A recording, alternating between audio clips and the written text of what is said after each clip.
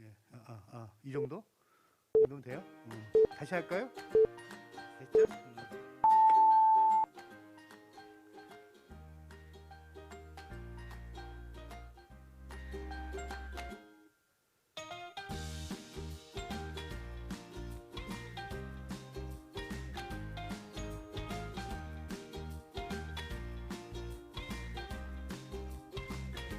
네, 안녕하십니까? 지금부터 글로벌 코리아 컨퍼런스 교육 세션을 시작하도록 하겠습니다. 먼저 한국교육개발원 반상진 원장님께서 인사 말씀을 하시겠습니다.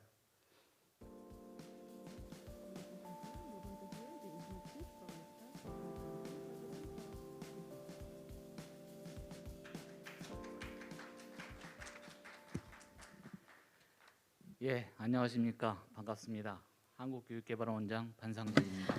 Good morning. I am Ban Sang-jin. I am president of Korea Educational Development Institute, or KEDI. I would like to thank all the participants for attending the Global Korea Convention 2020 higher education session. I would like to thank Mr. Song Kyung-yoon, who is the chairperson of NRC, and all the organizing committee for putting this session together. The Global Korea Convention is an opportunity for us to stocktake all of the various initiatives put forth by the various Korean public agencies and research institutes. And, KEDI is very honored to take a part in this very important convention. Education is one of the key sustainable development goals.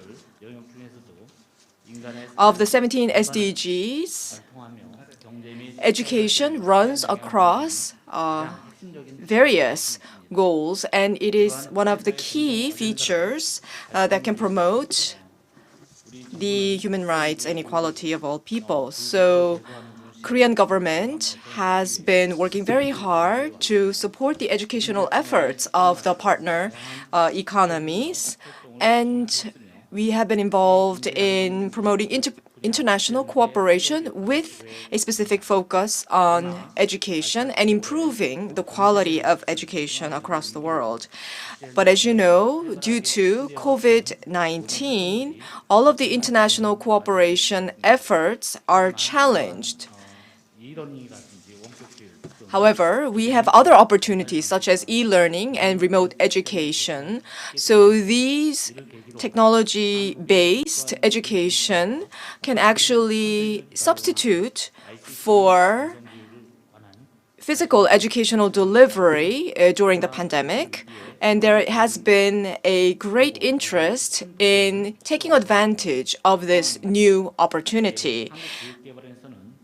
KEDI, through this session today, would like to foster discussion on education utilizing advanced ICT, and we would like to look at our current status and challenges forward so that we can further promote development of e-learning and ICT-based education.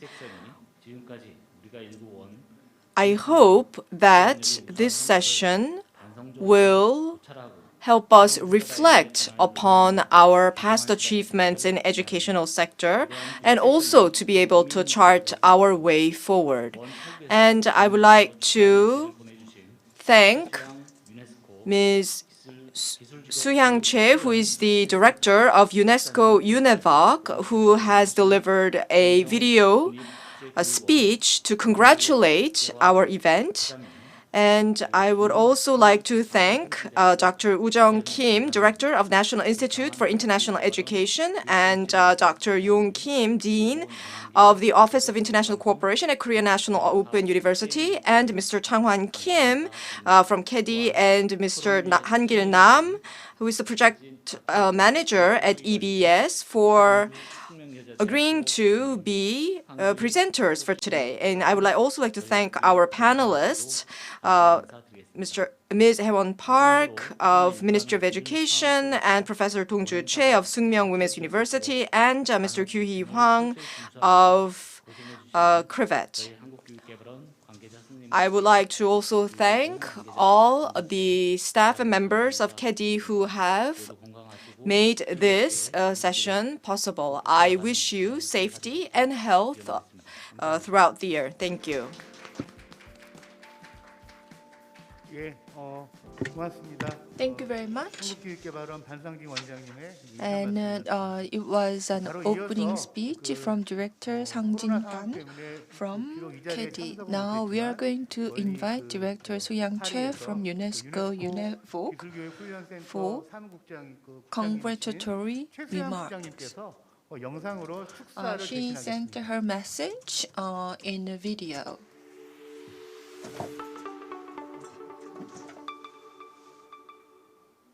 반상진 원장님, 컨퍼런스 관계자, 참석자, 발표자 여러분, Director Ban and also all the distinguished guests and speakers, panelists, I congratulate you on the successful opening of the convention. I'm sure it was quite challenging to put it together, but I believe that this is a very timely topic. In the 70s, international cooperation meant international exchanges, meaning actual meetups among people from different countries. In the 1990s, we began to use global more than international. So global efforts, global cooperation was about pursuing common goals for the global community. But I believe that sometimes our understanding is still limited to the 1970s level. Due to the COVID-19, digitalization is being accelerated, which limits people's movement and physical meetings. So international cooperation can now take place in small cities in Korea like Jincheon and Sejong, just as it has been in international cities like Paris and Geneva. But it requires international mindset and leadership to lead these efforts. So this digital era is asking us to think more globally. But at the same time, we also need to look inward. Korea is a leading country in terms of digital technology. So this area, we make a lot of investment. Around the world, we are seeing explosive demand for digital education, online education as well. And also, digitalization is creating a gap between countries. So, higher education is now emerging as a niche area in the realm of international cooperation, global cooperation. Korea was a rare case of transforming itself from recipient to donor country. In that sense, Korea is well positioned to make a great contribution to this area. Many people want to learn about Korea, but just because you have certain popularity, it doesn't make you a leader immediately. You need to have leadership qualities. In Korea, so far, a lot of male leaders were active. But gender equality is really important. In the past, Korea made a mistake of sending male dominant delegation to international forum. But we need to think about gender equality and other code of conduct that's accepted and followed at the global stage. So when Korea has that, Korea can become a more better leader. Thank you very much. 정말 우리 한국을 빛내는 글로벌 So thank you very much, 여전사라 그러면 안 Ms. 되겠습니다만 Soo-young Choi, Director at UNESCO UNEVOC. She is very active in the international cooperation arena. Thank you very much for that very insightful 그럼 바로 remarks. 이어서 그 Now, 발제 토론 들어가기 전에 before 간단하게 오늘 그 참석해 주신 we 그 hear the 발제자 presentations, 관계자분들과 함께 기념 촬영이 있겠습니다. we're going to 단상 take a 쪽으로 commemorative 다들 photo 나오시죠. with the presenters and the panelists. So please rise to the stage.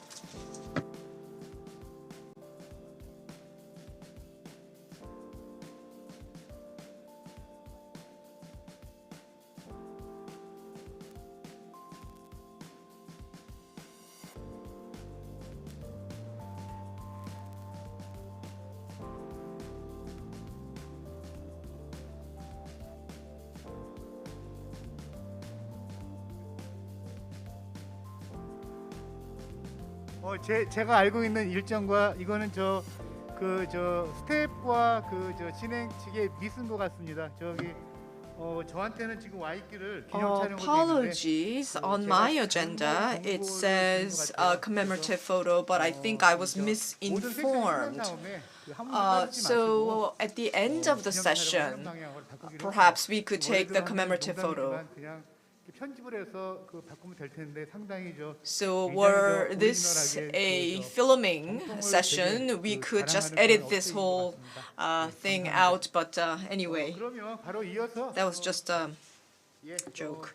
15분부터 Now we are going to 발제 네 편의 주제 발제와 함께 hear the four presentations and then go into our panel discussion afterwards. 한 분씩 올라오셔서 We will have each speaker come up to the podium to present in the order that is presented in the agenda. I am from KEDI. I am Yoon Jong-hyuk, and I'm Vice President of Korean Educational Development Institute. 별로 없는 경우인데 오늘 여러 가지 많은 추억을 제가 남기고 있는 So yes, I think I'm doing an okay job as a moderator today. Well, the first presenter will be speaking about the trends in international cooperation in the higher education sector. We have with us Dr. Woo Jung-kim, who is the Director of National Institute for International Education. You have 15 minutes.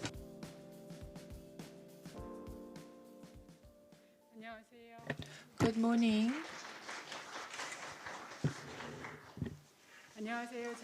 Good morning. As introduced, I am Woo Jung-kim from National Institute for International Education. First of all, it is my great pleasure and honor to deliver my presentation at Global Korea Convention 2020. And I want to thank KEDI and Director Ban Sang-jin and other organizers and all the organizing staff for their effort and for their invitation. So today I want to talk about the current status of overseas study market, and then I want to talk about the programs run by my organization. So first, the trend of global higher education. So around the world, the portion of students who study abroad has steadily increased from 2.0 million in 1998 to current 5.6 million as of 2018. Overall, doubling.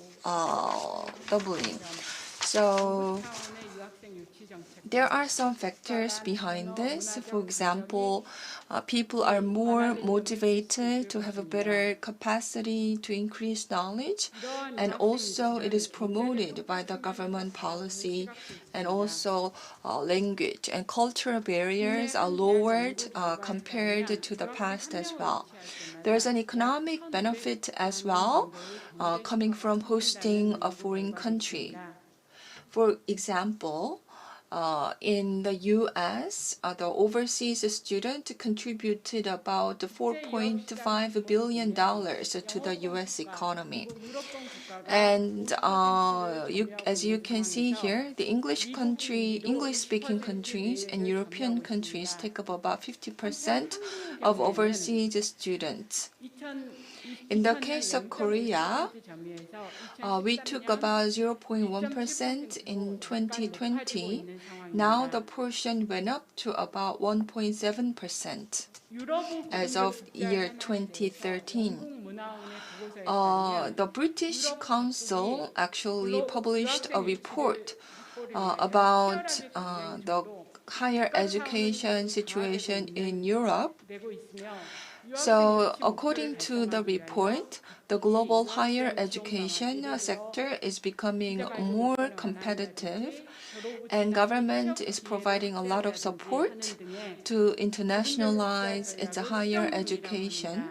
And also, each country is adjusting its higher education internationalization strategy in order to attract more foreign countries. In the case of Finland, they're also connecting government support for educational facilities with foreign students' presence.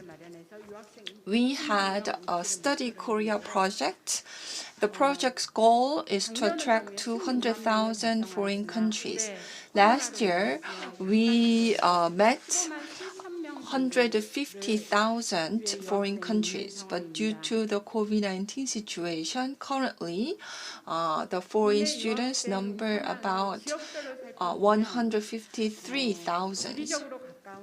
So Korea attracts mostly Asian students.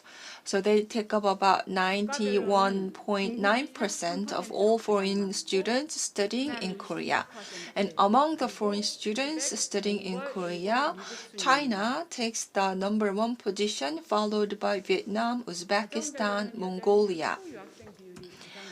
Still, most students study a bachelor's degree in Korea and particularly prefer universities in Seoul. But starting 2018, outside Seoul, universities is also attracting more foreign students as well. And for particular some areas, for example, doctorate degree and language course outside Seoul, universities attract a lot of foreign students as well. This year, the biggest challenge was COVID-19. COVID-19 impacted greatly universities in terms of attracting foreign students. The online learning platform is utilized much more, and also we need to customize education content depending on the student's home country. Now I'd like to talk about the three main programs pursued by my organization. So we want to promote global human resources. So to that end, we invite and host or manage foreign students in Korea. So to attract foreign students, we have education fair, and we had a physical education fair in the past, but because of the COVID-19, online portion of that event increased a lot. And also, we had a real-time webinar to explain about Korean universities. And also, we also had a promotional booth or promotional event at certain destination countries where COVID-19 is controlled fairly well. So for that, we cooperated with the Korean embassy or consulate on site. And also this year, we cooperated with the Gangwon province and Busan city as well. So hosted by these local governments, we held online Korean education fair targeting foreign students as well. And also we used social media as well. And we also wanted to promote studying in Korea through the word of mouth by foreign students already studying in Korea and through social media. In terms of the human or foreign talents that we invite, and we hosted foreign students recruitment fair as well. And this year, online portion of that event took a big portion as well. And now we have scholarship program as well. It's a Korean government scholarship. It's called GKS. So under this program, we invited about 1,300 students from various countries. But we invited about, 11,000 students from 156 countries, but there is a self-quarantine requirement for up to 2 weeks. But still, this program is going well. But due to quarantine measures, some countries, students from some countries are not allowed to enter Korea. For them, we offer online courses. So far, we have about 6,500 GKS alumni, and they are in leadership position in various sectors, policy making, broadcasting systems in their host countries, their home countries, and also in host country Korea. There are some foreign celebrities in Korea who are GKS alumni, and they are building a bridge between Korea and their home country. So we also work with Korean embassies in these countries. So Korean embassies in these countries support alumni event in those nations. So the GKS alumni are very active in their networking efforts. Now I want to talk about TOPIK. It's a Korean proficiency test. TOPIK is a test that foreign students need to take to show the level of their Korean proficiency. TOPIK, there's a TOPIK level 1, TOPIK level 2, and you need to have a minimum TOPIK 2 grade 3 in order to enter Korean universities. So here it says speaking. Speaking needs to be evaluated as well. That opinion was put forward by the Korean public. So we ran a pilot program about evaluating the speaking abilities of the foreign students. So starting next year, it's going to be a formal test. And now we're also trying to reorganize the test to make it more internet-based test. And also we have a problem bank system that we want to adopt as well. TOPIK takers, people who take a TOPIK test, has been steadily increasing. So recently, about 370,000 people from 83 countries took TOPIK test. But that was last year's number. And this year, due to the COVID-19, about 90,000 students from 87 countries took TOPIK test. But now, as I mentioned earlier, we are trying to move topic to be more internet-based. So going forward, we believe that more students will take a topic either online or offline, and that will facilitate their study in Korea. This will conclude my presentation. Thank you. Thank you very much. So, Ms. Ujung Kim from NIIED gave us very balanced view of foreign students or foreign student status in Korea. BTS is a very popular Korean boy band. They even ranked #1 on Billboard. And that was actually historic achievement because that was the first instance when non-English or non-Spanish song became #1 song on Billboard. So Korean K-pop is really globally popular. So, and students are getting more and more interested in coming to study in Korea. And given that, I think the presentation was very informative. Next, I would like to invite the speaker, Dr. Yong Kim, who is the Dean of the Office of International Cooperation at the Korea National Open University, who's going to talk about best practices of Korea's international cooperation in higher education. Again, you have 15 minutes. 네, 안녕하십니까. 저는 Good morning, ladies and gentlemen. I am the Dean of Office of International Cooperation at Korea National Open University, and I am also a professor of the e-learning department in the same university. And it is a great honor for me to have been invited as a speaker to this very important session.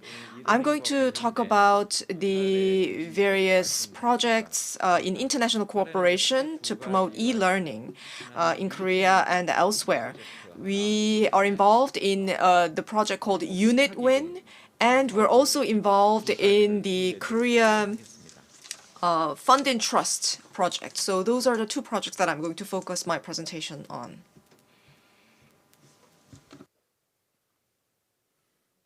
네, 처음은 이제 유니티언 사업을 말씀드리도록 Let me begin by talking about the Unit Win project. 계실 수도 있을 I think some of you may be aware of what Unit Win is. 대학끼리 협력하는 사업. Well, basically, this is a project that promotes collaboration between universities. So we have Handong University, Sookmyung Women's University, Korea National University of Education, and Korea National Open University. So these four universities in Korea are build a twinning relationship with a university in a developing country. Korea National Open University 제공하고 있는 기관입니다. is just specifically dedicated to distance learning. And this university was founded because there were disadvantaged students who did not have access to higher education because of the high tuition levels. So the government created this open university so that the relatively disadvantaged students could also enjoy the opportunity to engage in higher education. But we realized that developing countries also have this similar need for distance-based higher education. In Korea, we have extensive information and communications infrastructure. Therefore, it is very easy to have our distance education transition into a remote virtual e-learning. But oftentimes the developing economies have less of a mature infrastructure in place. So we want to support these universities through the Unit-Twin project, and we want to support the adoption of appropriate technologies in the developing economy so that they can also deliver e-learning effectively. The Unit-Twin project is not a large-scale project. It's actually focused more on research activities. As you know, in the case of ODA projects, most are focused on building the infrastructure, building the hardware, and that also comes with disadvantages. But the Unit-Twin project is more of a software-focused project, and we choose topics of concerns for the developing economies trying to introduce distance education, and we try to deliver our experience in introducing technologies to deliver such distance education that can be relevant for the partner country. So usually we do this in a 3-year cycle. So we often make a preliminary site study or visit to understand the situation in the local university. And if there is a need, we develop a training program for curriculum review and distance education. Oftentimes, in the developing economies, the universities are primarily delivering, classroom education, so they're not prepared to deliver e-learning. But in the case of KNOU, we actually have this 40 years of experience in delivering distance education. So we have a wealth of experience in developing curriculum that needs to be delivered across a distance. So currently, we are engaged with the Tribhuvan University of Nepal. Fortunately, Tribhuvan University of Nepal actually had a distance education center in place, and that center asked us for assistance. But the distance education they were delivering was not based on computers or the communications network. They were actually involved in post-mailing the learning materials. So that was the kind of activity that we used to engage in decades earlier. So they actually wanted to deliver internet-based distance education. So they already have this distance education center, but the professors there did not have any experience in delivering internet-based distance education. And in order for a university to be able to do so, there needs to be systems and software solutions in place. Otherwise, there will be a lot of challenges. And they had already installed a software solution called Moodle, and they were testing this out. So we were asked to help them upgrade this Moodle software. And we started this project last year. When we visited Nepal, we we realized that there needs to really change the mindset of the university leadership oftentimes.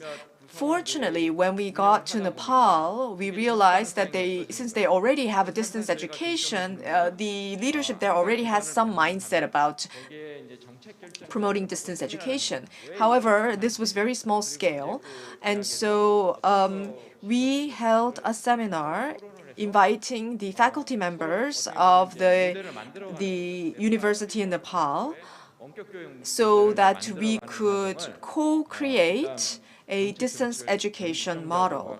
So we involved the top decision-making people in the university to get their buy-in and get them to get involved in building this distance education model. And we also spoke with the various professors on a very frank basis. We also have a limitation as to how much help we can extend, so we had very frank exchange. We visited Nepal last year. This year we were not able to because of COVID-19, but when we did visit last year,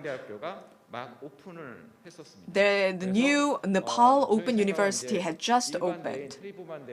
And Tribhuvan University is a national university.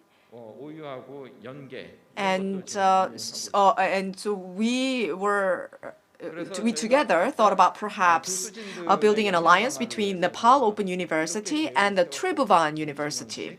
So this is the training program plan that we established. The number of trainees were to be 120 each year, but unfortunately we were not able to do this year due to COVID-19. So we couldn't just sit idly by. We filmed our contents, our learning contents, and we stored this on our thumb drive, and we sent this by DHL courier service.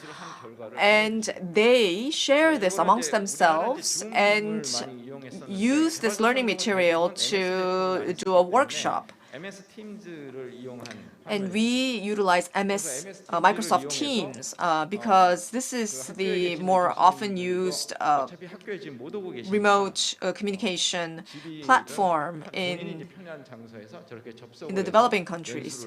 So each participant is actually at his or her home, and they will jointly watch the video that we had produced, and they held discussions and had a very informative workshop. Now, we also partner with the Hanoi Open University in Vietnam. They already have this studio and facilities to create online learning material and contents, and they have a learning management system. All of these were established with the help of KOICA. But the fact was that the people who were supposed to actually utilize these facilities and systems were not adequately trained, and they did not have the experience to use this effectively. So they actually contacted us and told us that they had this great facility which was set up with the support of KOICA, but they were just simply not making very good use of it, so they needed help. And we were very interested because the Hanoi Open University really wanted an online assessment system. And you may know this, but in Vietnam, the educational culture is very similar to Korea. Academic achievement is very, very important in the Vietnamese society. And so for them, online assessment system is very important. And one of the key challenges is to prevent cheating on tests, which is a challenge that we are also trying to solve. Now, KNOU this year established our own online assessment and evaluation system. Of course, we had this plan built earlier, but we actually accelerated the actual implementation of the plan due to COVID-19.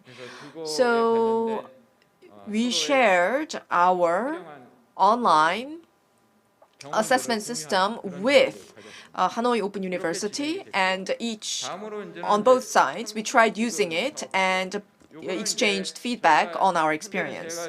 Now, this is the Korea Funds and Trust project.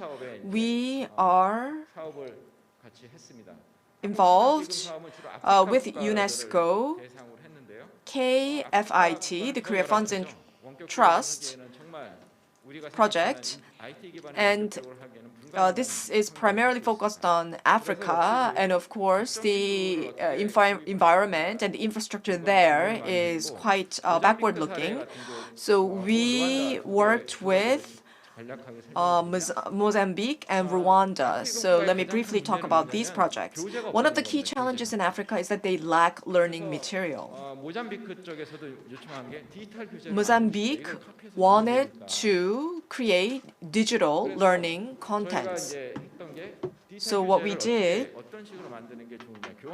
was to So we taught them about planning the instructional material. But of course, they did not have the necessary hardware, software to create contents.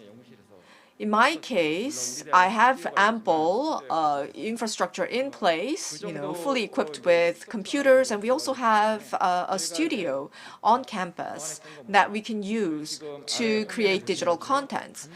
But they did not in Mozambique. So what we did was we would provide a list of the minimum setup that would be needed to create what we call a micro studio with the necessary lighting and the minimum level of equipment.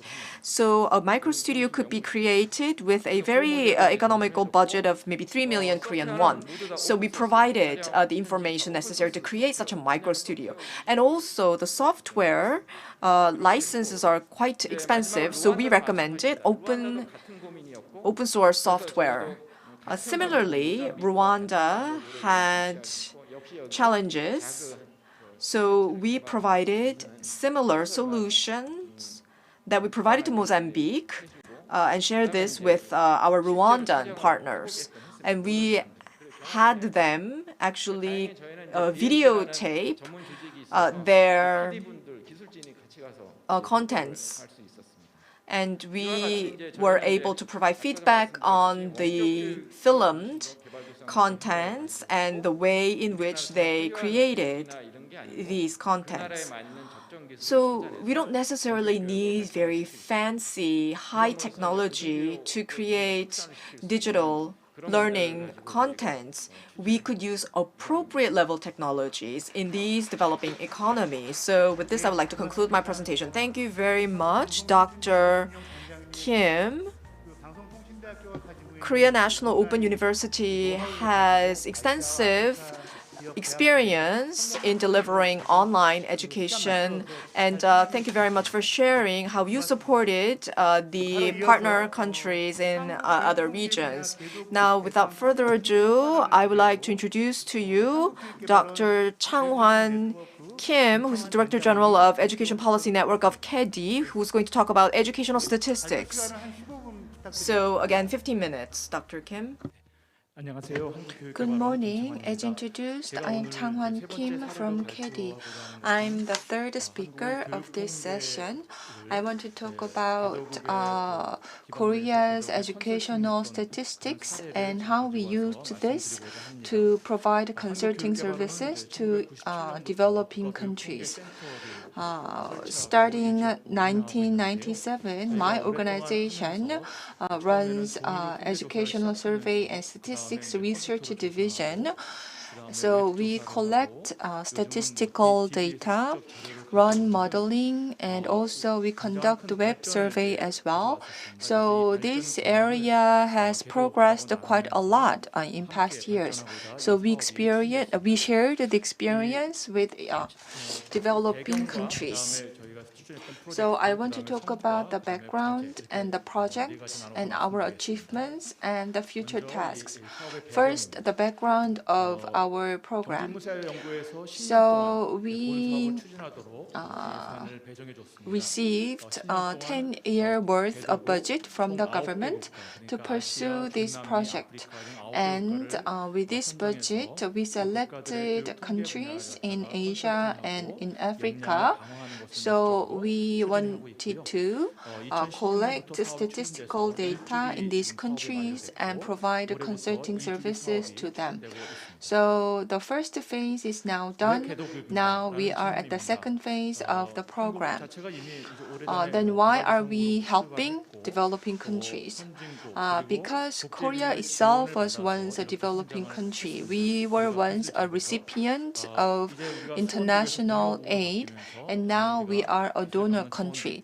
So we want to pay off our debt, and we also want to share our own experiences and help others to develop as well. So that's one reason why we work with the developing countries. And second reason, we believe that developing countries will be an important partner to our further development, not just developed countries.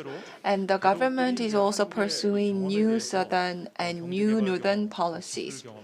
And also we receive requests for assistance from emerging or developing countries. So they want to learn about Korea's development model, and particularly after the COVID-19, they want to learn about Korea's response to COVID-19 in terms of how we utilized technology and online platforms, etc. Then why statistics? Well, statistics basically data, numbers, and data is very important. Data has been always important. When we make decisions, sometimes we don't have sufficient statistics. Then we rely on our own personal experiences and other people's experiences.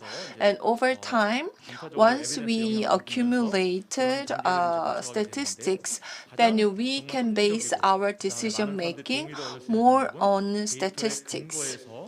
So ideally, statistics become the basis for proposals and decision makings. So statistics are really important and foundational in terms of policy decision making as well. So statistics needs to have a good quality, because otherwise we will base our decision making on our personal experiences. So in order for us to make good decisions, we need to have a good quality data, statistics. So we pursue international cooperation based on statistics, and it's not just us saying that. International organizations are also saying the same thing. Starting 2016, the UN put forward this SDG, Sustainable Development Goals. And prior to SDG, there was MDG, Millennial Development Goals. So under this new SDG, we need to meet 36 indicators, meaning that we need to have statistics, otherwise we cannot measure our progress. In the case of Asia, so this is the current status of SDG, and the status varies from country to country. Some countries are doing well in terms of developing statistics. So you can see the variables, for example, region, gender, education level. So depending on which variable you choose to look, still not enough data is collected in many Asian countries. So capacity is really important. We need to have the capacity to collect data. many developed countries have been pursuing to increase capacity in developing countries. Still, developing countries are developing countries. They still need assistance and help from developed countries. So, fundamentally, we really need to enhance, empower the developing countries' capacity so that they can truly stand on their own. So, to that end, Korea has been working hard to enhance developing countries' capacity. So, this also changed the framework or the paradigm of Korea's assistance to developing countries. Now, Korea is focused on developing other countries' capacity. So this is the kind of process of developing other countries' capacity. And also we try to develop the SDG indicators. And it's not about just a more developed country unilaterally instructing developing countries how to make an indicator. No, we help them to develop their indicators on their own. So this is our project and the conceptual words used in our project. So as you can see here, indicator, capacity, these things are important to us. And we've been hosting international conferences. We've invited people from emerging developing countries to come and learn in Korea. So for the first phase project, we chose Vietnam, Sri Lanka, and Mongolia. So we chose these three countries for our phase 1 project, and we provided consulting services. And we did that with the cooperation of UNESCO in Bangkok. And we have decades of experiences of collecting and utilizing statistical data. So we shared our experience with these countries so that they themselves can have the capacity to collect their data and develop statistics. So hopefully, after our consulting services, these countries will have a better capacity. But to do that, 3 years is not enough. I'd say easily it takes 2 decades. But still 3 years much better than say 6 months. So we conducted this consulting project for about 3 years, but definitely I believe that it needs to be expanded further. These are the goals of the consulting project. So ultimately, I hope to see these developing countries to have the capacity to develop the SDG indicators as required by the UN SDG. So the key elements of our consulting program is education statistical system and also manpower training as well. And for the consulting, we also developed our own methodology. This is not the first development assistance program that Korea conducted. So based on our past experiences, we firmly believe that the consulting needs to be based on the real demand from these developing countries, and the participants really need to have hands-on experience. So participatory consulting is important. And also, consulting project needs to allow participants to have a lot of experience. So it needs to be experience-based consulting, which also means field-based consulting. So this was the consulting plan for the past 3 years. Then what has been our achievement so far? Well, we had some quantitative results.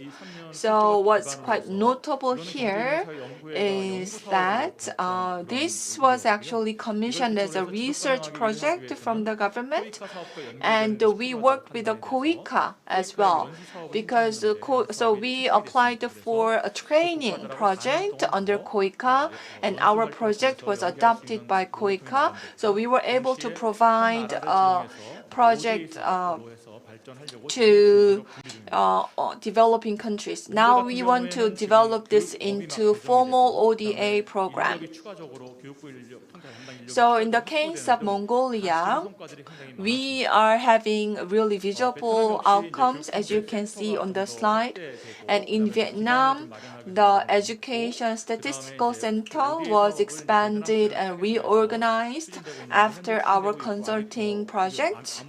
And also, with Vietnam, even the education minister is very keenly interested in this project. In Sri Lanka is still kind of weak in terms of infrastructure and institutions for collecting statistical data. So we help them out a lot, and including manpower training opportunities as well. And our projects have been evaluated positively by these participating countries. What about future tasks? This year, due to the COVID-19, our project was really hit hard. International cooperation itself requires people to meet together and for us to go out on the field. But that has been impossible due to COVID-19.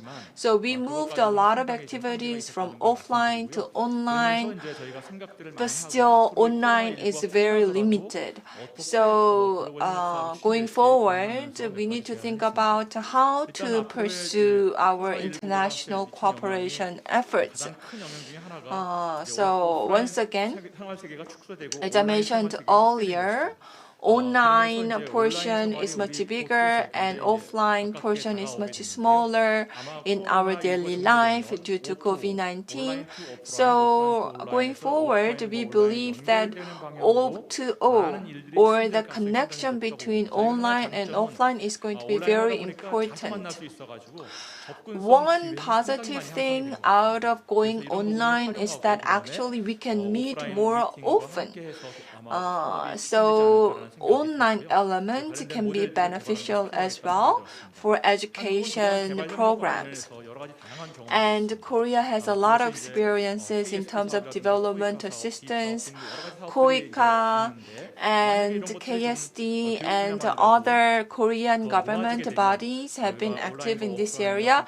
So once we aggregate these experiences from separate organizations, maybe we can build a K-education platform through which we can share our experiences with developing countries. And in K-Edu platform, KDI actually has a lot of experiences of developing education content and platform. So for education content, once again, my organization has a lot of experience in developing education content. So we can develop widely applicable education content and then put that on the K-education platform that I mentioned earlier. And KOICA is the main government body or government agency for Korea's ODA programs. But with the COVID-19 situation, as we heard from Ms. Soo-Yang Choi from UNESCO UNEVOC, now international cooperation activities can take place in small cities in Korea, just as in Paris or in New York. So in that sense, we don't need to be discouraged. And actually, we can also have education cooperation micro-college in Korea. 해왔는데 And we've been pursuing a lot of education projects. But we sometimes it's hard to know what kind of impact these projects have in what kind of sectors. So we need to understand the impact from these projects so that we can have more efficient and effective program in the past. So to that end, the big data can be a useful tool. Online training programs are being run a lot, and that is going to be the case in the future as well. So hopefully it can improve the efficacy of Korea's training programs going forward. This will be the end of my presentation. Thank you very much, Mr. Kim, for your presentation.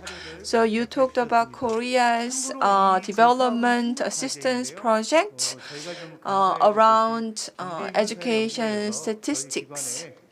This was a 10-year-long program, and we have quite a lot of know-how. KDI has a lot of know-how about statistical survey. And so that is sixth year.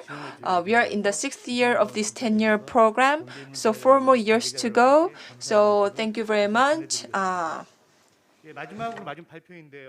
Our final presentation for this morning is going to be on the promotion of educational access in the developing economies in the situation of COVID-19. And Mr. Han-gil Nam, who's a project manager at EBS, will be delivering the presentation. Good morning. I am Han-gil Nam, and I'm from EBS, the Korea Educational Broadcasting System. I'm going to talk about how EBS has evolved and responds to COVID-19 situation and how we have been partnering with and supporting developing economies. And the example in point would be our ODA project involvement with Cambodia.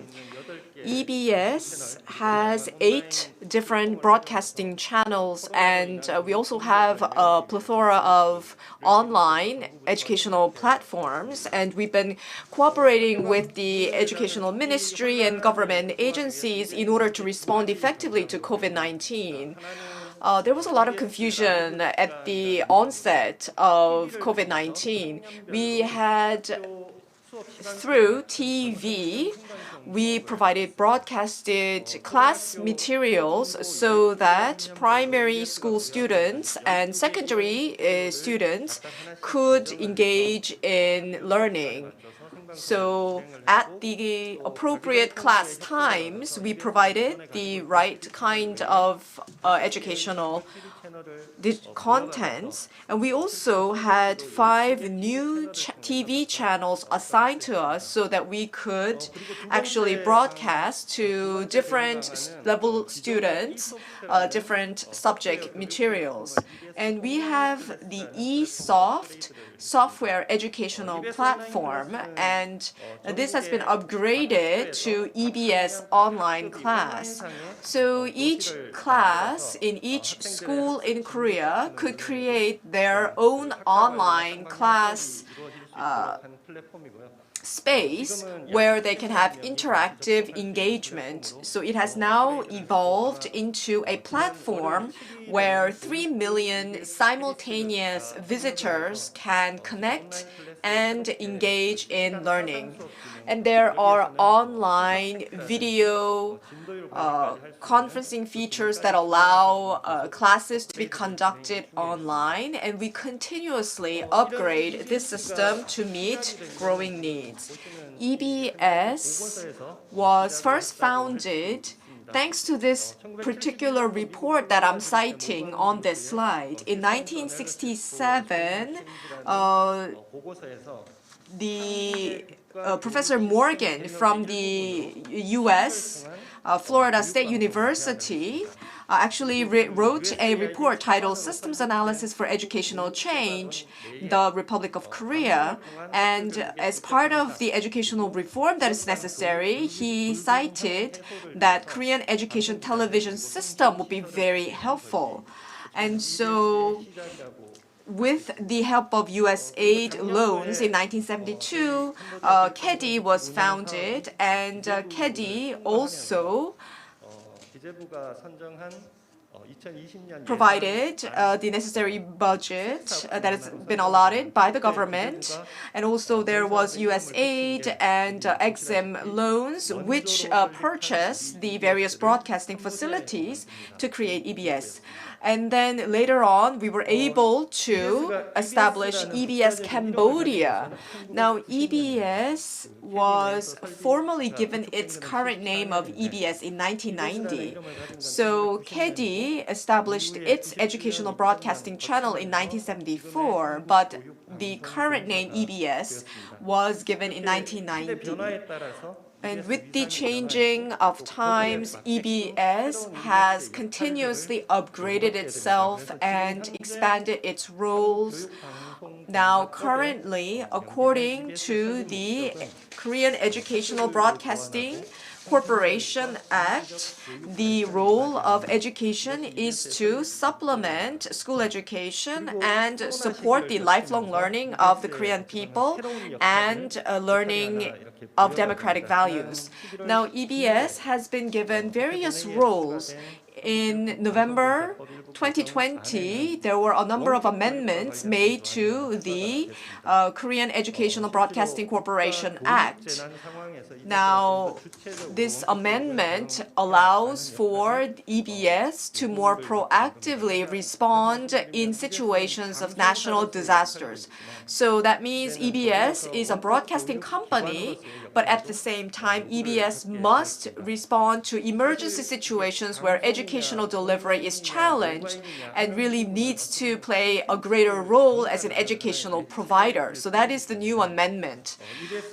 Now, EBS does not dedicate itself to a single channel, but we use a number of different channels, whether it be TV or through internet, to make sure that education is delivered effectively.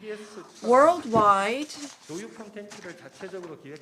you cannot find a similar model that we have at EBS to actually create educational content and also to run its own broadcasting channel and also delivering services digitally. So this unique model of EBS has been very much a point of interest for different developing economies. For example, Vietnam, the VTV actually, excuse me, wanted to cooperate with us. So there was an MOU signed in 2014, and there was a training that was delivered in 2015, and in 2016, the VTV7 actually opened its education channel, and since then, we actually co-create many educational contents. Based on our partnership with this VTV7, we were able to embark on this ODA project involving our Cambodian counterpart. So EBS's involvement in the ODA project with Cambodia is supported by the Ministry of Science, Technology, and ICT. And from 2020 to 2022 is the project period. Now, the title of this project is the project to build educational broadcasting in Cambodia. And by building, this does not mean building a hardware facility. So we are actually focused on delivering content related ODA. Now, let me go into the specifics of this project. There are 6 6 business areas, and we create a package of the 6 business areas to deliver support to Cambodia. So we want to help Cambodia to learn to create their own educational contents. So we help them create a master plan, and we provide consultancy to help them run their educational broadcasting, and we also help them create a platform through which they can deliver, educational contents via the TV, the mobile, and so forth. So we have interviewed many people in the educational sector in Cambodia to understand the needs and demands, and we decided that we should categorize our approach into 2: school education and lifelong learning. Of course, because we have a limitation as to the budget we can invest into this ODA project, we would have to prioritize. So we worked with Cambodia to prioritize the educational contents. And due to COVID-19, the secondary education contents was decided as the top priority. So this would be our focus of creating educational contents. And at the elementary education level, there will be a focus on literacy and mathematics. And Cambodian government has a new generation school project, which is a very ambitious endeavor in improving education in Cambodia. And, in conjunction with that, we are going to work with Cambodian counterparts to create student quiz shows and other very experience-based opportunities. And in order to enhance the educational quality in Cambodia, it's very important to train the teachers and the educational officers in the education ministries. So we are also going to get involved in that as well. Now, there is a building that was provided by the Ministry of Communication in Cambodia, and we would install studios, but these studios would not be these large-scale studios, but we would just configure this with the very essential equipment so that this would be an economical endeavor. And of course, at the end of the day, we would have to be able to service the educational content. So we're going to co-develop a mobile and online platform. Our aim is to help our Cambodian partners to be able to continue to maintain this platform on their own, upgrade it and update it on their own. So we really need to involve the local Cambodian experts so that they can be the ones to maintain and update the platform going forward. Of course, this would be based on our initial EBS online platform, and then on top of that, we would have other features such as LMS and live video class functionalities, and we're also going to accompany this with online teacher and civil servants training. The Cambodian government has a Digital Cambodia initiative, and they are trying to build a digital government platform. And over the medium to longer term, we would like to have our online learning platform connected to this digital government platform being promoted by the Cambodian government.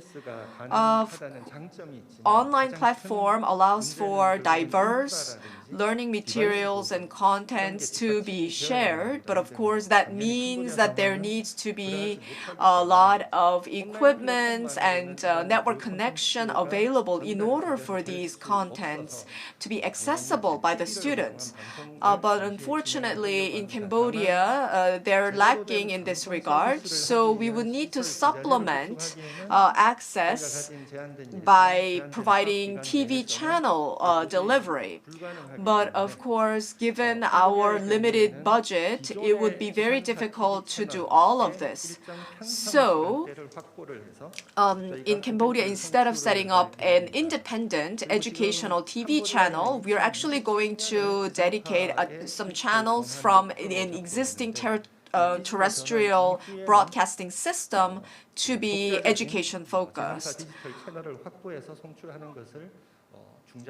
And medium to longer term, of course, it would be ideal to have an independent educational broadcasting system to be established, much in the manner that we have at EBS. Now, the MPTC is the key ministry involved, and we also work with Ministry of Education, and also we work the Ministry of Information Technologies, so that we can get we have the support from these ministries so that this project will be sustainable even after our 3-year project. And we continue to communicate the need to be able to extend this beyond the 3-year project period that we have at hand. So this is our timeline. We hope to begin servicing educational contents in March 2022. So we are working very hard to develop a master plan fully based on a complete demands and needs assessment, but due to COVID-19, this has been quite challenging. But at the same time, COVID-19 highlights the need for this kind of educational delivery platform. So we have a contents ODA project, and also we can deliver different educational module support. And I think this is our unique competitiveness as an ODA provider. And EBS will endeavor to play an important player in ODA sector going forward. Thank you very much, Mr. Nam. Please, could you just take a seat on stage because... Oh, excuse me, we do need to clear the stage a little bit. So we are going to begin our panel discussion in a couple of minutes. We will invite our presenters and our 3 panelists to come up to stage for the panel discussion.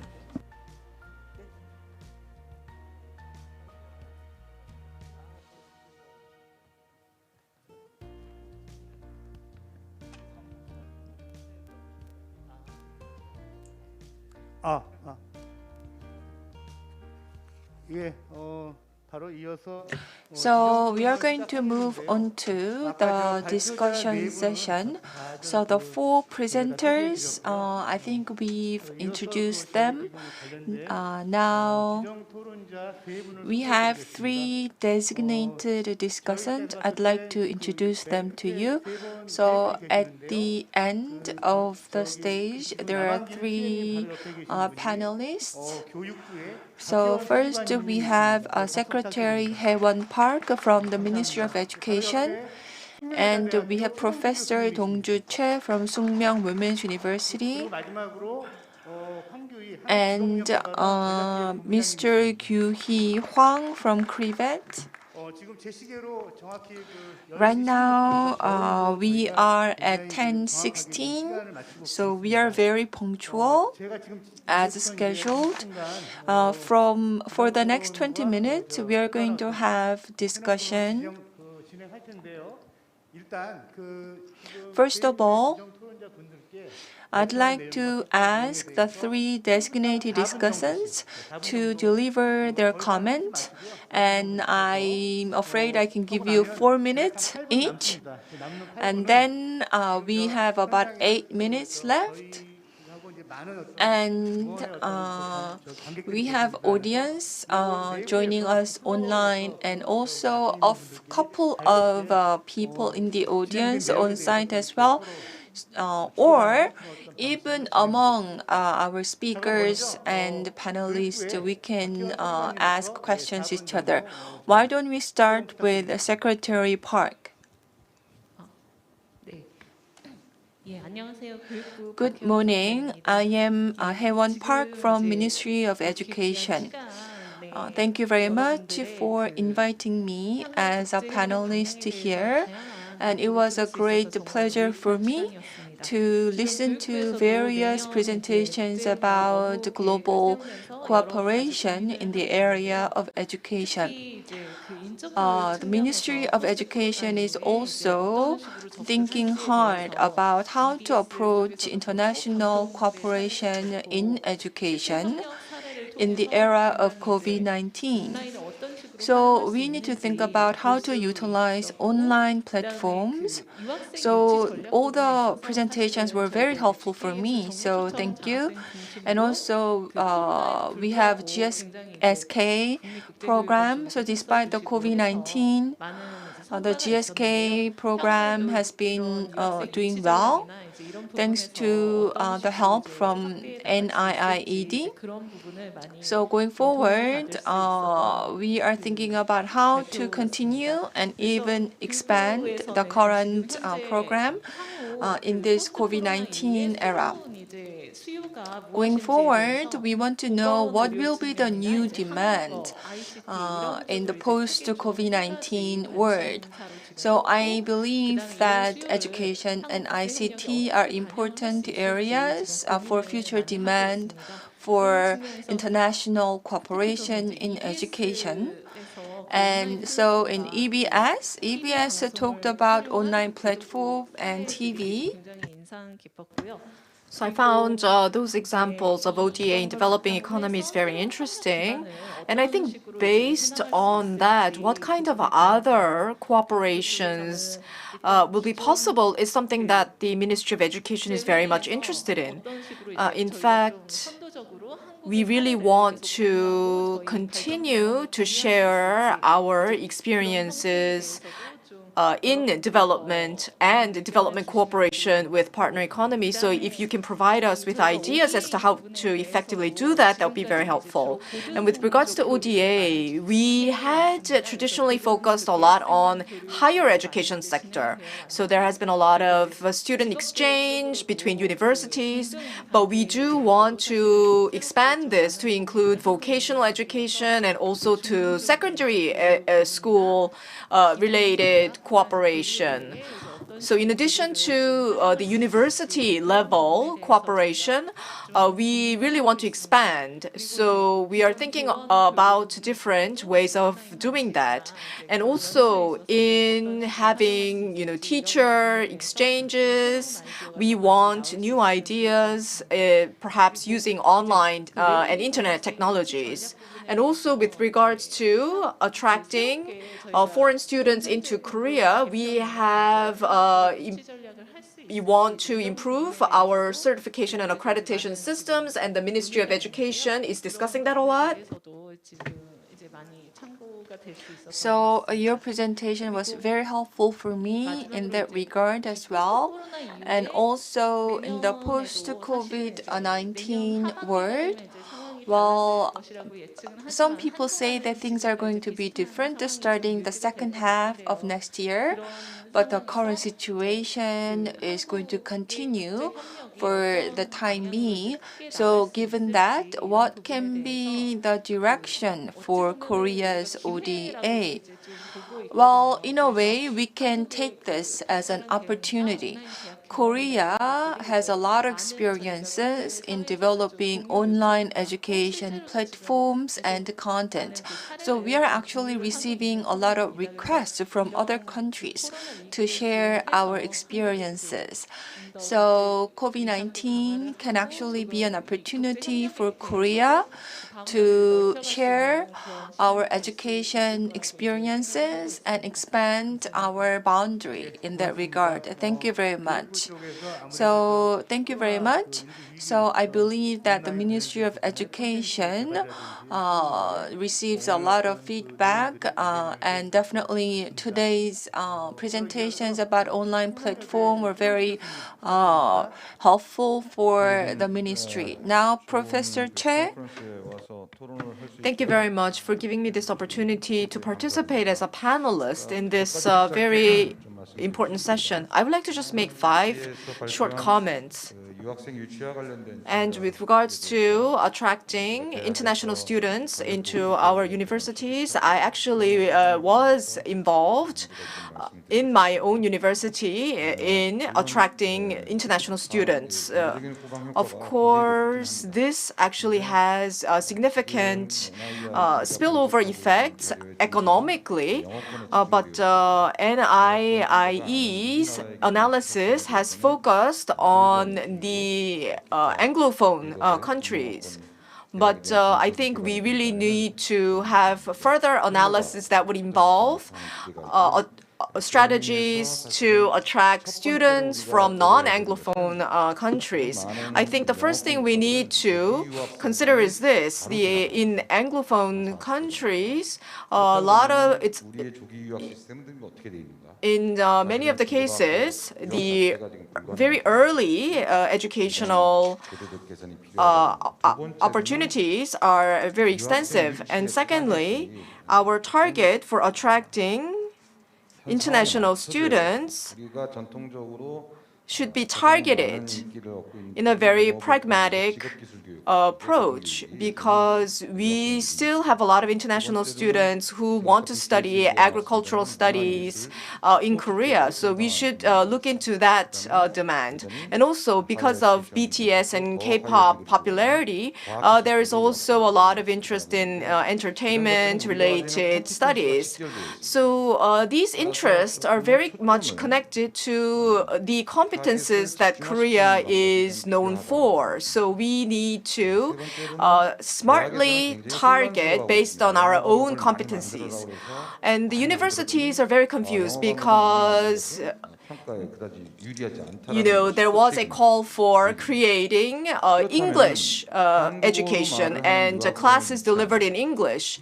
And then we were told that that doesn't really help in terms of our evaluation results. So it's very confusing. But anyway, oftentimes, our job market is very limited, so those students who are coming from abroad, ultimately they might have to seek employment in Anglophone countries.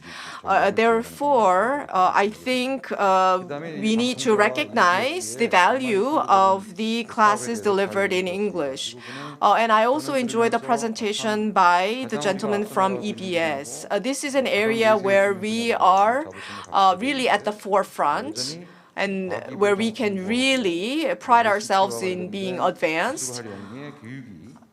And if we can actually create a Korean brand for making our ICT-based education delivery as a competitive offering for international markets, I think this would be very great. And I think we could have greater collaboration between the Ministry of Science and ICT and Ministry of Education partnering and branding it that way as well. And finally, I would like to talk about the statistics related presentation. When I talk with experts, one of the key demands that policymakers abroad have for Korea is to collect statistics and analyze statistics, whether it's RHQ or HQ, whether it's the regional headquarter or the global headquarter. Oftentimes, statistics is very valuable, and oftentimes it requires a lot of resources to analyze and collect statistics. So it's very difficult for them to take this on themselves. So I think Mr. Kim presented a very important project, this statistics project. Maybe it could be created as a sort of an agency in it by itself and expanded beyond the realm of a single project, because this could have a very good contribution to the ODA space. Thank you. Thank you very much. So the ODA, specializing ODA in the area of consulting, I think that was a great advice. So last but not least, I'd like to invite Mr. Hwang for his comments. So I learned a lot from all the presenters, so thank you a lot. Particularly Ms. Choi from UNESCO UNEVOC mentioned about Korea's role in the international cooperation and in the ODA area, and also all the presentations about ODA in education using big data and new generation skill as well. And also empowering public servants, government employees' capacity. That was also very impressive. So I want to talk about the post-COVID-19 world. I think this is definitely something we need to think about. Even after we overcome the COVID-19 situation, contactless era is already upon us. And we are also entering into what's called the smart era. So online learning, online meetings are now kind of becoming the norm. Look at today's convention. It's being live streamed online as well. And also smart factories, smart manufacturing, smart farms as well. So overall, industries are reshaping and systems are reshaping. Education system is going to change quite remarkably, I believe. So it's going to go beyond the physical space. For example, now students can learn at foreign education institution, not hampered by physical boundaries. As Secretary Park mentioned earlier, now she talked about importance of the mid-level vocational training. For me, mid-level education is not just limited to vocational training. Actually, in the higher education era as well, there is some element of vocational training. For example, medical school, law school, business school. So these are vocational training in a way. So what about design, for example? And also nursing. What about nursing? Nursing education. I think Korea definitely has competitive edge in this area. And also healthcare workers overall and healthcare policy as well. I think for these kind of high skill training program, education program, I think the ministry needs to think about. AR, VR are also becoming important. Enhanced reality, augmented reality, and virtual reality. Currently, these technologies can be quite expensive. But even without putting a lot of money into this, still there is a room for us to utilize these technologies without incurring a high cost. Another issue coming from COVID-19 is isolation. So we need to have a coalition, we need to have also compassion among people, and we need to have international coalition as well. So I hope that the education ODA can incorporate these elements as well. Thank you very much. 너무 열정적인 발표여가지고 Very passionate 내리고 있는데 약간 올려주시죠. discussion was delivered by Mr. Hwang. His mask, he was so passionate in speaking that his mask had slid off a little bit, so we need to be careful about that. But anyway, we mind our safety measures very carefully here at the Global Korea Convention. So we had allotted 4 minutes each for the panelists. And now there were comments made by the panelists. So do the presenters have any responses to the comments raised by panelists? Perhaps Dr. Kim, would you like to begin? Maybe 30 seconds to 1 minute? Professor Choi from Sungmyeong Women's University gave me great point.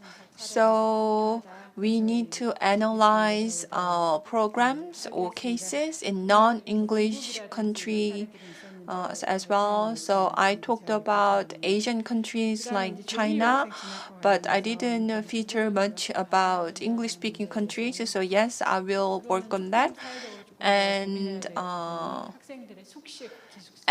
students' accommodation cost, and also students also when they're teenagers, they're forming their identity. So that's internationalization of education in that area. We also need to think about that, but we need to be careful about that as well. And culture is really a hot topic in education as well. And now GSK program includes a bachelor's degree as well. But for a more college, for example, 2-year college programs, maybe we need to invite overseas students as well. 네, 간단히 Dr. Kim? 저희 대학은 이제 원격 교육 중심 대학이니까 KNOU is focused on distance education.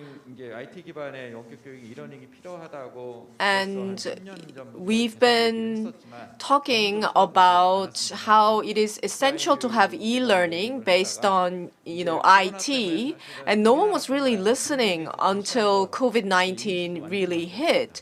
And now, not just in Korea, but globally, there is this sense that e-learning is absolutely essential. And without e-learning, it would be very difficult to deliver educational ODA now. And so from that perspective, we need to change and shift our ODA in the education sector. Now, when we look at our education ODA, we often have it very segregated between primary school, secondary school education, and then higher education and vocational education. It's all separate. And I think perhaps it's because there are different agencies that specialize in these areas, but perhaps we could sort of foster a collaboration across these different agencies, across these different levels of education, because we could achieve an economy of scale. When we offer a small-scale ODA project, the partner country would not be interested because already there is these large-scale ODA assistance being provided by large donors like China. But if we offer an ODA project that is very small in value terms, then it is very difficult to get the buy-in and interest from the partner country. So perhaps we could collaborate and put together a package having primary, secondary, higher education, and maybe vocational education all together into a package. I think that would be more attractive. So I think the Ministry of Foreign Affairs, COICA, and maybe the Finance Ministry should have been here to really hear this. We should really send them this message. I will be brief, and Professor Che gave me a great word of encouragement, so thank you. And conducting education statistics projects in developing countries, that was quite new.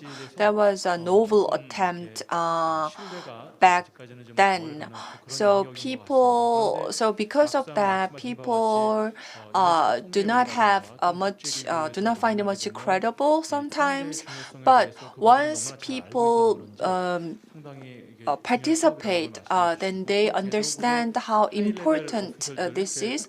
And also, when we go out and meet with the high-level officials in these participating developing countries, they highly regard the statistics projects. So, and data is really important. It's going to be a very important asset for any country going forward.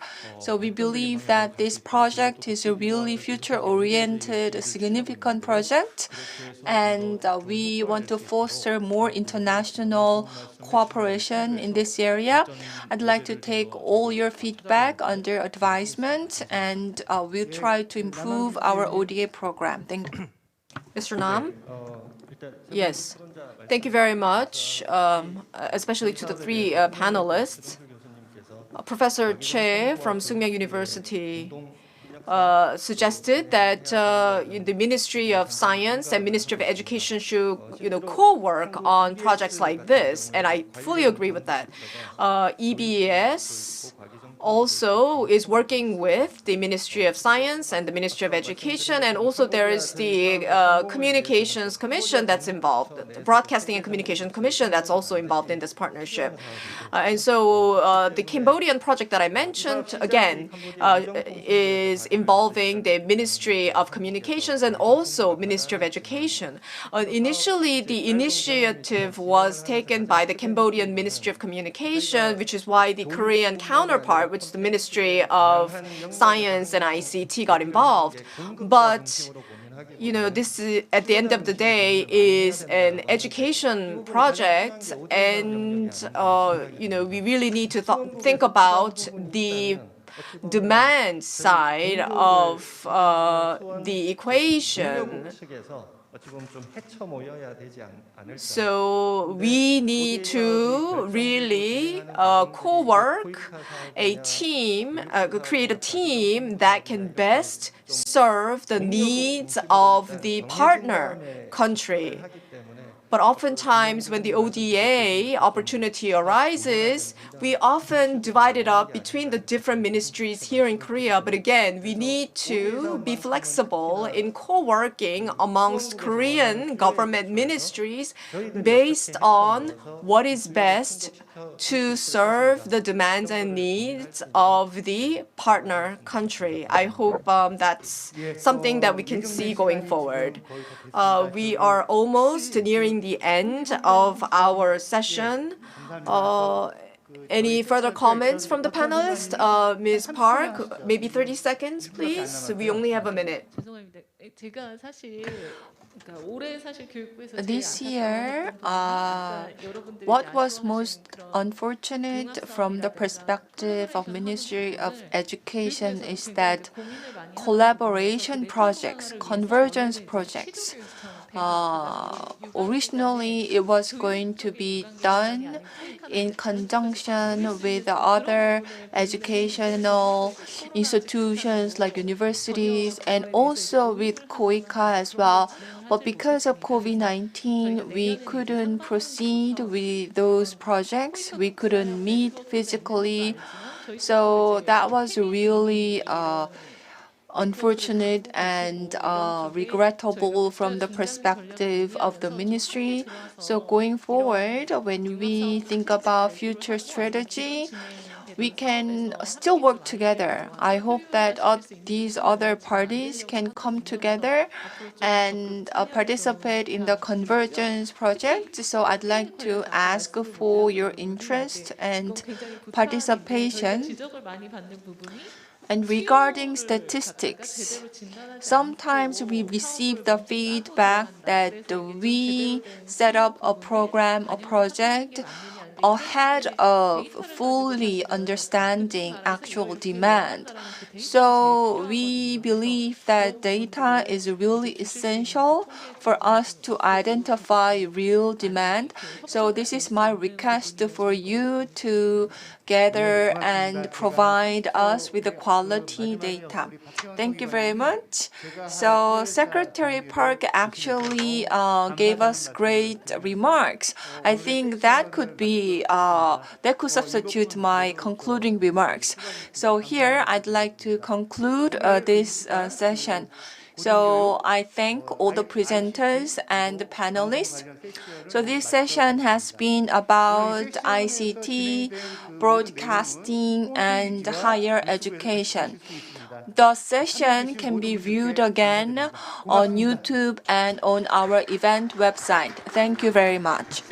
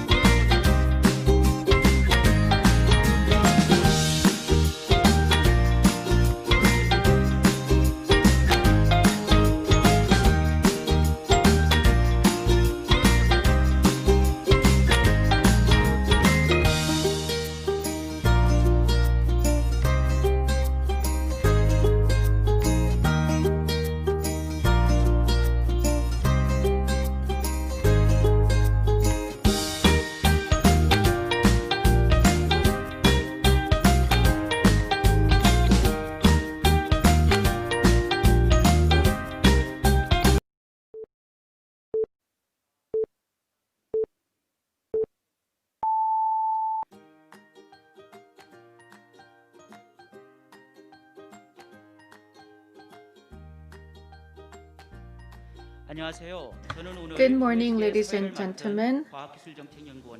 I am Kim Wang-deok from the Science and Technology Policy Institute.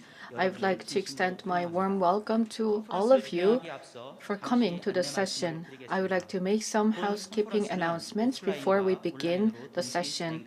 We are hosting the session both online and offline. You may watch the session on the YouTube platform. For those who are participating from overseas, we provide simultaneous interpretation in Korean and English. Once again, I would like to express my gratitude to all of the participants. Now, let us begin the session on science and technology. As part of the Global Korea Convention 2020, President Jo Hwang-hee was supposed to deliver the opening remarks, but he's now on his way after attending a meeting presided over by the Prime Minister. So I'm going to invite Professor Kim Eun-mi, who will be the next president of Ewha Women's University, for congratulatory remarks. She is a member of the UN GSDR. She is one of the 15 independent expert authors that are working on the Sustainable Development Report. Please welcome her with a big round of applause. Good morning, ladies and gentlemen. I am Professor Kim Eun-mi at the Ewha Women's University. I would like to take this opportunity to extend my warm welcome to all of you and congratulations in the hosting of the session on science and technology. The Global Korea Convention 2020 is organized by NRC. I would like to express my gratitude to President Jo Hwang-hee of Science and Technology Policy Institute for organizing this session and inviting me to this meeting. So Hun-sup from World Bank Korea, as well as Son In-kyung from STEPI, Lee Jong-il from the Korea Society for Innovation, Management and Economics, Professor Kwak Kyung-ryul from KAIST, Mr. Han Juni from the Ministry of Science and ICT, Professor Lee Jin-sang from Sony Korea, as well as Mr. Park Hwan-il from STEPI for their presentations and discussion. I would also like to express my thanks to the online audience. Amid the COVID-19 pandemic, the SDGs are becoming even more important. We want to promote sustainable development in our economy and society. And once again, we can see that we need to manage our environment so that there will be coexistence and joint peace between the humanity and nature. This is very much in line with the Asian philosophy.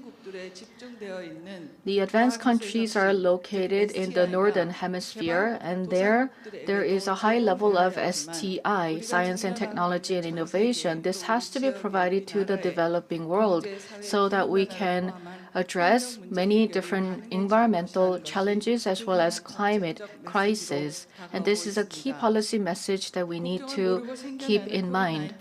The COVID-19 pandemic is spreading across the borders, and there are many natural disasters and climate-related disasters, and we need to respond to them. And in order to do so, we need to promote international cooperation and coordination. This means that we need to make sure that international organizations play a key part in promoting multilateral governance, and Korea has to play a key role in this endeavor. Second, as with many other advanced countries, Korea is responsible for providing ODA for sustainable development. We had some infectious disease outbreaks such as SARS and MERS, which were limited to the developing world, but this COVID-19 pandemic is inflicting pains on both developed and developing countries. And as a result, the COVID-19 has disrupted global trade and exchanges. And as a result, many countries are focusing on addressing their own problems. And as a result, international cooperation has been put on the back burner, which is quite unfortunate. Therefore, advanced countries, including Korea, need to strengthen international cooperation. Otherwise, next year in 2021, we may witness more frequent occurrences of wars and conflicts and natural disasters across the world. In that sense, this session is very timely and appropriate. Third, there is information gap between countries and within countries. We need to address the digital divide, where there is an unequal access to technology and innovation. Developed countries need to provide ODA for developing countries for capacity building.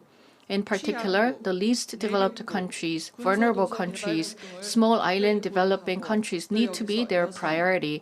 Also, we need to pay attention to helping women, children, and young people so that they can have better access to technology and science.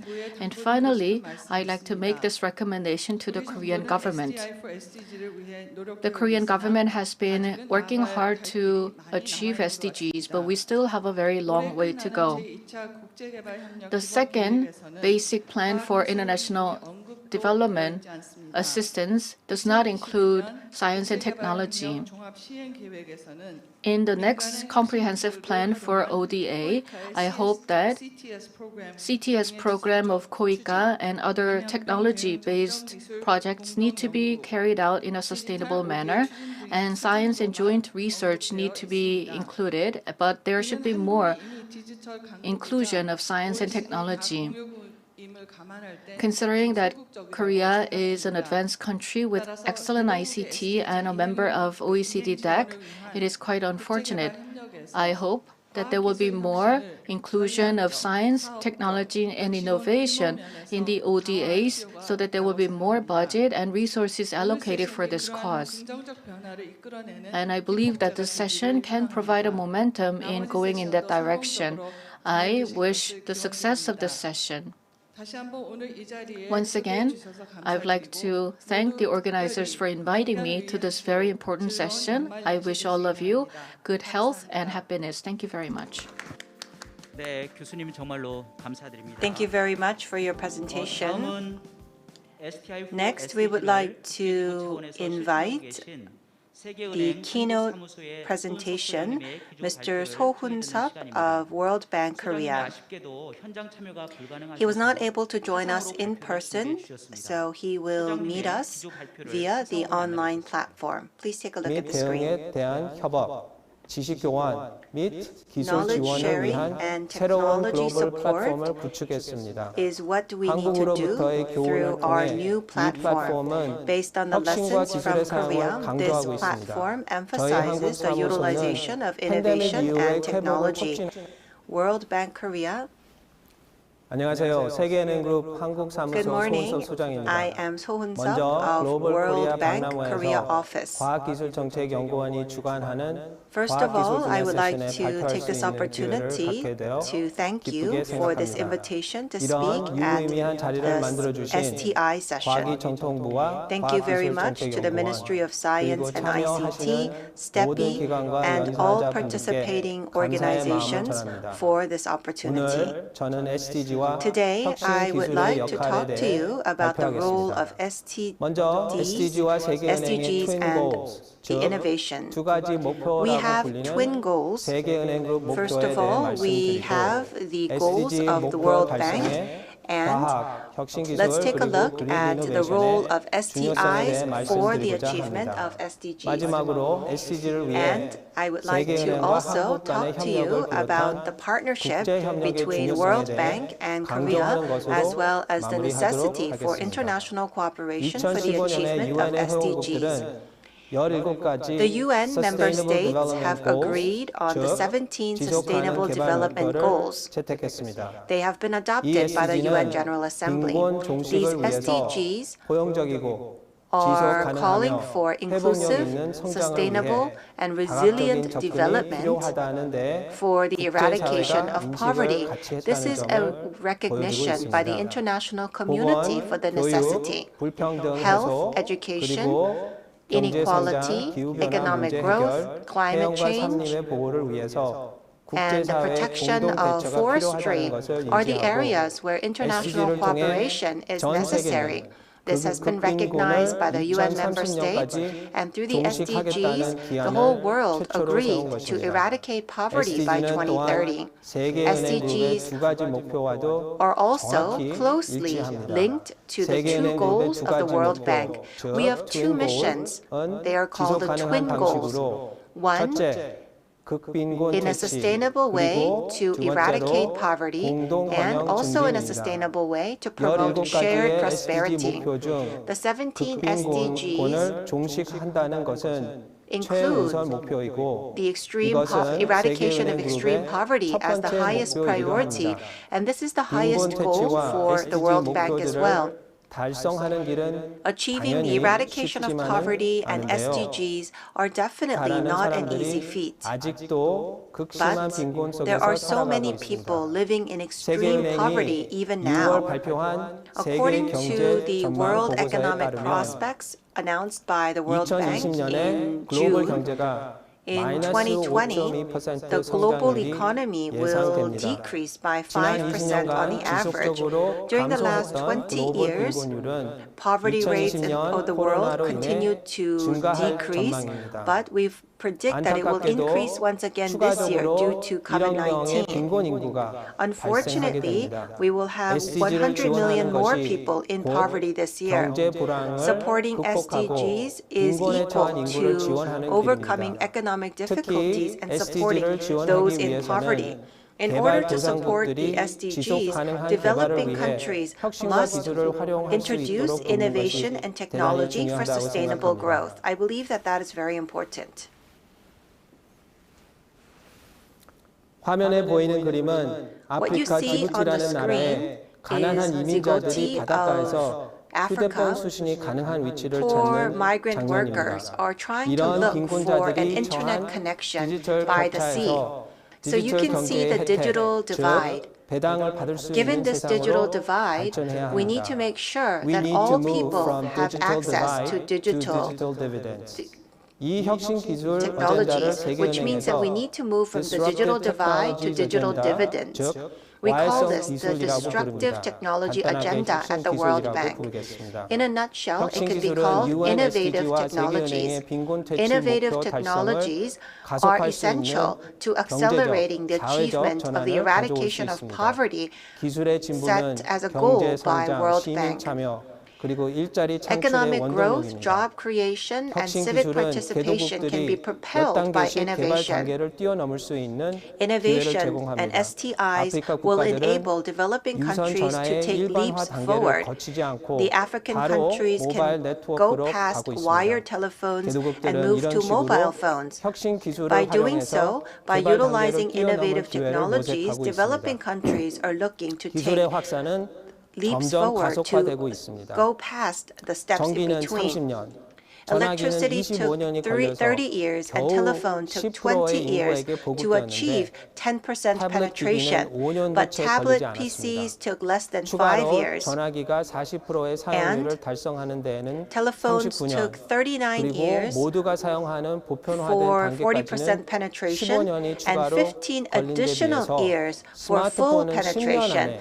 But 인구의 smartphones 40%가 actually achieved 사용하게 40% 되었죠. penetration in 디지털 10 기술은 years. 특히 Digital 세계 경제와 technologies, 정보, especially 그리고 사회의 given the 다양한 world 측면을 economy 재형성하고 and the 개발에도 digital 새로운 길을 technologies 제시하고 available, 있습니다. can set the new vision for a new path 팬데믹은 of 이러한 growth. 디지털화를 COVID-19 가속화할 pandemic 전망입니다. will accelerate 다시 such 말하면 digitization. 디지털 기술로 In other 인하여 words, 정부와 thanks to 기업이 digital 사회적 technologies, 거리두기와 비즈니스 we 연속성을 see 동시에 that 유지할 수 we were 있고 able to continue 코로나로 business 인한 as 서비스 is 중단도 while 방지할 maintaining 수 social 있습니다. distance. We were able to work remotely 전자상거래, thanks to 보건, digital 금융, technology, 그리고 e-commerce, 공공서비스나 finance, public 필수품 service, 제공을 education, 포함한 and the 광범위한 provision 분야에서 of 국경에 necessary 구애받지 products 않고 were 디지털 possible 보급이 regardless 가능해졌습니다. of border 한국은 via the 디지털 digital 데이터에 platform. 근거한 Korea 효과적 코로나 대응으로 has 과도한 거리 두기를 been 면할 수 있었고 able 덕분에 to 경제적 overcome 타격을 COVID-19 최소화해서 with 세계의 minimal 관심을 economic 받고 impact 있습니다. without full 하지만 lockdown 디지털 thanks to digital 혁명이 아무리 technology, 글로벌 and therefore many 현상이라고 people 해도 wish to learn 국가 from 간의 Korea. 디지털 서비스에 대한 But we need to also think 접근성이나 about the 가용성 access to 그리고 digital 사용성에는 technology, 여전히 the 큰 격차가 availability of digital 존재합니다. technology, 그래서 because we see that there 기술은 are 더 gaps 큰 between countries 불평등과 and even 정보 within 격차를 countries, and 야기할 therefore 위험이 있습니다. technology has the danger 신기술은 또한 of leading 점점 to bigger 더 기술과 inequalities. 상호 New 보완적일 수 있는 technologies 일자리 기술이 will 요구됩니다. lead to the 그렇게 creation 되면 of new jobs that 디지털 call for the 경제에서 use 요구되는 of such 기술을 갖춘 technology. 사람들과 And so 그렇지 those 못한 with 사람들 such 사이의 technologies and those 양극화는 without 더욱 those 심화되고 technologies 세계가 will 함께 공동으로 actually 노력하지 drift 않으면 further apart. 세계 And 각국의 so if the world 빈곤층은 does not work 더욱 together, 취약하고 then 선진국과의 the 격차는 poverty 벌어질 groups 수밖에 없습니다. will continue to 하지만 be 세계 isolated 인구의 in 절반이 each of their 인터넷을 areas. 사용하고 있지만 Currently, half of the 최빈국에서의 people in the 보급률은 world are using the 15% 정도밖에 internet, 안 but 됩니다. for the low-income 7명 중 1명이 countries, only 인터넷 15% have 접근성이 access 있다는 to the 이야기입니다. internet. Only 1 in 7 이러한 have 디지털 access. 격차를 줄이기 위해 In order to 아직도 bridge the digital 국제사회가 해야 할 divide, 일이 there are so many 많습니다. things that the international 급속히 community 변화하는 must 일자리 continue to 환경 do. 속에서 기술을 Amidst 통해 the 새로운 rapidly 기회를 잡을 changing 수 job 있도록 environment, we need to 디지털 make 기술 sure 교육이 that we 요구됩니다. provide digital 디지털 포용성에 education 대한 so that people 다양한 can 장벽을 join 해소하고 the group of 포용적 people 기술 who 전환을 have 위해서 jobs with digital 디지털 격차를 technologies. 좁혀 나가야 We 합니다. need to bridge the 그렇기 위해서 digital divide 우리는 for inclusive 창업가, growth. 스타트업들과 We need to 협업하고 work with 개발 startups 도상국에 and we 혁신적인 need 기술 to 기반 provide 솔루션을 제공할 수 있어야 innovative 합니다. technology 또한 solutions to developing SDG를 countries. 달성을 위해서 In order to 보다 achieve the 그린하고 SDGs, 탄력적인 we need to be 지속 greener 가능한 녹색 and we need 성장으로 to make 전환해야 sure that 합니다. we switch to 해당 sustainable SDG는 growth.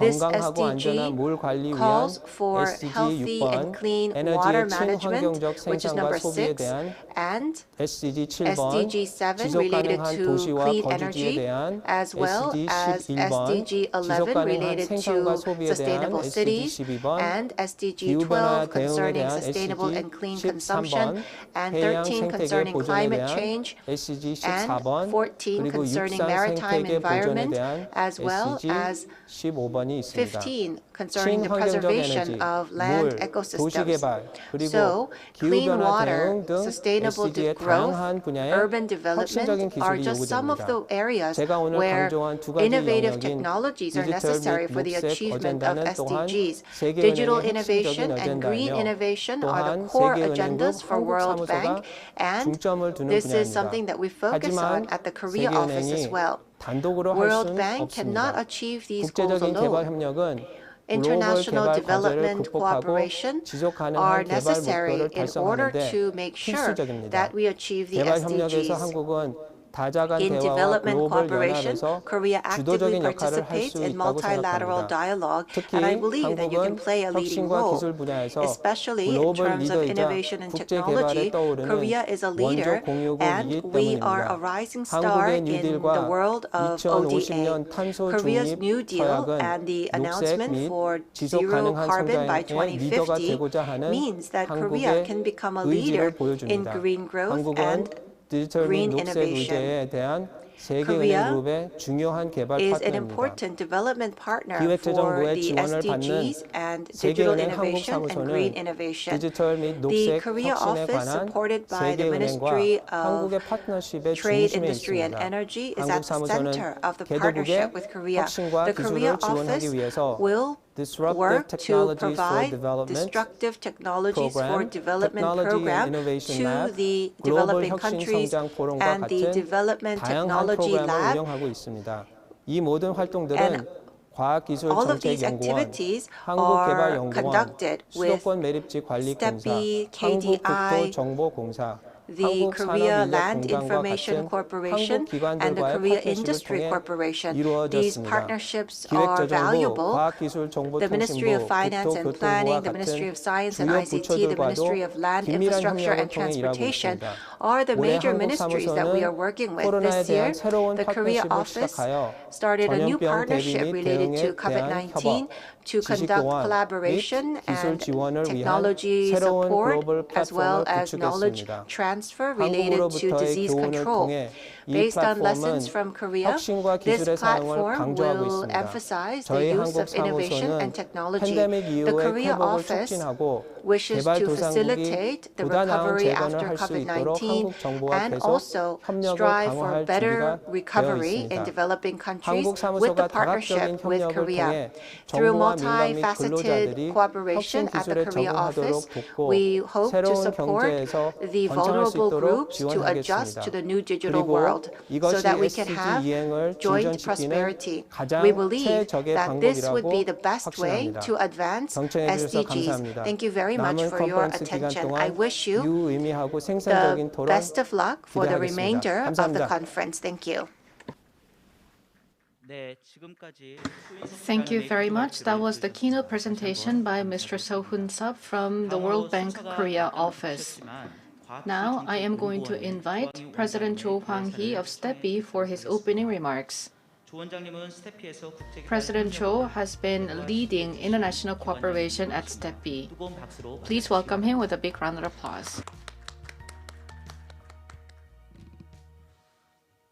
예, 아침에 During the morning, I had to participate in a conference headed by the Prime Minister, and due to the active discussion of the ministers, the meeting was delayed by 20 minutes. Excuse me for my belated arrival. As I have been introduced, I am Cho Hwang-hee, President of STEPI. First of all, thank you very much for your participation despite your busy schedules. At today's conference, we have invited Professor Kim Eun-mi as well as Mr. So Hoon-sup of World Bank Korea office. Thank you for your participation and thank you to the presenters and discussants.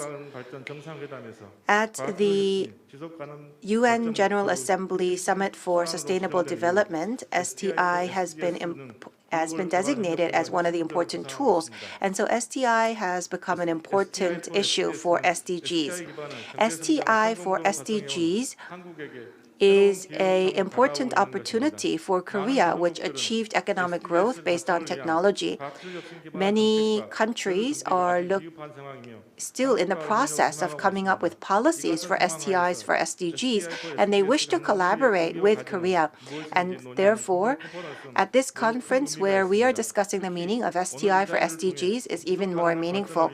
Especially at today's conference, we hope to take a look at the opportunities and tasks for STI for SDGs, including STEM education and digital innovation.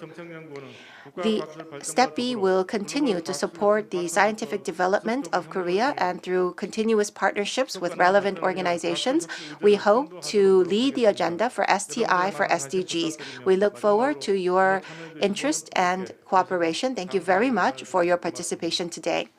Thank you very much, President Cho, for your opening remarks. This is the end of the opening ceremony of the session. We will now move on to the presentation and discussion session.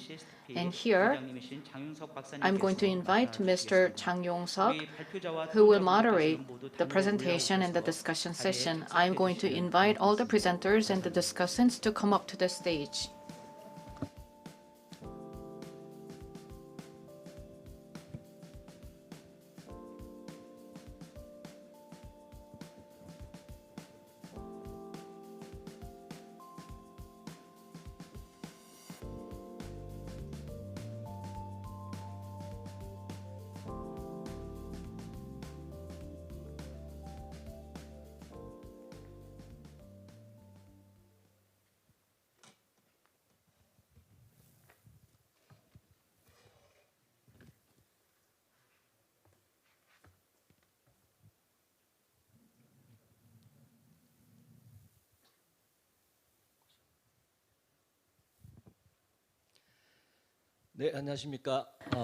Good morning, ladies and gentlemen. As has been introduced, I am Chang Yong-seok. I am actually an chair-elect, and I am also a member of the OECD CSTP. There were wonderful remarks made during the opening ceremony. President-to-be Professor Kim Eun-mi, as well as President Cho Hwang-hee, thank you very much for your remarks. Also, there was a keynote presentation by Mr. So Hoon-sup from World Bank Korea office. Thank you very much. STI for SDG. The title of the session is STI for SDGs. As you know, the SDGs are Sustainable Development Goals adopted by the UN. And here, in achieving SDGs, science and technology has a very big role to play. And before we discuss this topic, I'd like to make some remarks. Last month at the OECD, as we are dealing with the COVID-19 pandemic, they discussed how we should respond to this, and there was a high-level meeting at the OECD to address this important topic. And there at the meeting, there were two key messages. First of all, as we are faced with the global crisis, we realize the importance of utilizing science, technology, and innovation in addressing this massive global crisis. We have been utilizing science and technology in order to respond to this COVID-19 pandemic, and thanks to science and technology, we were able to overcome many of the limitations. The second message was the following. Not only do we need to continue to utilize science and technology, but also we need to make this as an opportunity to implement a framework shift. So in that sense, I believe that this session is very meaningful and timely.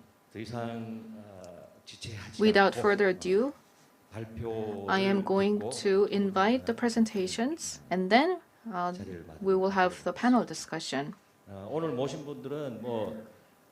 Here with us, we have wonderful experts. They don't need further introduction because they're well established in their respective fields. So I will not give you a detailed introduction, but this is how the session will be organized. First of all, we will hear about the presentation on the policy side, and then there will be a presentation on the educational aspect, and then there will be a presentation on how we can connect this to digital innovation. And then we have three designated discussants. The first presenter is Dr. Sun In-kyung from STEPI. Please go ahead. I'll give you 10 minutes.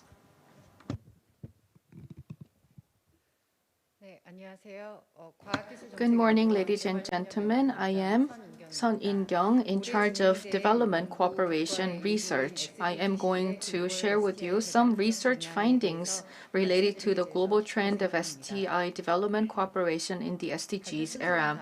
I'm very happy to be able to speak with you. First of all, since 2016, the SDGs have been adopted and carried out.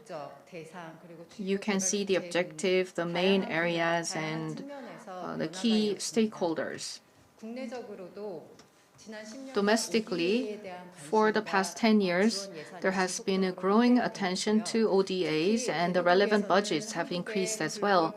Now, the developing countries want to understand and learn from Korea as to our science and technology capabilities, and there has been an increase in the demand for Korea's ODA. So in 2018, at the Ministry of Science and ICT, they announced a plan to promote ODA on science and technology. And in 2019, together with the Ministry of Foreign Affairs, the comprehensive plan was announced. As we're going through the pandemic, in Korea, even though there was some difficulties in terms of financial resources, the comprehensive ODA support was to be increased, focusing on Korea's disease control and response. Now, let me focus more on how the STI application for SDGs has been implemented. As you may know, SDGs not only include developing countries but also developed world. And the SDGs are aimed at addressing the global challenges, and therefore there are many cases where advanced technology is applied. And we need experts and professionals utilizing new technology, and they reside in the private sector and the science and research institutes. So there is a growing emphasis on the role that these stakeholders can play. You can see the TFM, which is Technology Facilitation Mechanism, and this is being operated within the UN framework. As you can see on the screen, there are 10 work streams. On the right-hand side at the bottom, there is work stream number 10, which is about new technology. This is a newly added work stream for TFM. STI for SDGs, as you can imagine from this title, what it means is that STI is utilized as key tools to achieve the SDGs in the global community. And there are a series of activities that are taking place in this regard. And there are many stakeholders that are playing a key role. In order to revitalize the STI for SDGs, the Ministry of Science and ICT has to play a big role. Therefore, when we discuss the STI for the SDGs, and in order to have a comprehensive understanding, we need to understand the connection between STI and SDGs. In the past, we approached STI from the development cooperation perspective, but now we put priority on the STI. So we examine STI activities and see which of these activities can be utilized for development cooperation. So now the approach has been changed.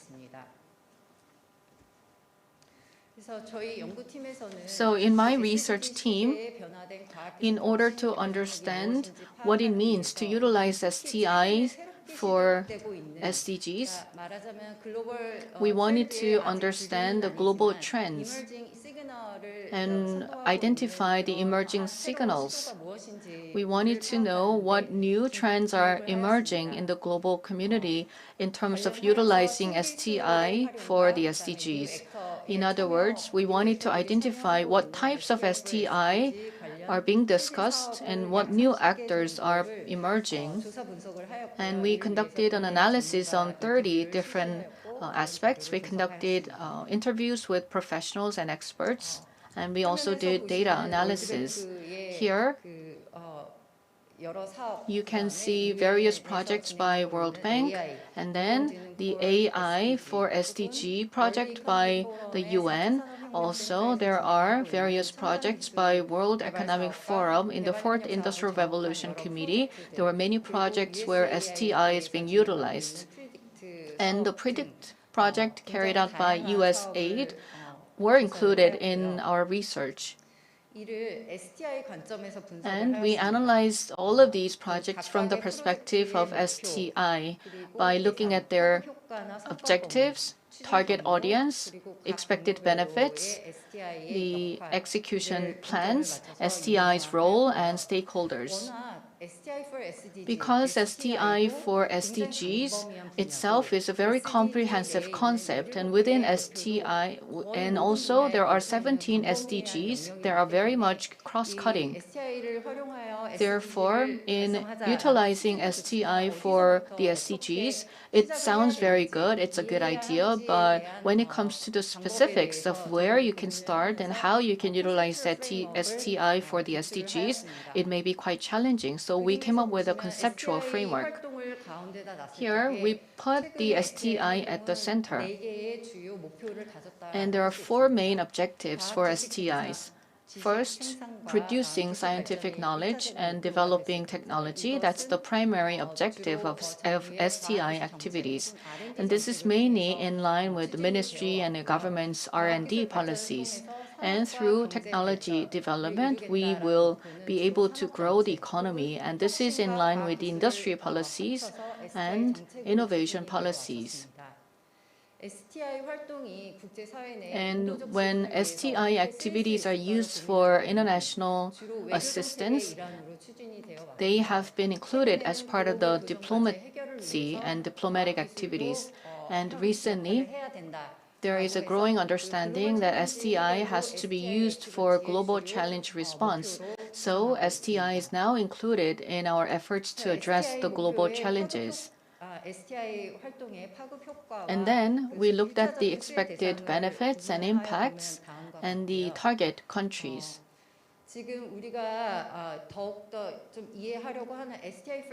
And as we're trying to understand the meaning of STIs for the SDGs, STI is not just about providing technology solutions to address a particular challenge, but it is also about promoting humanitarian assistance and economic and social development. So we want STI to have a comprehensive impact so that all of these routes and pathways can be utilized to promote the SDGs. In all these different pathways, you can see that there are different roles that STI can play.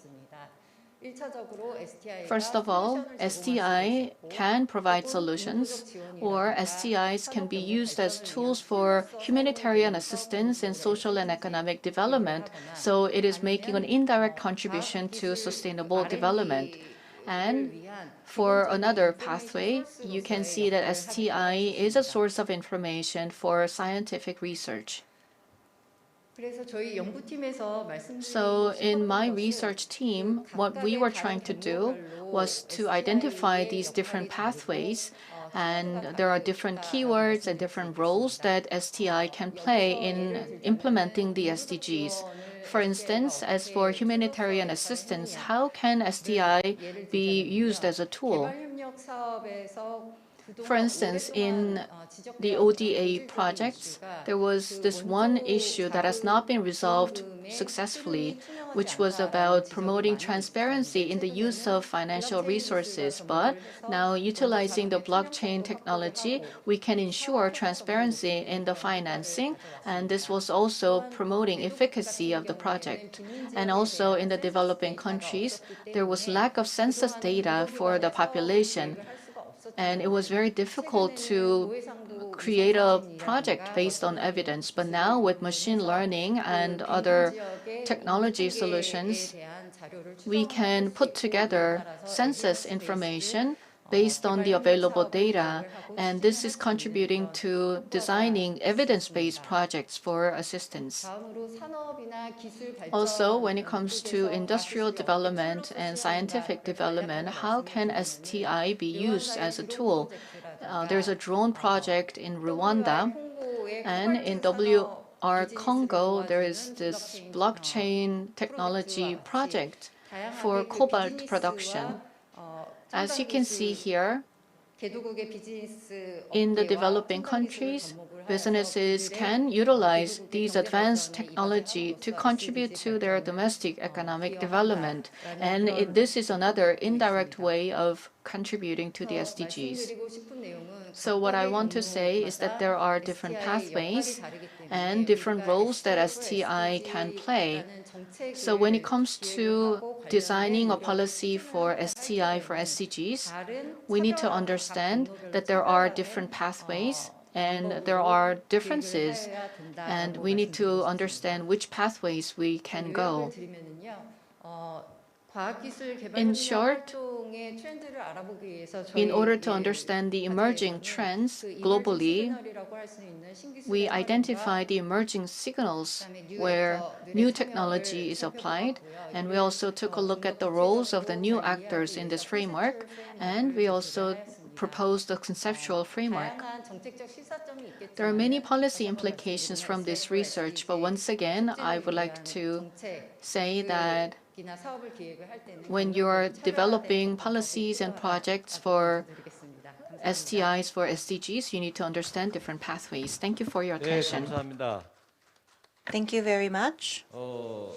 SDG를 위해서 In implementing the SDGs, STI will play an important role, but I didn't really know that there could be many different multiple pathways in which STI can contribute to implementing the SDGs. Thank you very much for your wonderful presentation. And based on that, let's move on to the second presentation.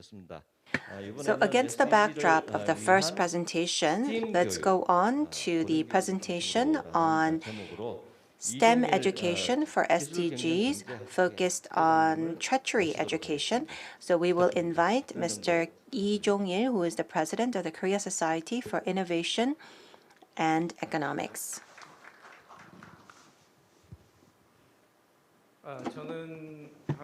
As have been introduced, I am the chairman of the Korean Society for Innovation, Management and Economics. My name is Lee Jong-il.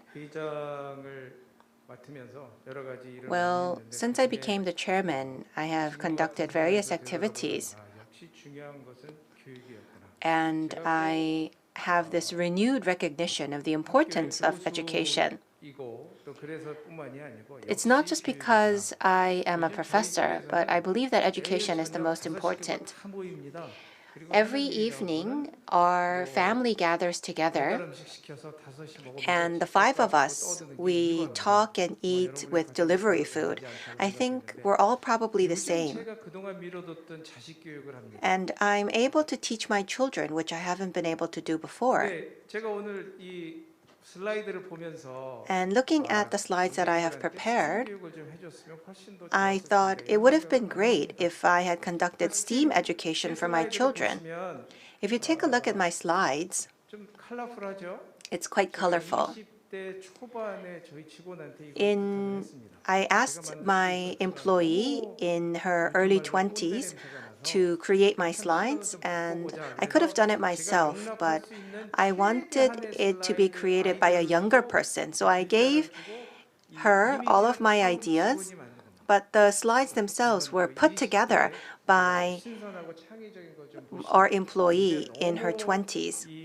It's quite fresh and creative, but I did not want it to be too innovative.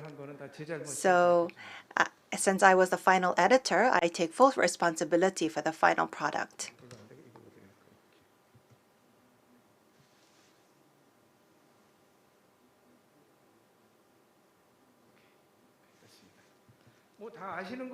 So as you're well aware, the COVID-19 is very serious. I looked with my phone, and it's currently 68 million people, and already deaths have increased to 1.6 million. If we take a look at the history, during the Middle Ages, there was the plague, and at that time, there was not any sure statistics, but it was about 100 million people who died. During the Spain flu from 1900 to 1910, thousands of people died, and so we don't really have written records at that time. And then we go to the Vietnam War, where about 1.5 million people died, and during the Korean War, 5 million people died. It was 60 years ago, or 600 years ago, or 100 years ago when these mass deaths happened. Given the modern health systems and the development of science, there has not been an incident where 1.5 million people died, including civilians. And so that really shakes the very root of our society. Many people talk about Industry 4.0. As you're well aware, we went through the first, second, third, and fourth industrial revolution, The issue is that we always misunderstand that the results of the first industrial revolution do not exist and we only live off the final product and conditions of the fourth industrial revolution. That is not true. If you go to Africa, if you go to parts of Asia, there are countries that have yet to achieve the first industrial revolution. There are people who are still not benefiting from the first industrial revolution. Mr. So of World Bank also mentioned this. Well, due to the time constraint, I will not be able to go into the details. If you turn your eyes to inside Korea, I mentioned how important education is at the beginning of my presentation. We have new perspectives about education, and it's changing very quickly. It has already changed, but we're not accepting that it changes. For example, the number of students who are graduating from high school is less than the total number of students that the universities want to attract. I was born in 1960, so I am 20 years old times 3 already. In the next 5 years, we will take up the largest portion of the population. If we ask all of us to stay home and live off pension, can the people in their 20s and 30s support all of us? The platform for education is tumbling down. If we turn our eyes to outside of Korea, the education market, well, in Korea, if we think about education market, we always think about these private academies. But outside of Korea, in most countries, we already have the formation of an education market. Although we do not want to recognize this in Korea, we don't have enough students in Korea to fill all of the universities. So we are actually accepting tens of thousands of foreign students to come to Korea. So, what does education teach? I think we always think about how we should just teach, that it's simple, but actually education is teaching problem solving. In the past, we had wise men and the government who presented what people should learn. For example, learn a certain way of calculation, learn 10,000 Chinese characters, and if you did that, you could have a job. But that does not happen today. In order to find the solution, you need to know the prerequisite for the problem itself. That in itself is changing. When I was born in 1960, you just had to study what you were given. And so all of the professors, we always say, it's easiest to be a professor because you just have to memorize and study. But we're past the era where everything is solved by memorizing. Designers, chefs, esports game players, they are in the limelight and people look up to them and they love them. We need to realize why this happens. The global value chain, science and technology, and platformation, that's the world that we're going to live in. The role of libraries need to change. If we go to the libraries in Israel, I was really shocked when I went myself. They're so loud there. They don't read, but they discuss.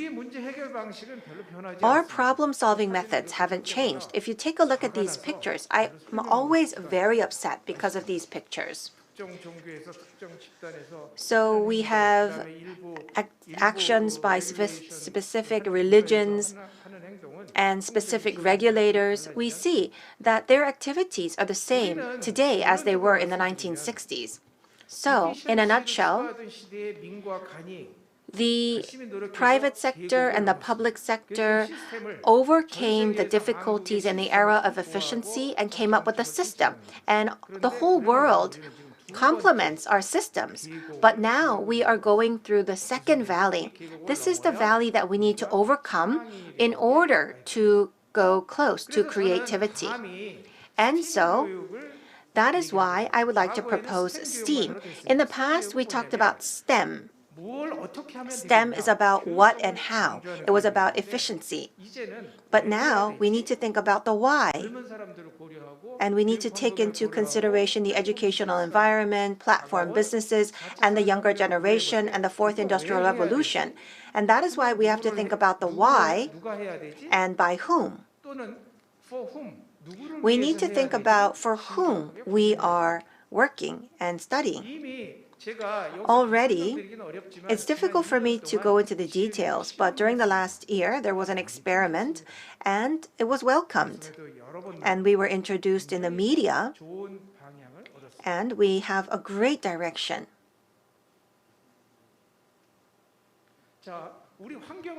So, what is our environment like? We conduct ODAs.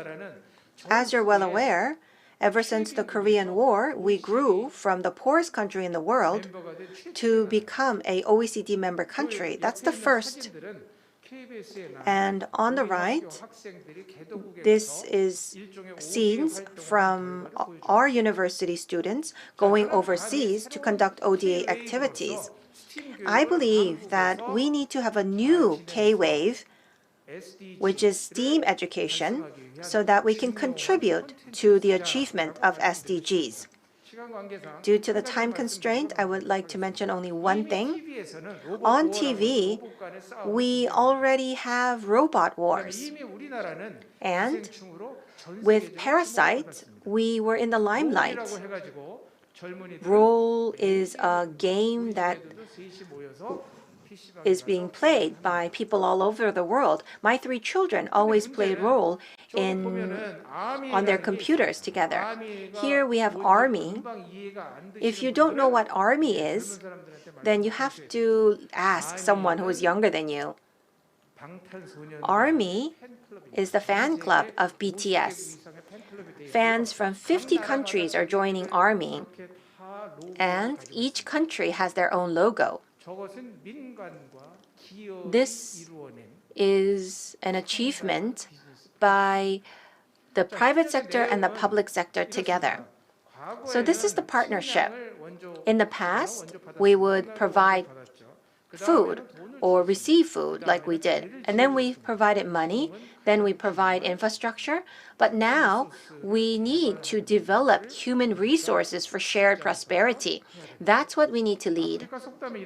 In Africa, they say, it takes a whole earth village to raise a child. Well, I actually created this saying because the actual saying is it makes a whole village to raise a child. I added the word earth. Korea, when we take everything into consideration, millions of things into consideration, then what we need to do is to overcome our differences and play a role for the whole world. That is creating global STEAM to contribute to the world. STEPI is the host of this session and the president of STEPI here today. I think I'm giving you a heavy agenda. We need the whole earth village to raise our children. We need research institutes, we need people like myself, we need the government, we need private companies, we need scientists, we need engineers. We need to work all together. We need to become a crowd, very appropriate for the fourth industrial revolution. Thank you very much.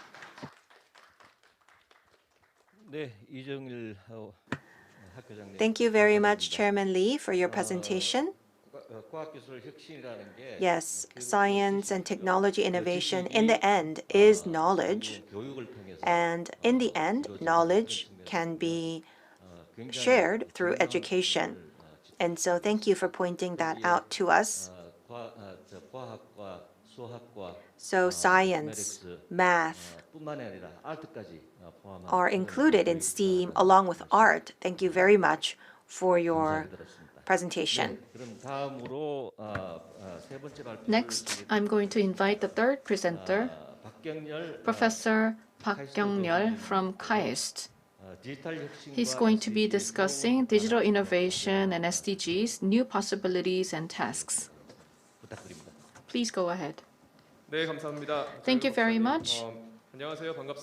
Hello, everyone. I am teaching policy, technology policy, and sustainable technology, and I am from KAIST. Thank you very much for your invitation. Despite many challenges, the organizers have put together this wonderful event. Thank you very much. I'll be the last presenter. The previous two presentations were really interesting. I'm going to discuss new possibilities and challenges related to digital innovation and the SDGs. As you may know, science and technology was used for the Marshall Plan, and in the neoclassical economic models, science and technology has been recognized as a key driving force behind economic growth. So it has been understood and researched in the academia. But when it comes to international development assistance, ICT has not been included actively. So I believe that the session is very timely and meaningful. When you think about development assistance from the field perspective of the field, ICT is really important. Now, because of the COVID-19, we have a low level of mobility. And in these circumstances, how can we still promote international development for an assistance? And in that sense, I believe that we need to discuss digital transformation and digital transition. But when it comes to the ODA framework, in theory, ICT for development has been discussed by researchers and academia. I understand that I need to conclude my presentation by 12:05, but it's already 12:05, so we are running quite behind the schedule. The previous presenter talked about disruptive innovation, so I like to be rather disruptive in my presentation and jump to the conclusion. And then, after giving you my conclusion, I'd like to mention two key tasks that we need to carry out and their implications for Korea so that I can finish my presentation briefly. First of all, as I mentioned before, for the past 3 decades, digital technology, as Dr. Chung mentioned, was mainly understood as ICT for development and knowledge for development and appropriate technology concept. And these were the previous discussions. In particular, ICT has not only economic implications, but implications for social development. So there were some previous studies on this. In addition, compared to the past digital technology, how is digital innovation different? Of course, we have maximum optimization of time and space, and we not only have a couple of nodes, but also because of the IoT, we will have multiple sensors that produce data, and we can utilize the data from all these different sources. Also, we need to take into account the differences in international and institutional level. In the past, ICT and digital innovation was used for national development, so it was mainly at the national level, and the target was the national development. But now with social media and smartphone penetration, there are increasing number of beneficiaries and there are more opportunities being created. So now we can target a particular community and we can target individuals.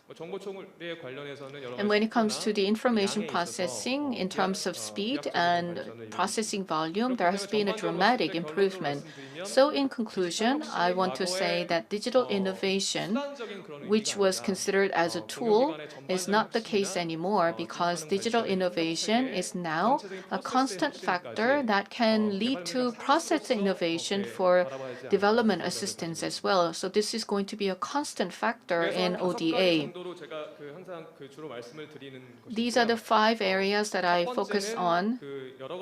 First of all, from the perspective of digital innovation and transformation, the key is, of course, data. We're now able to collect many different kinds of data that we were not able to collect in the past. And secondly, we have technology that can process data. And number 3, there are many different stakeholders involved in this process. And number 4, When you think about ICT for development, many projects have been quite unsuccessful because in the past it was more about the one-way injection or introduction of new technology. But now we have a better understanding that the local context of development in the recipient countries is crucial. Now, number 5 is global partnership, as we have many different stakeholders who are forming global partnership. So that has been my conclusion. Next, I want to discuss some possibilities based on data and machine learning. Dr. Sun In-kyung already mentioned in the presentation, but when I worked in India from 2007 to 2008, there was a randomized control testing, and we had to visit individual households. And we still are doing it this way. And since 2010, when I worked at the Innovation Lab in Kenya, Nairobi, there was the urban slum called Kibera, and there we utilized mobile phones to collect geographic information, and it was basically an open base map. And as Dr. Sun mentioned, now for the past 10 years, there has been a huge improvement in the satellite imagery. So at the KAIST lab, we're conducting joint research with Dr. Sun. By utilizing satellite image information, we are able to support development assistance activities, which used to be quite costly, but now it's much cheaper. Secondly, when you think about digital innovation, it's not just about applying technology and spreading it, but it is also about helping the recipient countries so that they can fundamentally transform the processes. In 2010, the World Bank Open Data Initiative was announced, and it was an ambitious plan. Until then, they had to pay for the data. At that time, the World Bank had data from 30,000 places, and the mapping initiative was carried out, and the data became open to the public. It is crucial to have open data source because in the past there was lack of transparency, which was a concern, and we were not able to get access to what other institutions were doing, so there was much redundancy. And in Malawi, we conducted a pilot project, and we were in the process of spreading this project to other parts. And in conclusion, this was rather a beautiful failure. In terms of continuing on with this project, we were not utilizing machine learning and sensor data, but it was based on manpower. Therefore, this model was not very sustainable. But nevertheless, this was a valuable opportunity. We were able to see that many public organizations utilized the open data for the past 10 years. So in the field, there are possibilities for innovation in terms of their organization. Now, moving on to future tasks.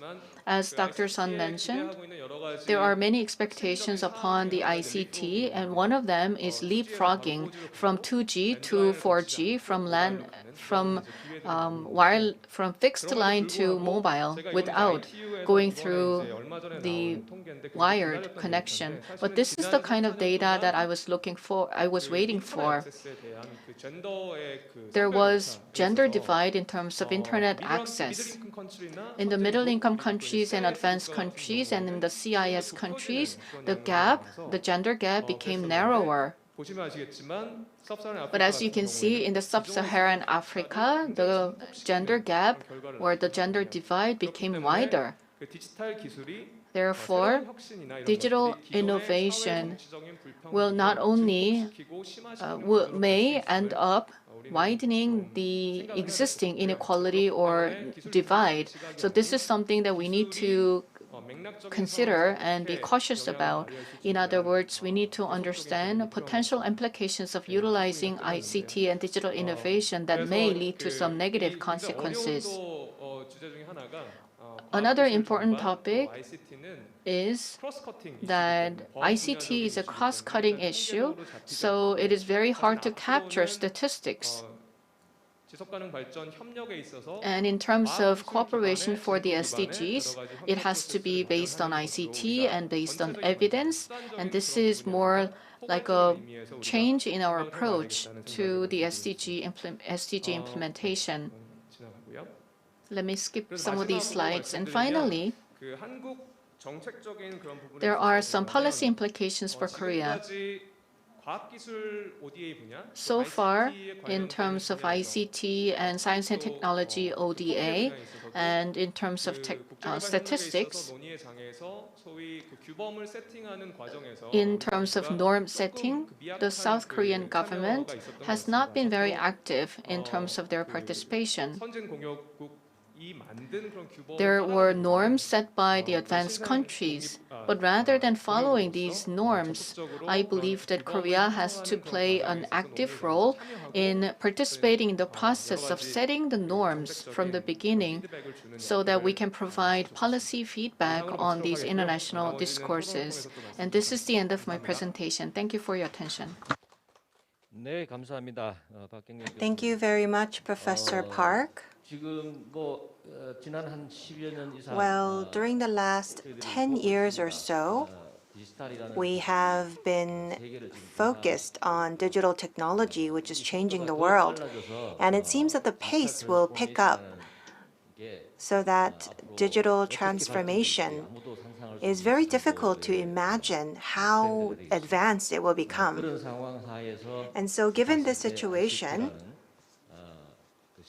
ICT is indeed very important for international development and ODA. So this brings us to the end of all of the presentations. We will go on to the discussion portion of our dialogue. We will take about 25 minutes for the discussion. We will invite 3 designated discussants. First, we have with us Mr. Han Jun-hee of the Ministry of Science and ICT. He's in charge of Africa and Europe, especially concerning ODAs. He is very passionate. Is he connected? 예, 안녕하십니까. Yes. Good morning. I am Han Jun-hee at the Ministry of Science and ICT. For about 5 to 7 minutes, possibly 8, could you speak?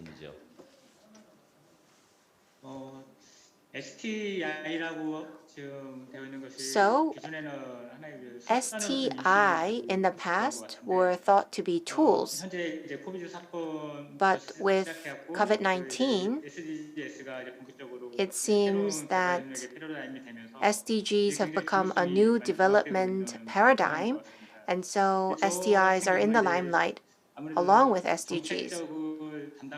For me, I'm in charge of policies, and in particular, I am approaching SDGs from the perspective of ODA. In the field of STI, I don't think we have well-defined policies, nor do we have sufficient statistics. At the same time, we see that development cooperation is ongoing in many ministries, and so it is quite fragmented. Concerning development cooperation, I don't think there is high awareness amongst the public. And so, science and technology experts and ICT experts, I don't think we have a lot of participation from them. There are governance concerning ODAs for different countries, and we need to think about whether our governance covers the participation of STI experts for ODA. So the Ministry of Foreign Affairs and the Ministry of Science and ICT are working together to come up with new strategies to facilitate the participation of STI for SDGs. Currently,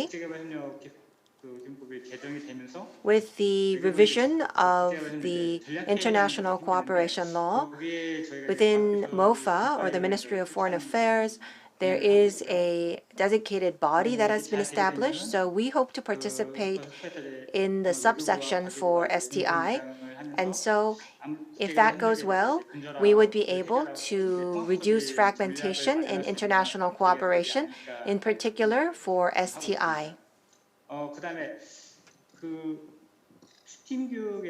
Concerning STEAM education, we had a presentation. At our ministry, one of the projects that we have is to establish an education broadcasting station in Cambodia, and it's a mobile broadcasting station. And the main contents will be STEAM education. And I think that matched the presentation by Chairman Lee. And Professor Park, as he has mentioned, with digital transformation, one of the biggest issues is digital divide. And I think that's the biggest issue. And in order to reduce the digital divide, our ministry is giving this a lot of thought. And we hope to establish a new program to reduce the digital divide, and we will surely reflect any contents that we can hear from this dialogue. Thank you very much. Thank you very much. I understand that you're faced with many challenges, but I'm very happy that you're working hard with your passion. Thank you for your comments. Let's move on to Professor Jin-sang Lee from SUNY Korea for his discussion. I understand that he has extensive experiences in this field. So please go ahead. Hello. Thank you very much for the invitation. I'm honored to be part of this panel discussion. It is indeed a very meaningful gathering, and I've been learning a lot. For the past 20 years, I've been working very closely with STEPI in promoting science and technology. I'd like to make some discussions based on my limited knowledge and understanding. When I look at the presentations that were delivered, they were mainly in the context of how we can utilize ICT for the SDGs and how Korea can make a contribution in promoting sustainable development and prosperity of the world. I believe that that is the key essence of this discussion. When it comes to global co-prosperity, it's not just the prosperity for Korea, but also to ensure that there is prosperity enjoyed by all countries around the world. So in that sense, we should be able to take the leadership in achieving this goal and what we can do specifically. And to achieve this ultimate goal of co-prosperity, we need to also help developing countries. When you look at all these countries around the world, you can understand that science and technology advancement is necessary for economic development. Maybe some city-states can be an exception, but other than that, when you are looking at some sizable economies that have sizable population and the territory, they need advancement in science and technology in order to develop their economy as well. Then how can we assist developing countries to develop their society and economy?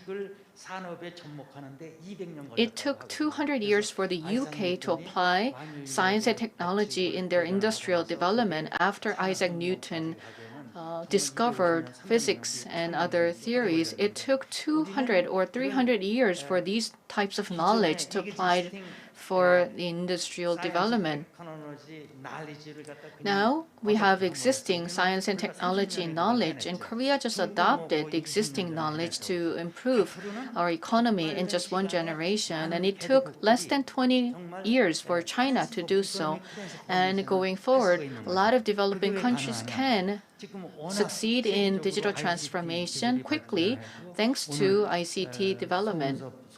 And as Mr. So from the World Bank mentioned, there is digital divide, but we need to move towards digital dividend. But just like the World Bank and other UN organizations, they all want to apply digital technology for their missions.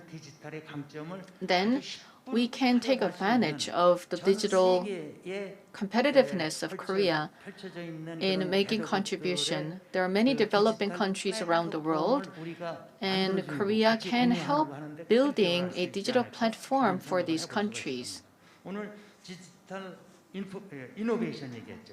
We are discussing digital innovation and digital transformation, as Professor Park mentioned, and I want to add one more point, which is digital convergence. Simply put, digital convergence is about including all of the digital services in just one device, a smartphone. You can write emails, you can search information, and there are many other services and features that you can utilize in your smartphone. That is an example of digital convergence. And when you visit traditional markets, there is digital transformation of the traditional offline markets, and they're moving on to the online platform. That's another example of digital convergence. Now, the traditional markets have digital presence, so they have better efficiency. But let's go back to the basics. And once again, we need to live and we need to be fed. And to do so, we need the agricultural sector. And in agriculture, we can apply digital solutions and digital technology. Likewise, we can help developing countries apply ICT technology for their agricultural sector productivity improvement. So that is what I have in mind. Yesterday, I attended a conference via Zoom, and there at the conference, I was able to see that more than $47 billion of food imports from other countries to Africa. It means that there's so much need for food in Africa in order to feed them. And to satisfy this, we need to apply ICT and digital technology in the agricultural production. And Professor Park, you talked about disruptive innovation. Since the beginning of the 21st century, we've been experiencing postmodernism, and at that time we discussed disruptive growth and disruptive creation. And now, because everything is changing so rapidly because of COVID-19, the world is changing so rapidly, and we cannot expect or predict what would happen. And on top of that, there is advancement of AI, and there's AI for SDGs. I would like to make some more comments before I close. Stephen Hawking died a couple of years ago. He was considered the smartest scientist after Newton, and he said that maybe not in 30 years, but within 30 years, science and technology would evolve so rapidly that humans would not be able to control AI any longer, then AI may start to take over the world and the humanity may face extinction. That was a warning by Stephen Hawking. So we have to be concerned about that as well. And in that sense, of course, there are many positive benefits of using AI and science and technology, but there are potential negative consequences of scientific advancement, and we are witnessing and dealing with climate crisis as well. STEPI and other organizations and institutions will have to work together because there may be some chaos or catastrophe that we may not be able to predict right now. So we need to work really hard together. I am working hard as well, but my own effort may not be sufficient. So we all have to join hands and join forces because we need to conduct joint research. We need to share knowledge and experiences. And I hope that we will continue to interact with one another. In conclusion, I want to say that science and technology, and this has to be considered public goods. So when developing countries require technology, we should be able to provide that. As Professor Lee said, we need to also provide education and training. With that, I'd like to wrap up my discussion. Thank you very much. 네, 감사합니다. Thank you very much. 과학기술 혁신이 퍼블릭 굿즈. So, 거기에 저는 하나 더 science and technology innovation is a public good. I would like to add global public good, since we are talking about ODA and development cooperation. So from that perspective, I thought that was very appropriate. Last but not least, we have with us Mr. Park Kwan-il from STEPI. He is in charge of multinational cooperation research. So, as long as you are in charge of multinational cooperation, could you share with us your perspective? Thank you very much. We have heard from 3 presenters, and I have been able to learn many insights, and I would like to add to this conversation. Thus far, concerning STI for SDGs, we have conducted various discussions on the concept. So we need to achieve SDGs, and why is STI necessary for the achievement of SDGs? And what is STI for SDGs? We have discussed this on numerous occasions, and I think we have a global consensus concerning why we need this and how we will define it. Now is the time to think about the actual execution. What are some of the strategies and methodologies for the execution? I think we're at the stage where we need to think about this aspect. So, having said that, I look at STI for SDGs from 3 perspectives. Let me talk about them one by one. First is how to utilize STIs for achieving SDGs in Korea. To do so, we need to first take a look at where we are. SDGs that Korea wishes to achieve have already been set, and in order to achieve them, what kind of STIs would we need?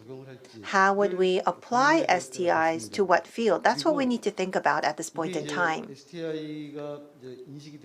And once we recognize which STIs we need, then we need to think about how to secure the necessary STIs. We could conduct research and development within Korea, or we could introduce technologies from overseas. And if we're going to introduce technologies from overseas, who would we cooperate through which method, and how are we going to finance this? The second perspective is for developing countries to achieve SDGs, how can we support the utilization of STIs? That's the second perspective. This is from the perspective of development cooperation.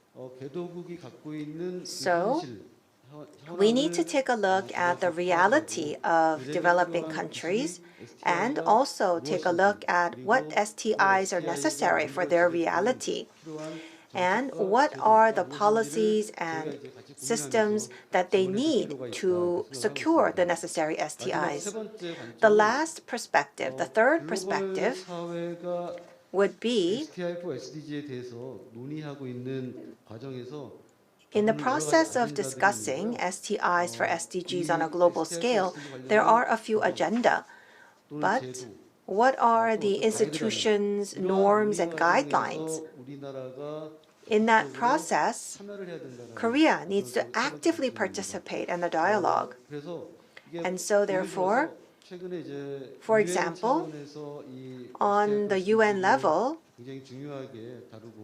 they are emphasizing STIs for SDGs. And in that process, Japan is leading the dialogue, and they are quite notable on the international stage.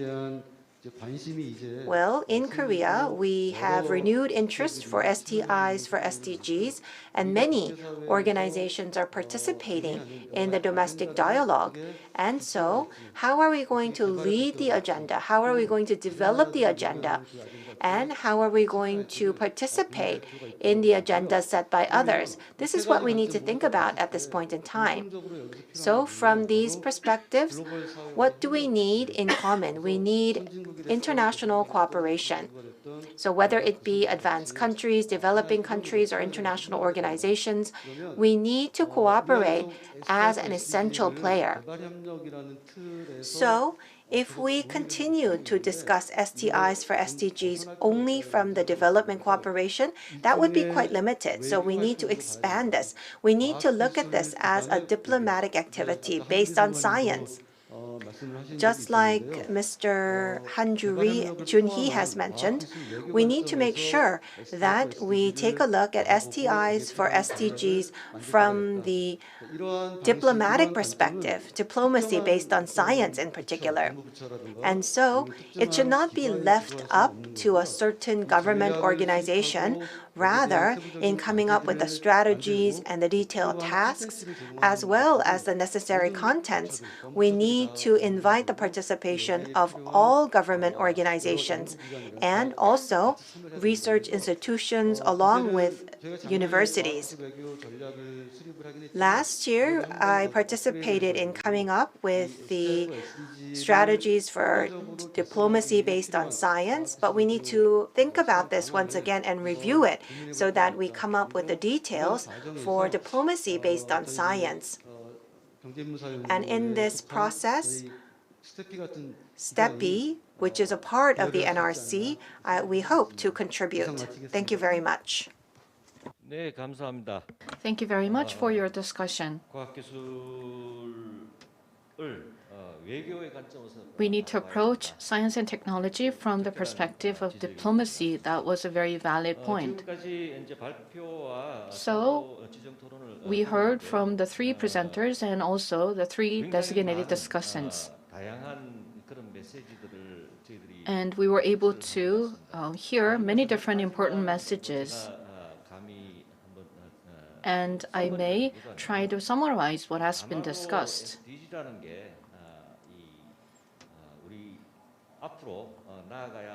The SDGs are the new goals that we need to achieve as a new value, and the global community has to work together to achieve the SDGs. And in doing so, science and technology and digital innovation will have to play a crucial role, and this has to be shared across the world. And how can we share STIs? This is something that we discussed in the session. Recently, I would say a couple of days ago at the OECD, there was a very ambitious project initiated by OECD, STI for Digital, Green, Inclusive, Future is the title of this ambitious project. I believe that everything is included in this title. Once again, digital is our new future, and this is going to be a very different world. And how can we ensure that our world is green and inclusive? How can we create such a future? This is something that we all need to consider, and the Science and Technology Circle and the ICT field will all need to consider this. It's not just covering the STIs, but it has to be connected to education, industry, diplomacy, and many other areas. They all need to be integrated together. I believe that that was the key message delivered by the presenters and the panel members. This is the summary of the session. And now I'm going to turn back to the presenters to see if there are any additional comments, and they may also want to comment on the discussions that were made by the designated discussants. So first, who is going to go first? Dr. Sun? Okay. 네, 오늘 다른 분들 두 분의 다른 토론 발표와 I enjoyed the presentations and the discussions. Thank you very much. 박한일 단장님께서 STI for SDG Mr. Park talked about STI for SDGs that should not be limited to ODA, but also has to be approached from the perspective of diplomacy.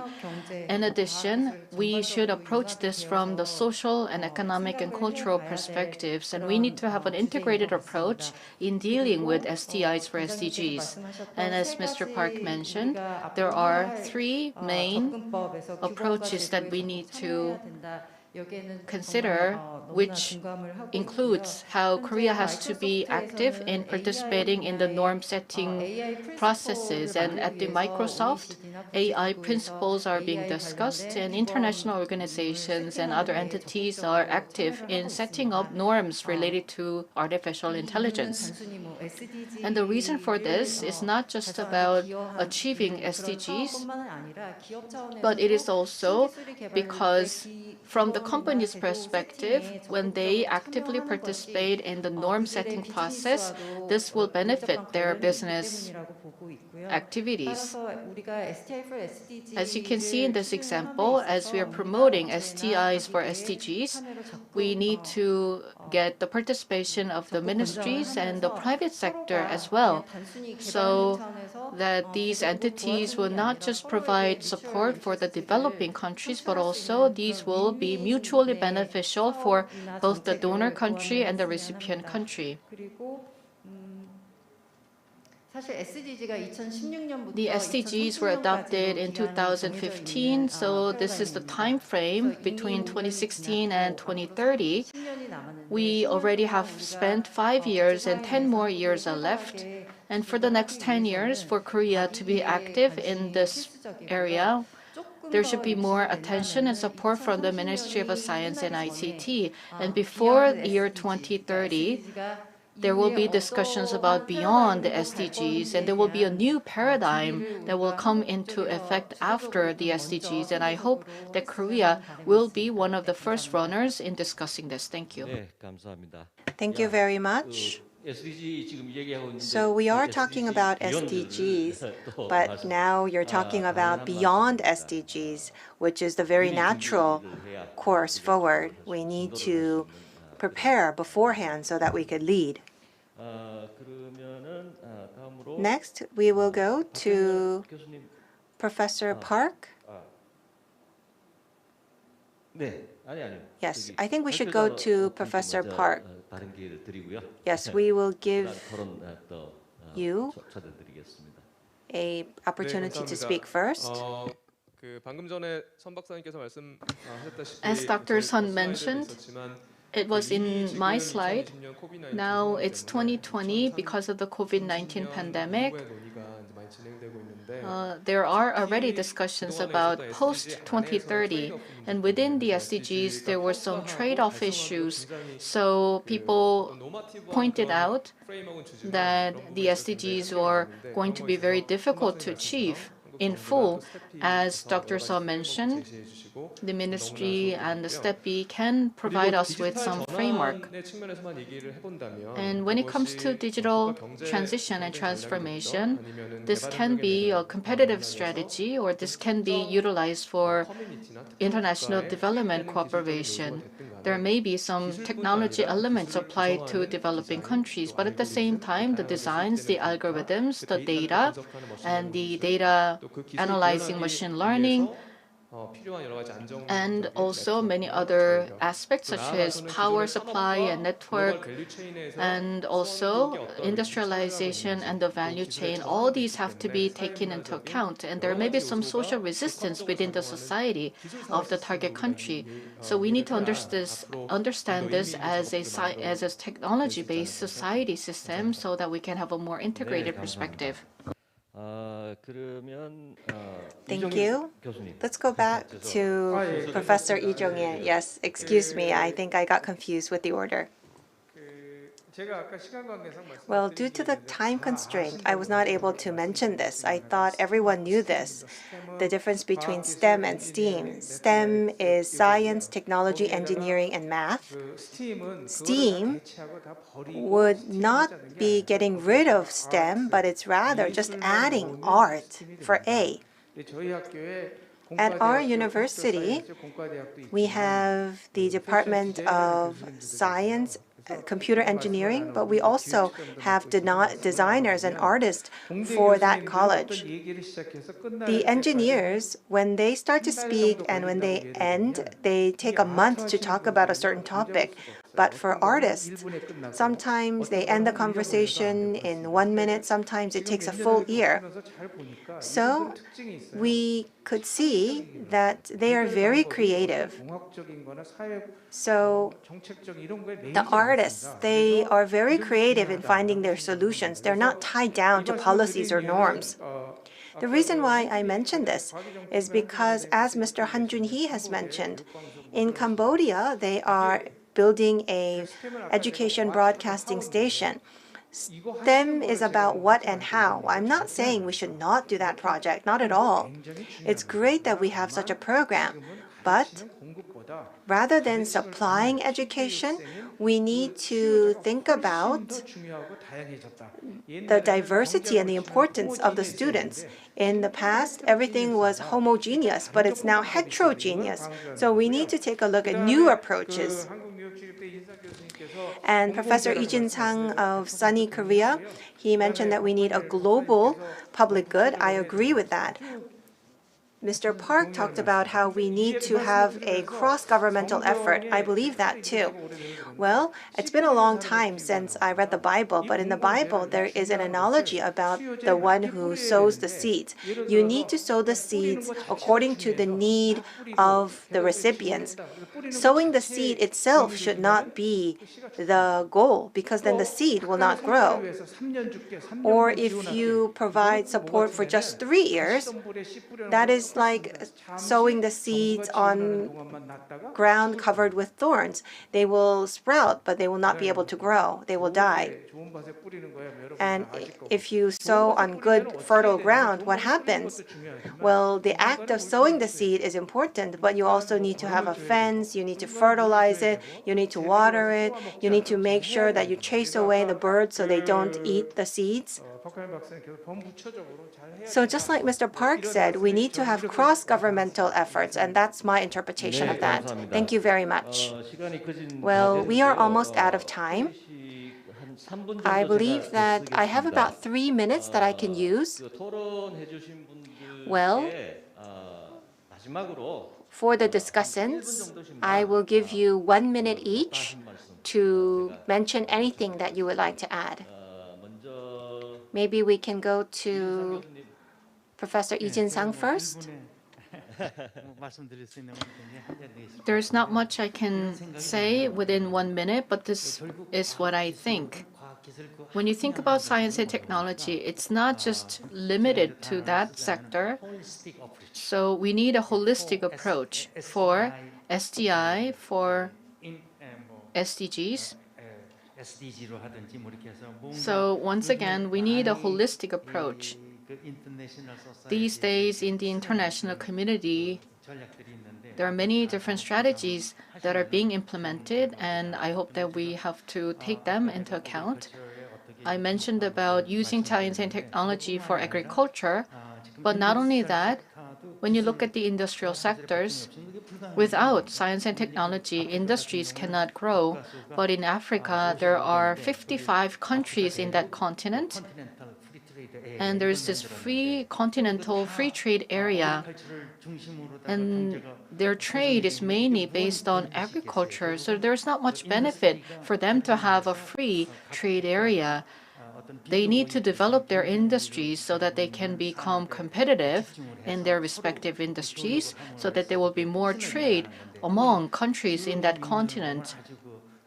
But when you look at the European Union, you can see the benefit of having a single economic bloc, and that was what the African countries wanted to achieve. And I don't know how long it will take for them to actually get there.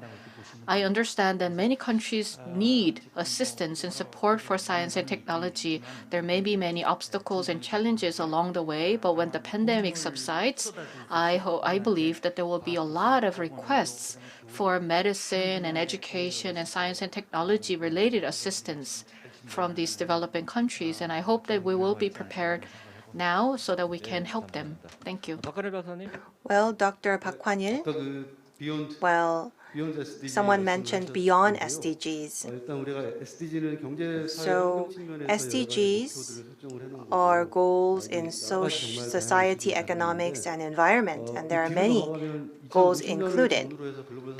And in 2050, we have another goal, net zero. Many countries are looking to achieve net zero by 2050. Net zero is a very difficult goal to achieve. So SDGs set the quantitative goal and the beyond SDGs should deal with the overall societal system and our mindset. We need to be able to change all of that to achieve the next level of goals. So beyond 2030 should be qualitative goals, fundamental changes that cannot be measured with numbers. Thank you very much. It seems that you have already thought about beyond SDGs. Last but not least, we will go to Mr. Han Jun-hee for your last comment. Well, just like Dr. Park mentioned, participating in the global agenda is the part that I would like to add. This is very important.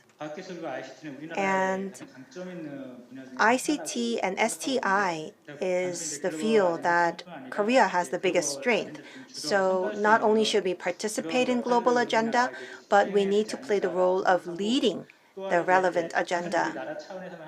And should not be from just the Korean perspective, but we need to work together with international organizations. So I believe that that should be the goal. Thank you very much. Thank you very much. It's already time to conclude the session, so let me make some closing remarks. Today in the session, we discussed the role of STI and digital innovation for the SDGs. When you think about the SDGs, these are not just the goals for the developing countries, but also for us as well. He talked about net zero by 2050. We want to achieve carbon neutrality by 2050. How can we achieve this goal? We need to think about this as well. And now, when you think about science and technology innovation, we were discussing in the context of cooperation, but this is also a tool or a means for competition. How can we promote harmony between competition and cooperation? This is another big task that we need to deal with. I hope that we will continue our discussion and dialogue on this important topic. I'm sorry that I ran out of time, but with that, this was indeed a wonderful discussion. Thank you very much for your contribution. Thank you. Thank you very much to our moderator and our presenters, as well as our discussants. So this was the session on STI for SDGs, new opportunities and tasks. We have listened to 3 presenters and 3 discussants. Due to COVID-19, we apologize that we were not able to accept questions from the floor. We do hope that this session will contribute to the activation and facilitation of STI for SDGs. This brings us to the end of the session on science and technology as a part of the Global Korea Convention 2020. Thank you for your participation.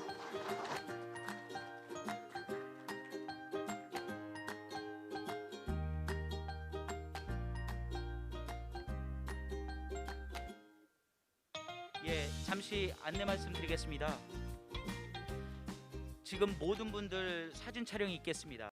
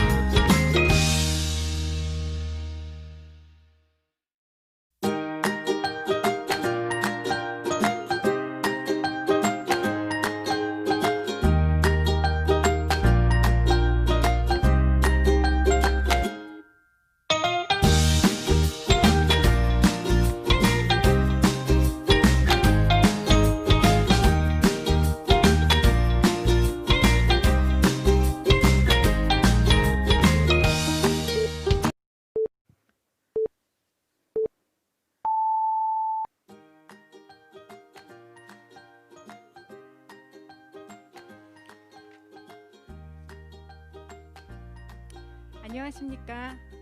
2020 글로벌 Good afternoon. Welcome to the Inclusive Multilateralism Initiative session of the Global Korea Convention 2020.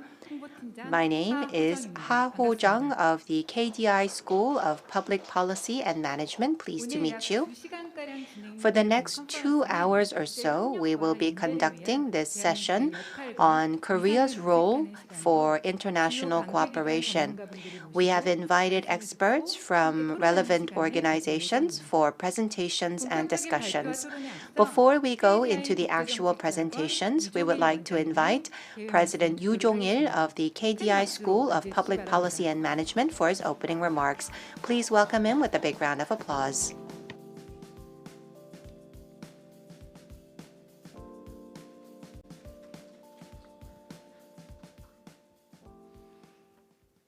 안녕하세요. Good afternoon, ladies and gentlemen.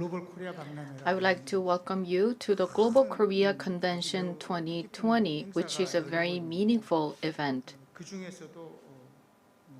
As part of the Global Korea Convention 2020, we're holding the session on inclusive multilateralism and related strategies.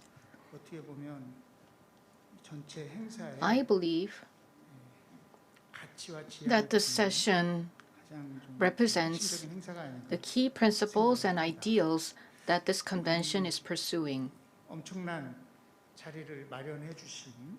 In that regard, I would like to express my gratitude to Chairman Song Kyung-ryun of NRC and many other organizations. I know that there have been many staff members working hard to put this event together. Thank you very much. I would also like to express my gratitude to Mr. Ham Sang-uk from the Ministry of Foreign Affairs for taking time out of his busy schedule to be here.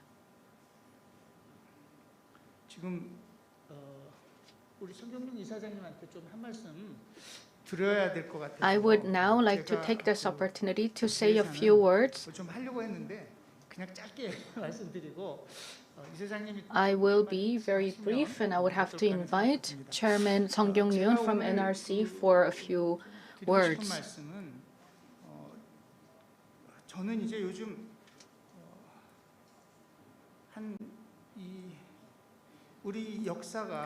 When I look back on the history of humanity, I think that we're repeating the past history that we had 100 years ago. In the late 19th century, we had the Spanish flu, and now the world is going through another major pandemic. After the pandemic and the First World War, there was this turn of the century from the 19th century and the 20th century, and there was a lot of optimism that people had, which was disrupted. And after the pandemic and the First World War, there were chaotic situations in the world, economically and socially. There was the call for the end of history, and there were predictions that the world would become borderless. So in the middle of the 20th century, there was full of optimism for liberalism and free market and liberal international order. So people had this belief that we would continue to progress in this direction. So that was the mainstream idea until recently. However, now all the existing global orders and mechanisms have been disrupted. So it seems that we're repeating the past history once again. After the French Revolution, in the Western Hemisphere, there were movements for modernism and progress of human history. And there was this liberalism. The principle of liberalism seems to now be faced with limitations. In order to take a leap forward, I'm not saying that we should give up on liberalism, but we need to come up with an upgrade version of liberalism, and we need to discuss how we can achieve this. So on one hand, we need to ensure that everyone is equal before the law. We need to uphold this value. And to do so, we need to work hard to eliminate inequality in our society. Otherwise, if we still have inequality, then we cannot guarantee equality for all. Also, when it comes to human rights, we talk about the importance of human rights and diversity, but it is indeed time for all of us to recognize and appreciate diversity and promote human rights. So these are the kinds of values that we need to adhere to in this time and age. Now, when I saw this title of the session, which is Inclusive Multilateralism Initiative, I had to agree that this is what we really need today. Korea may not necessarily be a sole leader, but can make meaningful contribution, and we can invite other countries to join hands in promoting these common values. And that should be the direction of our diplomacy, so we can be a valuable member of the global community and promoting international cooperation. That in and itself will be also an opportunity for Korea to become successful and expand the scope of diplomacy.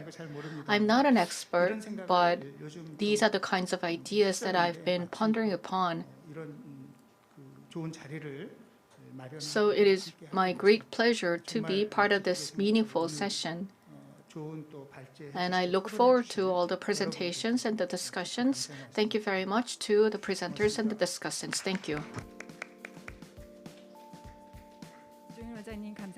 Thank you very much, President Yoo Jong-il. Although unexpected, we would like to take this opportunity to invite Chairman Sung Kyung-yoon of NRC for his remarks. Please welcome the chairman with a big round of applause.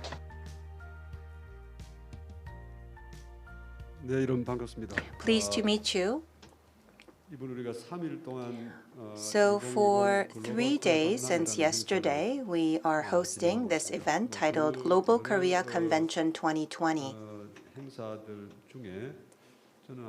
There are numerous sessions within this convention, and I believe that this session is probably the most important session. We created a forum under the name of Global Korea Forum last year. At that time, our recognition was that we have many overseas projects and international cooperation is very important. We need to take a look at the 26 organizations under the banner of NRC to take a look at their projects, and I could see that all of them existed in silos. And therefore, I started to think that we need to bring together these organizations. I had a turning point. 3 of our member organizations were operating their offices in Beijing, the Korea Agricultural Economics Institute, KDI, and KIEP. And I said, do the 3 organizations share information? Do you have meals together? Do you collaborate? And they told me that they do not do any of those things.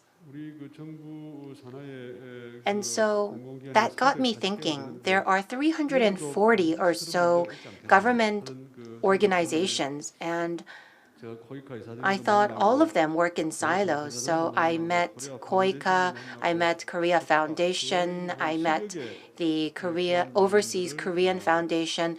And so I met about 10 organizations one by one. And I continued to ask the same question. What are your overseas projects? Do you have opportunities to cooperate or share thoughts with Korean organizations working locally? Most of them do not work together. Well, if there is an official event hosted by the embassy, then they would go together and say hello. But that was it. All 340 organizations are operated with taxpayers' money. And I thought, if we could cooperate, we could do more with the same budget. And so Mr. Koo-yeon-chul, who is the Vice Chairman of the Ministry of Finance and Planning, and Vice Minister Lee Tae-ho of the Ministry of Foreign Affairs. Those two gentlemen and I started to discuss this issue, and we met more and more organizations, and we thought that we need to get the ball rolling for at least sharing information. And that is why we started the Global Korea Forum. We invited scholars to speak at our forum, and this year we are met by this unprecedented crisis of COVID-19. It was totally unexpected. And I thought, if we continue to share what we have done, and if we continue our dialogue, then we would be able to find our universal value and some common action plans. And that is why we are hosting this event. Yesterday, during the opening ceremony, we declared the Vision Korea Declaration. I actually asked 3 experts to write the declaration draft: Professor Kim Tae-hoon, Professor Kim Tae-hwan, and Professor Kim Sun-yup of Korea University came up with the draft. And I could see that the content was great. It was indeed a vision that we could all share. And yesterday we declared the vision. The vision includes various keywords, but it is inclusive multilateralism. That is at the center of the vision, which is the title for this session. Many media channels, they usually are not interested in what I say, but many people asked, what is inclusive multilateralism? And many people like that word. Multilateralism is different from unilateralism and bilateralism.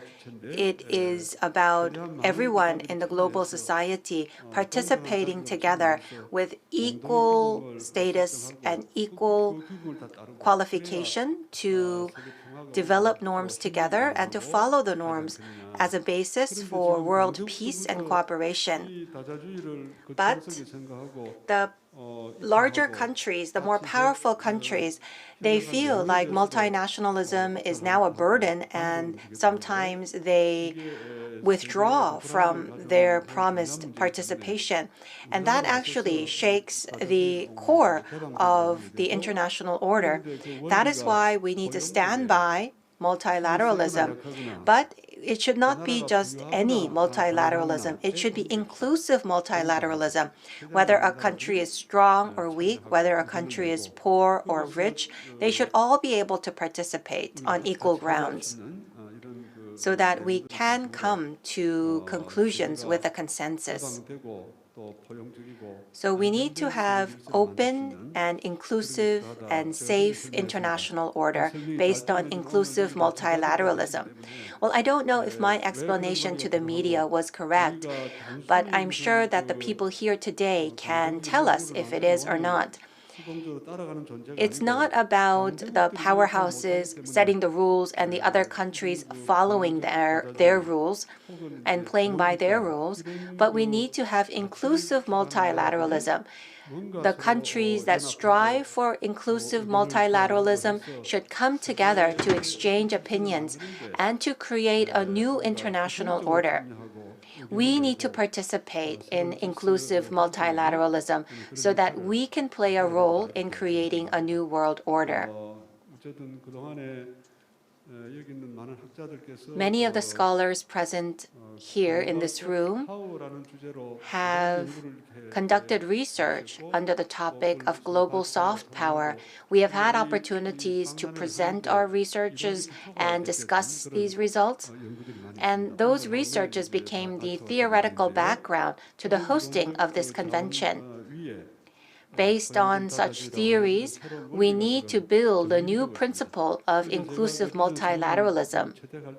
When we adopted the declaration yesterday, I explained why we are declaring the vision.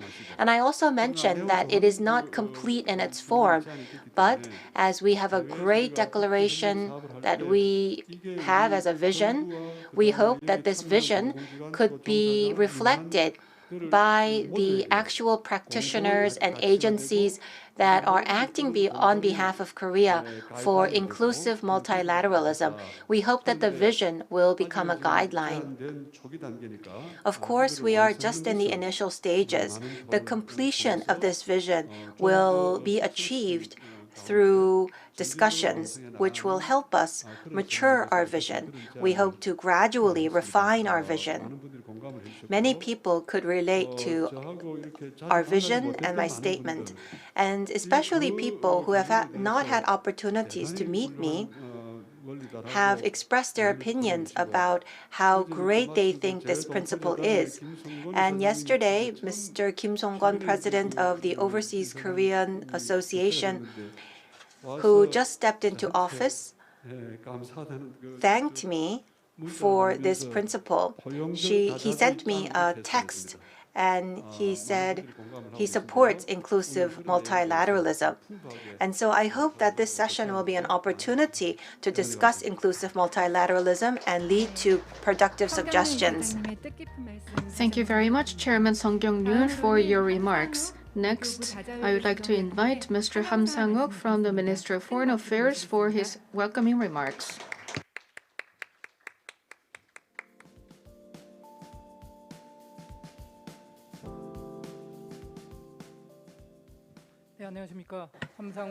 Good afternoon. As have been introduced, I am Ham Sang-uk from the Ministry of Foreign Affairs in charge of multinational diplomacy.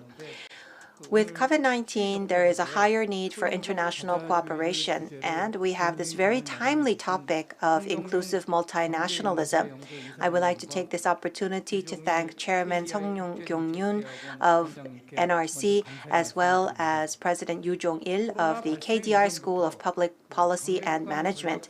Even before COVID-19, with the escalation of competition between the two powerhouses and the increase in protectionism, multilateralism was taking steps back, or there were concerns that it was taking steps back ever since, which has existed since the World War I and II. And I believe COVID-19 has exposed the vulnerabilities. COVID-19 knew no borders, and so many countries locked down their borders, and they tried to survive on their own. This has impacted human resource exchanges as well as the global trade. For decades, we have built the foundation of cooperation, but that foundation tumbled overnight.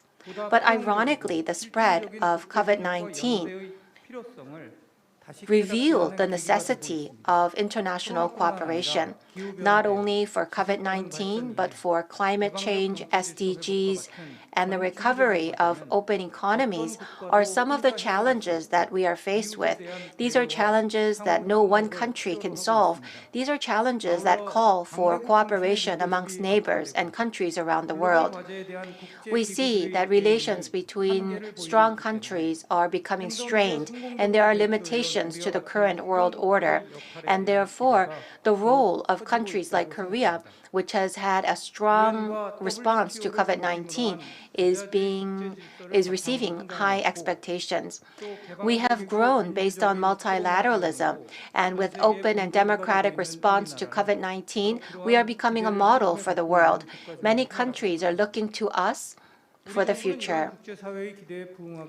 And in response to the expectations of the international community, the Korean government is now pursuing international cooperation measures based on inclusion.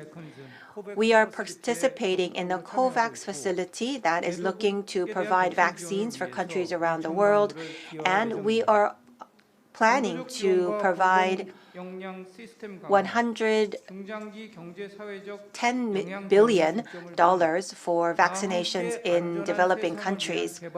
We are also coming up with ODA Korea Building Trust Initiative, which is striving for shared prosperity, especially working with Colombia, Uzbekistan. We are working with comprehensive emergency support projects for our partners.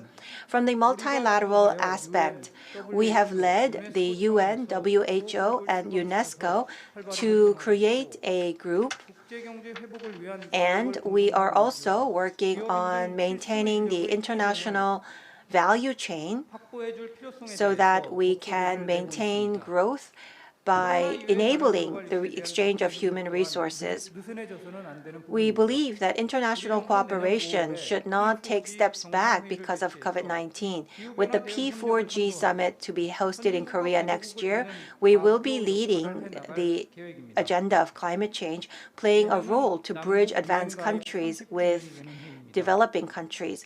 Next year, we celebrate our joining the UN. It will be our 30th anniversary along with North Korea. And we hope to host an international conference so that we can lead the participation for peace and shared prosperity. As a policy for the future, we hope to combine high-tech industries with human-centered philosophies to create the Korean New Deal policy. For international cooperation, we need to strive for inclusive multilateralism, and we need to come up with mid to long terms to contribute to this agenda. With unilateralism and the G2 conflict impacting multilateralism, this could translate into the decrease in international cooperation. But I believe that inclusive multilateralism is the stage for enhanced international cooperation. In setting the new landscape, we can contribute from 3 fronts. First, we need to come up with a global governance to respond to global challenges together. IHR and the UN and WHO should work together to come up with the health norm. And so, by having this rule-based participation, we will be able to share our rule-based development experience to come up with solidarity and cooperation based on inclusion. Second, we also need to have multifaceted cooperation. International cooperation has been led by powerful countries in the past, but now we need to have multiple strands of cooperation by more countries so that we could have diverse international cooperation and solidarity propelled by different agendas. And we also need to talk about the issue of new security. We have come through the crisis of health, security, cybersecurity, economy, and societal issues, and therefore international cooperation is absolutely necessary. Traditional security issues are focused on geopolitical issues, but we need to take a look at the new security issues, mainly centered around technology, and we believe that countries like Korea have much to contribute. We hear in the news that vaccines for COVID-19 is being developed, and so we see more dialogue on the distribution of vaccines and the relevant international cooperation. We hope that through the discussion today, we can utilize our experience of the past to strive for inclusive multilateralism. Thank you very much. Thank you very much, Mr. Ham Sang-wook, for your welcoming remarks. Now, let us begin the presentation session. The session will be moderated by Dean Yoo Jong-il of KDI School of Public Policy and Management. I'd like to invite the moderator, the presenters, and the discussants up to the stage. Please welcome them with a big round of applause.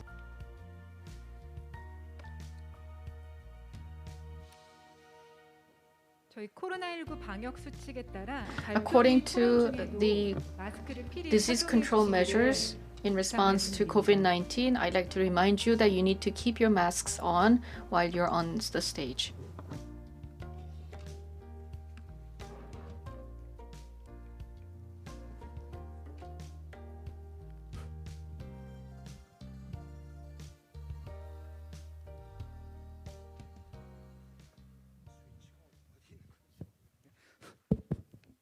들어온 건가요? Is the mic 잘 on? 들리시죠? Can you hear me? 안녕하세요. Okay. Good afternoon. 본격적으로 Let us now begin the presentation and the discussion sessions. 저는 좌장 맡은 I am, 유정일이고요. once again, Yu Jong-il. I'll be moderating the session. We have 3 presenters, and after all the presentations are delivered, we will hear from the designated discussants. 그 후에 And then 약간의 의견 교환을 we will exchange our views and thoughts if time is available. 후보자들께 한 15분 정도로 I'm going to give each presenter 15 minutes for their presentation. 첫 번째 발표는 The first presentation 좀 전에 성경윤 사장님 is related to what Chairman Song Kyung-ryun mentioned in his beginning remarks. It is about inclusive multilateralism. 일각을 담당하셨던 And Professor Kim Tae-hwan 교수님께서 played a big role in drafting the vision for Grand Korea. He is a professor at the Korean National Diplomacy Academy. He will give a presentation on global soft power and diplomacy strategies for middle powers. Please welcome him. 안녕하세요. Good afternoon. I am Kim Tae-hwan from the Korea National Diplomacy Academy. Thank you very much for joining us for this afternoon session. What I'm going to discuss today is global soft power and strategies of diplomacy for Korea as a middle power. In this respect, I'm going to make 3 points. First of all, there are many different views and definitions about a middle power, so I want to share with you my own understanding of a middle power and diplomacy as a middle power. And then I would like to discuss what Korea has been doing in the past as a middle power in terms of its diplomatic activities and what challenges we are faced with. And finally, I am going to discuss the direction of diplomacy for Korea as a middle power going forward. As you may know, and as Chairman Song Kyung-ryun and Dean Yu Jong-il mentioned, COVID-19 is such a buzzword for all of us in this year of 2020, and it is still ongoing. With the COVID-19 pandemic, some people argue that the basic international order may be disrupted. But in my view, the COVID-19 pandemic was an opportunity for us to see that the pandemic has accelerated all the trends that have already been going on before the outbreak of the pandemic. There are many different trends that have already been underway, and I'd like to pay attention to 2 of these trends. More than any time in the past, when we needed international cooperation, we cannot see international cooperation. And one of the reasons why was because of intensifying competition between the US and China. As a result, there is the absence of global leadership. And secondly, as a result of the lack of leadership, multilateralism is under serious threat.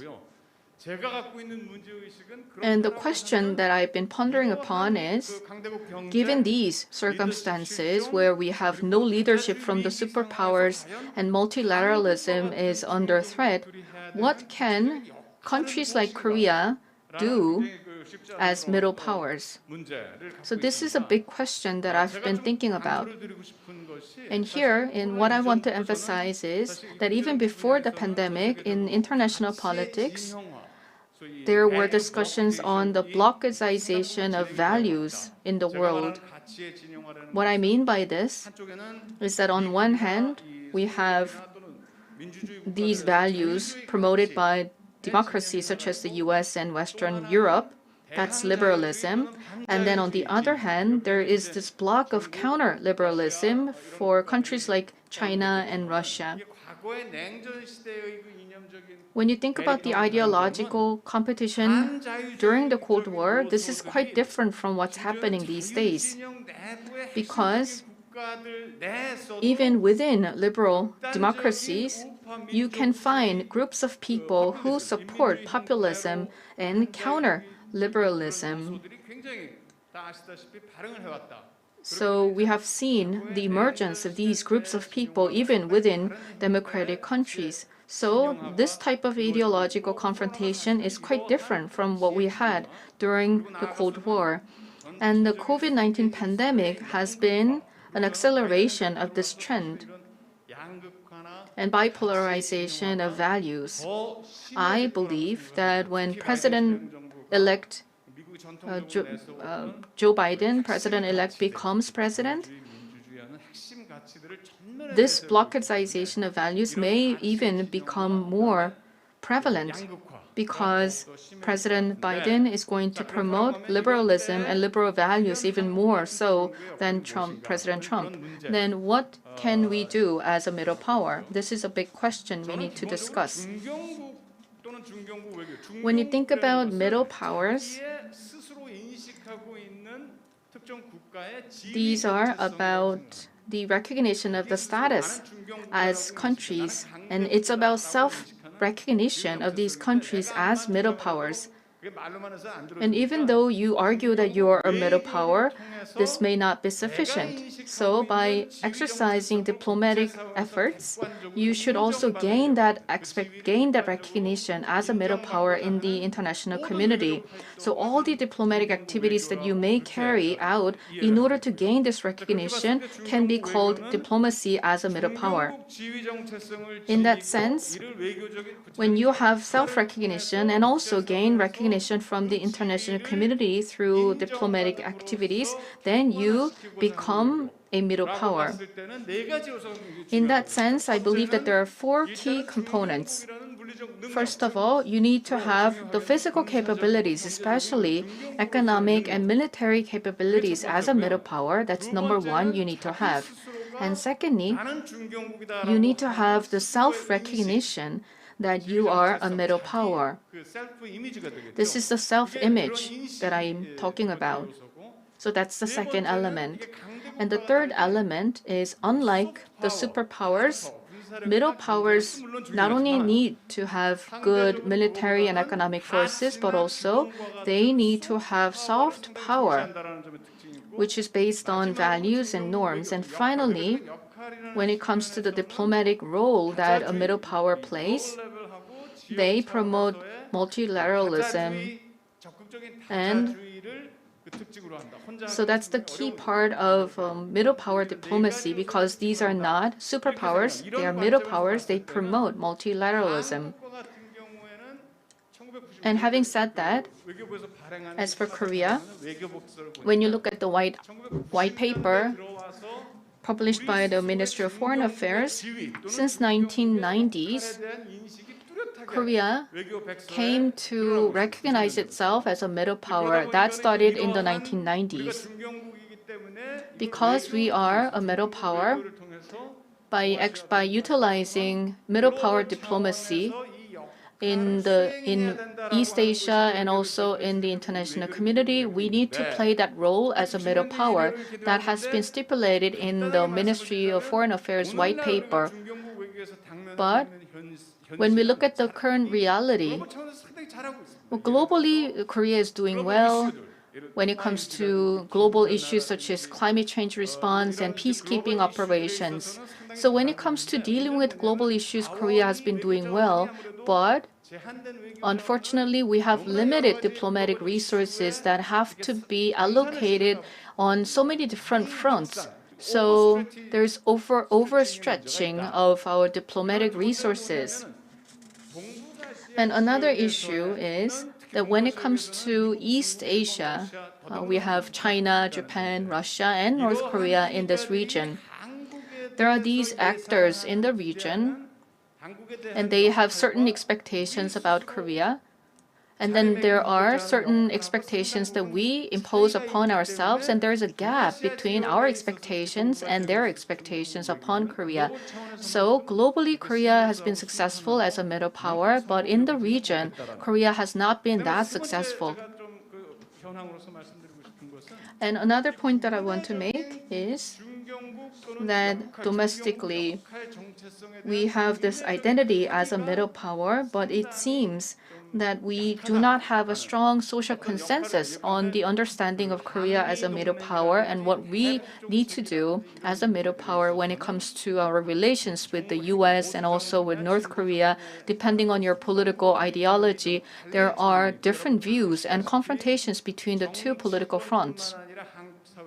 It's not just the political circle, but in the Korean society, there are many conflicts and tensions among groups of people who have different values and different priorities. Therefore, there is a lack of a strong consensus within Korea about Korea being recognized as a middle power.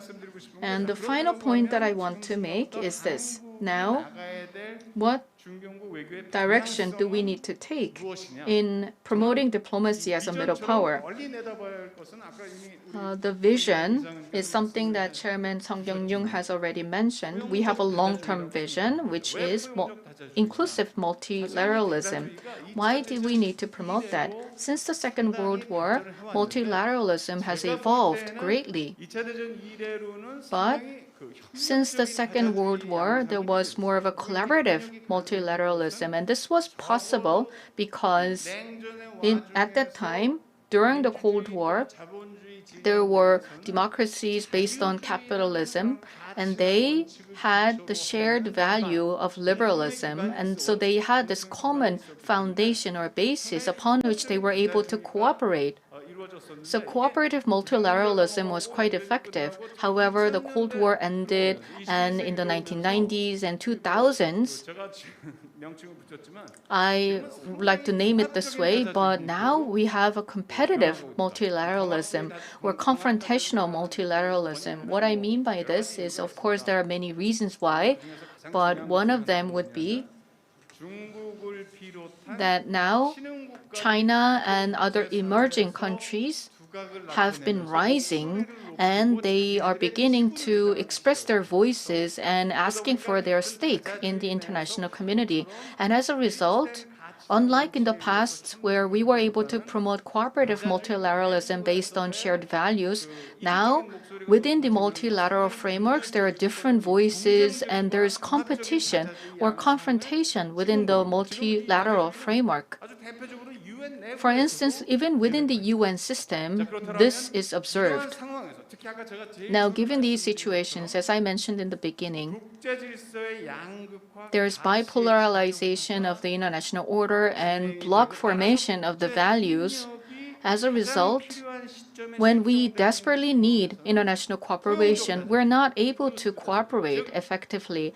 And in this context, we need inclusive multilateralism. Whether you belong to liberalism or belong to counter-liberalism, we should be able to include all of these countries so that we can promote international cooperation under the umbrella of multilateralism. And this is something that is very important, and this is something that we need to pursue as a middle power. Therefore, number one direction we need to take is to become a middle power that is neutral. We do not side with any of these two sides, but we maintain the middle of the road. And that is number one direction we need to take. Let me give you an example. Currently, we can express international order like this in this table. We have the geopolitical logic and multilateralism logic and liberalism protection or liberalism reform. So in these quadrants, you can see how they are divided. For instance, Japan and Australia belong to the first quadrant, and Germany and EU and Canada, they promote liberalism, but they prefer multilateralism. And then Turkey, even though it is also a middle power, they have ambition as a geopolitical power, so they prefer geopolitical logic and they also want to do something that is against the existing international order. But what I pay attention to is the last one. Here, there are these countries who are in the position of having to take sides under pressure. And Korea may belong to this fourth quadrant. So it is very important for Korea to maintain the neutral stance. And to do so, we need to establish neutral values and norms. It's not necessarily liberalism or counter-liberalism, but it has to be a value that maintains neutrality. For instance, as Johan Galton said, active peace or addressing the human security based on health. There are no left or right ideologies about these values that are common for the humanity. And based on these neutral values and norms, we need to have specific issues and specific policy areas. In other words, we need agendas, and agenda setting is crucial. And as a result, following this agenda setting, we should not stop at cooperation, but it has to lead to specific action and implementation. And we also need to spread these neutral values by utilizing public diplomacy. And we can even take a step further. What I want to emphasize here is that these neutral norms and values will be critical in serving as a buffer between these two blocks of values, between liberalism and counter-liberalism. There may be conflicts and tension, but we can serve as a buffer. And secondly, based on these neutral values, we can create an inclusive coalition or solidarity. It not only includes state actors, but also non-state actors. And third, we talk about soft power of America or Korea, of individual countries. But now we have to go beyond that to promote collective soft power by creating a coalition of countries that include both state and non-state actors. We can create and develop collective soft power that will bring about power in establishing new global order. And then we have to make sure that these coalitions or partnerships will not be affected or swayed by superpower conflict. And here the notion is soft balancing. Hard balancing is, of course, using military forces, but here we use non-military tools and diplomatic measures to maintain soft balance. And ultimately, by going through all these steps, we should be able to build a geopolitical law. We should be able to create a counterforce that can fight against geopolitical logic. And that should be the direction of Korea in its diplomacy as a middle power. Thank you. Thank you very much, Professor Kim Tae-hwan, for your presentation. The second presentation will be by Korea Exim Bank. It will be presented by Mr. Kim Joo-hong, who is leading the Overseas Project Development Team. He will talk to us about financial support or examples of financial support for overseas investment projects. Please welcome him with a big round of applause. Pleased to meet you. I am Kim Joo-hong of Korea Exim Bank. Thank you very much for this invitation. The contents that I will be presenting today are very practical issues. I do hope that for the collaboration and cooperation between relevant organizations, we can lead to improved results. And I believe that the contents that I will be presenting will be relevant to that goal. The front part of my presentation will be the introduction of Korea Exim Bank, so I will skip over those slides and jump right to slide number 12.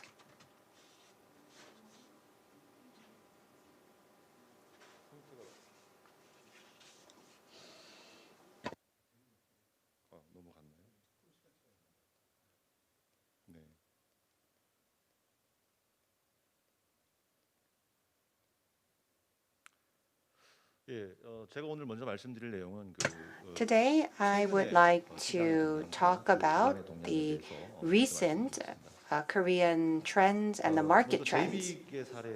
Well, first, let's take a look at the example of JVIC. It seems that within the portfolio of JVIC, they have a portfolio of overseas investment. Well, I don't know if you can see the colors, but the orange color is the portion of overseas investment. And as of 2017, that was close to 64%. You could see that export financing has decreased and financing overseas has increased. And this is US EXIM. And we see that due to the recent conflicts between China and the US, this is impacting finance as well. We see that the Chinese financial institutions are quite aggressive in their marketing and practice,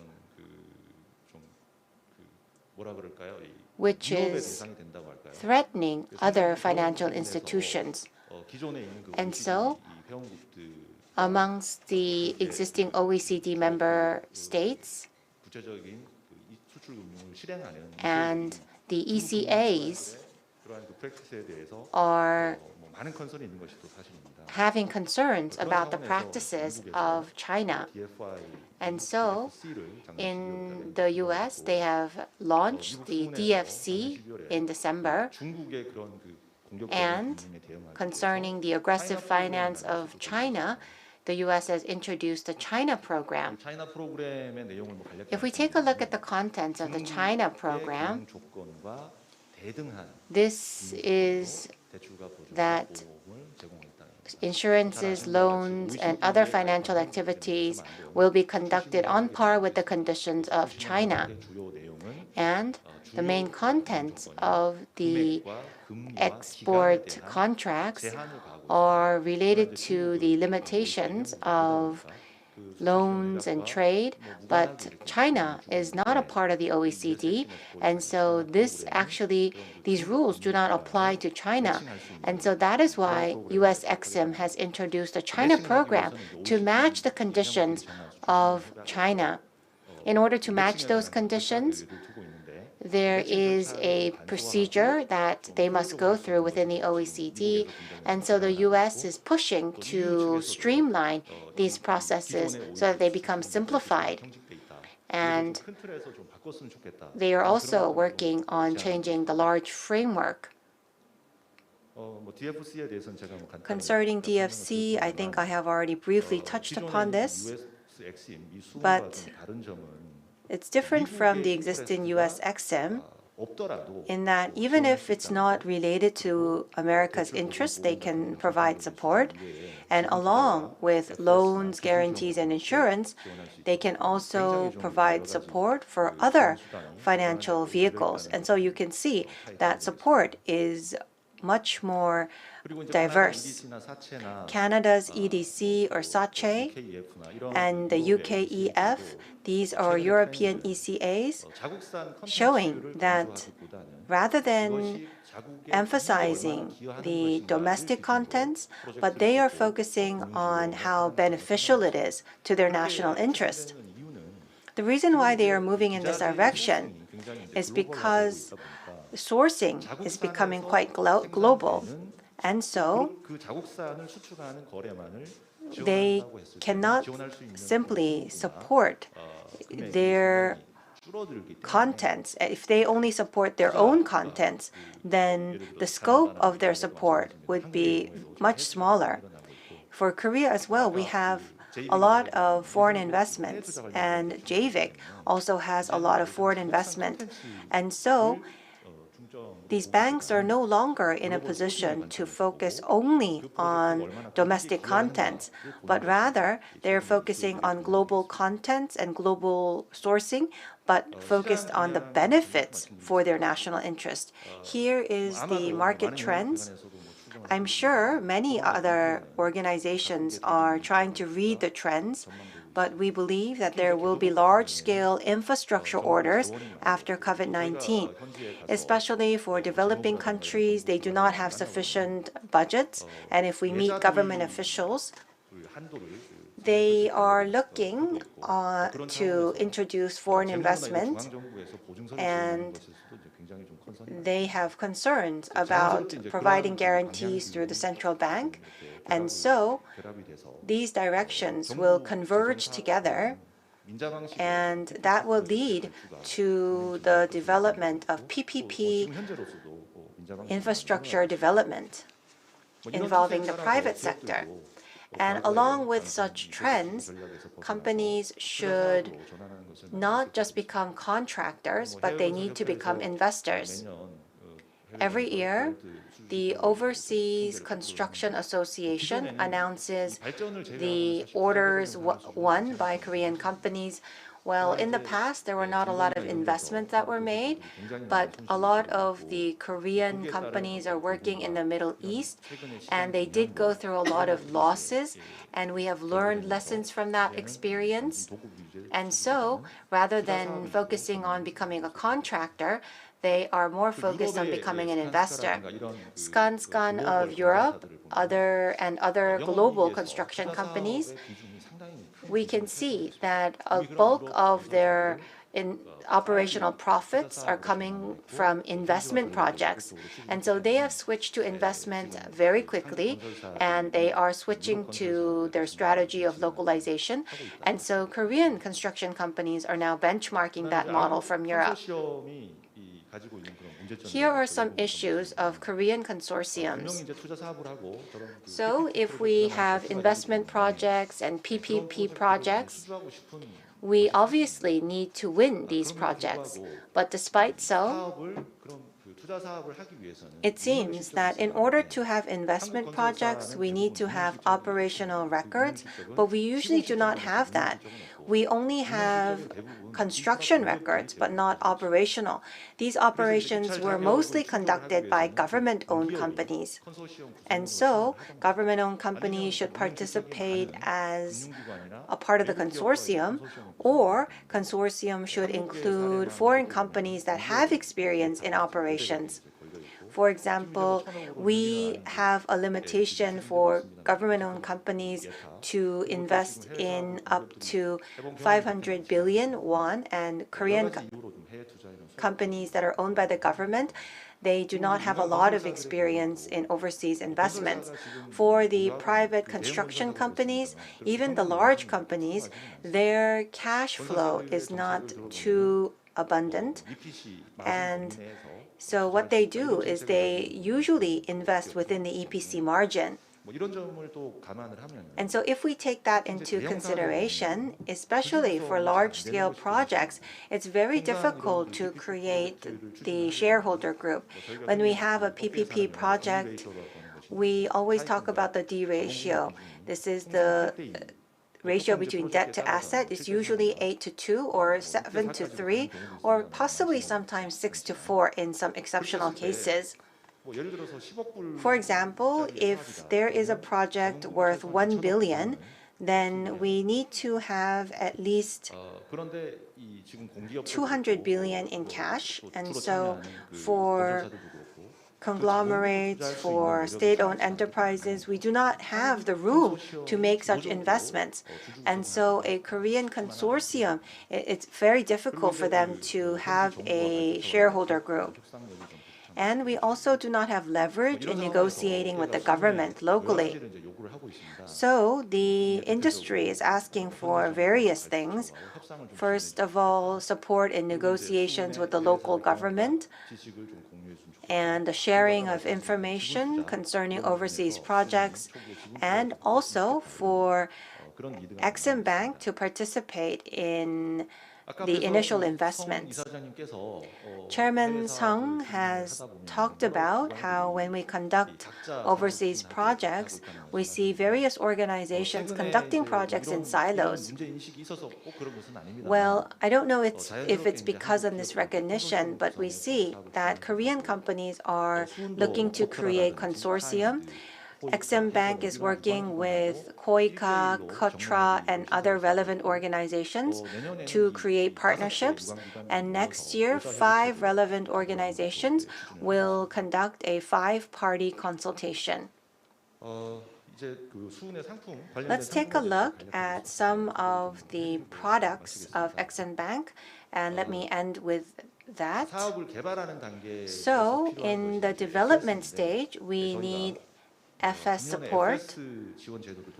This year, we introduced the FS support system, and we started our project in June, and we conducted the second round in November and selected a total of 11 projects. I will not go into the details due to the time constraint.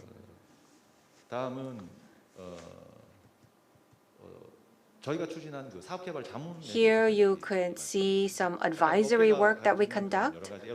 So we listen to the issues of the private companies, and we learn that they do not have leverage in negotiating with local governments. So at Exim Bank, we will conduct advisory and we will create Team Korea so that we can become the window for external affairs. Along with that, we also have opportunities to introduce our products so that we can utilize our products for coordination. It's been about 2 to 3 years since we have started such advisory work. We don't have a lot of cases under our belt, but we believe that of the projects that we have supported, one will actually have a deal that they can sign. So this is equity investment. I talked about how the U.S. has launched DFI, and various institutional investors, they are looking into developing in the upstream so that they can connect that with financial issues. Korea Exim Bank is well aware of the market situation as well as a trend towards PPP projects, and so that is why we are looking into making equity investments. This example is an example of Semangka in Indonesia. Korea Exim Bank provided a loan, and as an FI, we participated as an investor as well. Well, I will not go into the export financing. When Korean companies start their business overseas, we will provide a loan for them. So if a Korean company has over 10% share in a local entity, we will provide up to 90% for the project, and that local company will then repay Korea Exim Bank. EDCF is probably well known. Let me now go into EDPF, which may not be so well known. EDPF was introduced this year. It's a new product. EDPF is a part of ODA, and the budget comes from Korea Exim Bank, but the interests, there's a difference between the EDPF interest and the market interest, and that gap is filled through EDCF support. And we believe that this can be utilized for various PPP projects. Before COVID-19, I have had opportunities to visit various developing countries, and many country governments were interested in EDCF and EDPF. Within Korea Exim Bank, we have the EDCF project ongoing and the newly introduced EDPF as well as FS. So we are looking for ways to connect these products. And by connecting these products, we hope that various financial products can be connected, and we believe that we will have some tangible results through this integration. I think I'm up for time, so I will end it here. Thank you very much. 네, 감사합니다. Thank you for that presentation. Let's move on to the third presentation. The title of the presentation is The Vision and Strategy as a Global Leading Country in Contributing to Universal Values and Public Goods. I'm going to invite Professor Kim Tae-gyun for his presentation. Please welcome him with a big hand. Good afternoon. As has been introduced, I am Kim Tae-gyun. I did not come up with this title, but I was given this title. So when I received this title, I wasn't sure how I was going to cover this. And Chairman Song Kyung-yoon mentioned that I had the opportunity to participate in the drafting process along with Professor Kim Tae-hwan, and the content of the vision declaration is very much overlapping with what I am going to present. I still have some questions about whether Korea can become a global leading country or not, but there are many requirements that we need to meet, and we need to understand the global trends that are happening right now. Professor Kim Tae-hwan mentioned some of the very specific things and characteristics of inclusive multilateralism, and the soft power and the role of middle power countries have already been covered. So I don't know if I can deliver this presentation well, but if you have any questions, please ask us.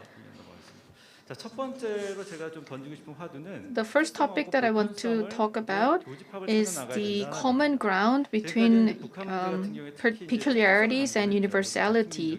So far, we talked about Korean Peninsula as one ethnic group, and that is why we need to provide support for North Korea, because we are one Korea. And this has been a vicious cycle. We need to break away from this by focusing on universal values that can be implemented on the Korean Peninsula.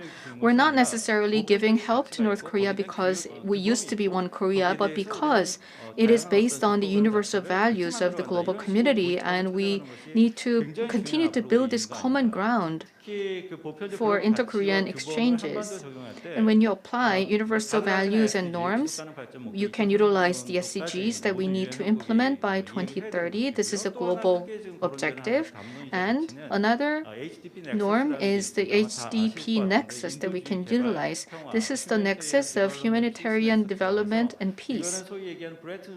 This is based on the Bretton Woods system, based on World Bank and the UN system, and all these systems put priority on this nexus. And in 2018, there was a major declaration about this nexus. And this is about including all three values of humanitarianism, development, and peace. And there are now processes going on to develop norms for this. So here we have universal values, and then there are peculiar situations of Korea and peculiar situations of North Korea, and we can find this common ground or space, and we can utilize this common ground in addressing many of the challenges that we have right now. Especially because of the pandemic, this is of course a grave challenge, but we can turn it into an opportunity in making progress on the Korean Peninsula. Health security can be something we promote, and we also have other universal values such as human rights and inequality. And there are many inequality issues in the healthcare sector, so we can cover them as well and create a virtual cycle.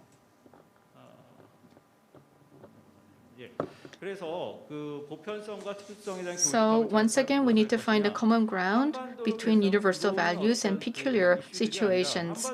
And we need to develop issues that emerge from the Korean Peninsula, but they may be relevant to the global society. And in order to do that, we need to engage all the international actors on discussing peace and denuclearization of the Korean Peninsula. We have to argue that these are not necessarily only relevant to the Korean Peninsula, but also the global peace and prosperity. So in that sense, what we can say is that we can promote the Korean Peninsula SDGs. I'm going to talk about this in more detail later, but as you know, the UN General Assembly adopted the SDGs, which are the 17 goals and 120 targets for the global community. So the world is committed to implementing the SDGs. And every 4 years, countries need to submit their progress reports.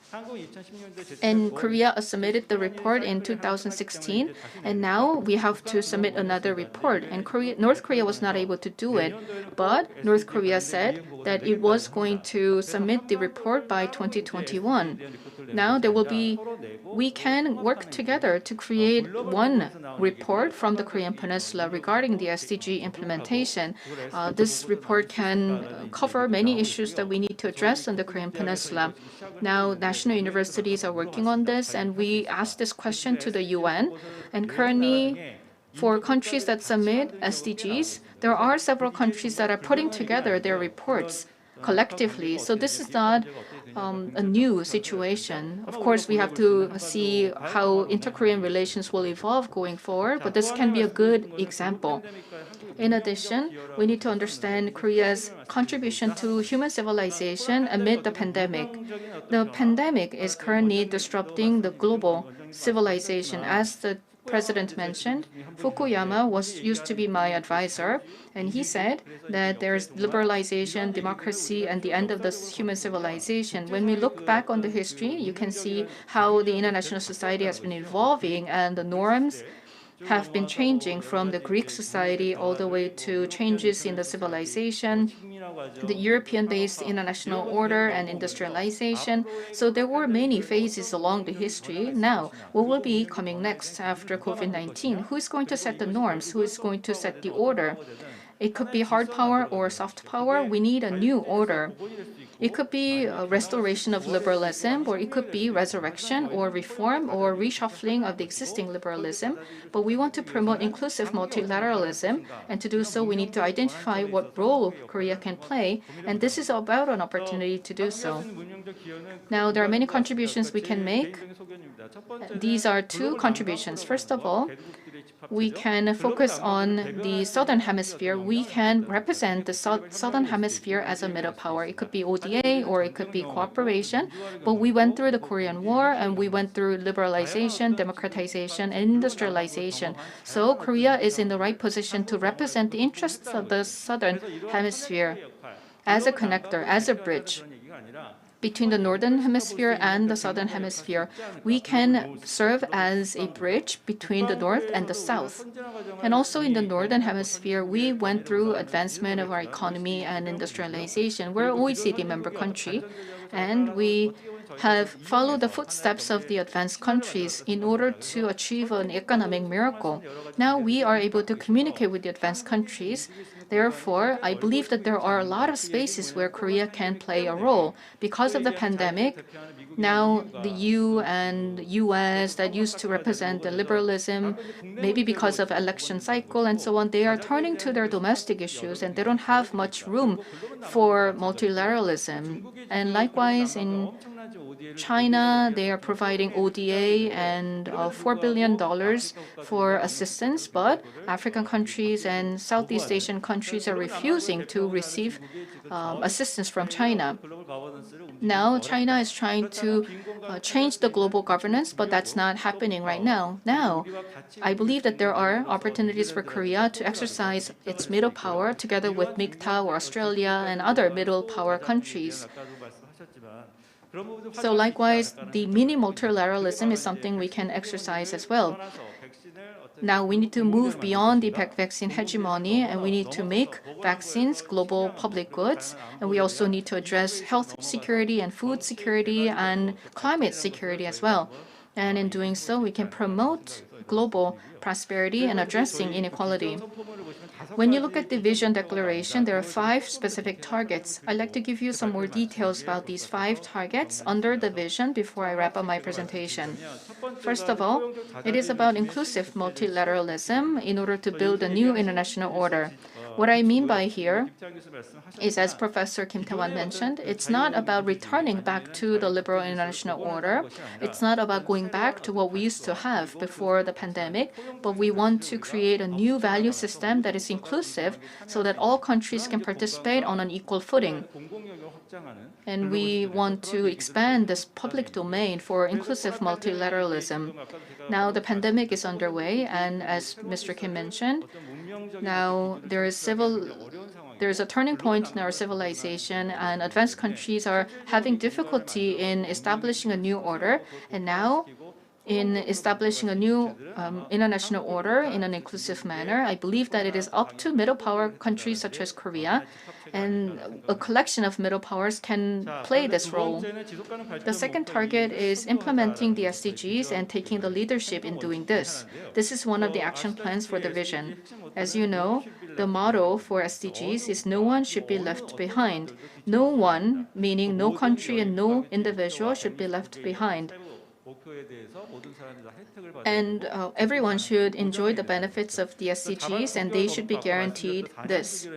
Every 4 years, countries need to support voluntary national review, and North Korea promised to report by 2021. It was mentioned already, but next year, we celebrate the 30th anniversary of both Koreas joining the UN. So next year can be an opportunity for the two Koreas to promote reconciliation, and this is something we can propose to North Korea. Now, what can we do regarding this? And there's been some research, and this is something that I am studying as well. What we can try is approach this issue from a cluster perspective. There are many humanitarian activities done by the UN, including food security. So by utilizing the SDGs, we can collaborate with international organizations in promoting food security in North Korea. The third target is strengthening global solidarity for global public goods. I'm sure you know what public goods are.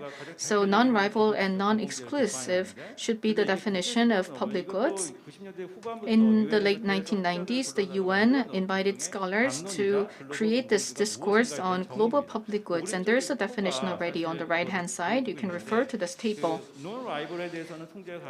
We can control the non-rival aspect, but when it comes to non-exclusive, it's very hard to control this because there's no global governance, there's no global government. So unless we have inclusive multilateralism, we won't be able to cover global public goods, and we need some kind of control in this. Otherwise, the scope of global public goods will be expanded forever, and it is going to be very difficult to control who supplies and who receives public goods. The fourth target is realizing global social values that focus on peace. These days, as I mentioned before, the humanitarian development peace triple nexus is a key. On the left-hand side, you can see the triangle. And the second notion is peace conditionality. When the UN peacekeeping operations are conducted, there's peace established.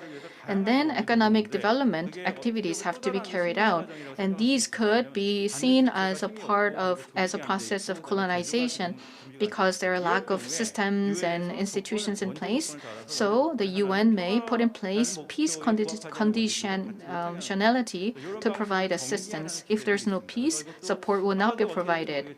I don't know about the Korean Peninsula, but if we have some sort of peace declaration or peace regime, then we will be able to receive investment from various countries, and we have to think about how to control the flow of investment and financial resources. And in the UN, they discuss sustaining peace. This is the target for the future, and this is not something we can achieve right now. We want to make sure that peace is sustainable. We need to be able to maintain peace, and that is related to SDG number 16. And finally, we need to build an inclusive partnership based on mutual accountability. Of course, in promoting inclusive multilateralism, partnership is crucial, but how can we guarantee a partnership that is inclusive? Number one criteria is mutual accountability. It means that all the participating entities need to be held accountable. Otherwise, it will be very difficult to manage the partnership. Otherwise, no one will be taking up the accountability. And the mutual accountability has to be incorporated in some sort of system so that we can enforce this. Otherwise, the basis for inclusive partnership may be very fragile. Here we have the recipient countries and Samaritans that are donors. And you can see the 4 different domains of high effort versus low effort and no help versus help. And usually the dominant strategy is for the donors to provide assistance. But from the perspective of recipients, they will think, oh, okay, donors keep on providing us with support. So then they may not engage in a lot of efforts. And there may be some incentives. And what we need to put in place is some sort of accountability mechanism so that all the entities should be held accountable for their actions and the consequences. And this is the final notion that I just wanted to share with you. There are 5 key targets. I wanted to kind of put them together in one name, but I don't think I was successful. Thank you very much for your attention. 네, 수고 정말 많이 Thank you 하셨습니다. very much for the presentations. So you had 7 seconds left. You concluded before the time was over. Your presentation was very rich with information. I am sorry that we were not able to give you more time for your presentation. You have given us much food for thought. We have 3 designated discussants. We have with us from the KDI International Development Cooperation Center, Mr. An Sang-hun. We have with us Professor Choi Dong-ju of Sungmyung Women's University. And we have with us Mr. Moon Jin-young of KIEP. So we have 3 designated discussants. We would like to enable our discussants to have dialogue with our presenters. So we would only be able to give each of you 7 minutes. Let's start with Mr. An. Yes, thank you. As Chairman Sung has mentioned, and as President Yu has mentioned, the Global Korea Convention 2020, within the convention, there are many sessions, and this session is indeed the most important, and it's an honor for me to participate at this very important session. We are discussing inclusive multilateralism. It is indeed the direction that we should be moving in. Let's take a look at just the keywords. So we have the middle power country strategy, overseas strategies, and inclusive multilateralism. Let's try to link all the keywords together. I am the head of the KDI International Development Cooperation Center. We are focusing on development cooperation. Rather than financing, we are more concentrated on knowledge sharing and finding solutions together. So let's take a look at some of these keywords. First, I would like to study middle power country strategy. Professor Kim Tae-hwan has presented already, and I think if he had presented in the morning, it would have been very helpful during the morning session. The morning session covered the Korea's response to the New World Order after the inauguration of the Biden administration. It discussed the diplomatic aspects. So concerning the middle power country strategy, we need to think about why our knowledge sharing project is so popular. We call this KSP. In development cooperation, I think knowledge sharing has already become a proper noun because people know that it's being conducted by Korea. It's been 10 years since we have conducted knowledge sharing, and we have conducted over 1,200 projects in 84 countries, and we still have many countries who wish to join. This is because Korea has a very unique positioning. Secretary General Kim Yong of World Bank has mentioned during his tenure that Korea is a country that experienced all stages of development in a very short amount of time. Professor Jeffrey Sachs of Columbia mentioned that Korea has a clear memory of being an underdeveloped country, but at the same time, it's armed with the strength of an advanced country and therefore will have great contributions. Dr. Klingerville, who is the head of the UNDP Seoul Policy Office, has mentioned that as someone who has experienced development cooperation for a very long time, he's a German person, and He said that when advanced countries give money to Africa, they work through various World Bank projects. They also work with European countries. But when they ask African countries who they would like to collaborate with when they make the investment, they always want to cooperate with Korea. So unlike advanced countries, Korea has a very unique positioning. The underdeveloped countries, they are not inspired by examples of advanced countries, but they're quite inspired by Korea's experience. And they're not really sure when advanced countries approach them if they are there to help them or it's for their national interest. For example, China is investing heavily in Africa, but they now realize that it's not for them, it's about China moving into Africa. And so from that aspect, with our middle power country strategy, we are able to frankly collaborate with the recipient countries. The second key word that I would like to discuss is overseas investment. As the head of the International Development Cooperation, which I have been heading since September, I have had many opportunities to travel abroad until the hit of COVID-19. I have visited Laos, Cambodia, Myanmar are the three countries that I visited in Asia.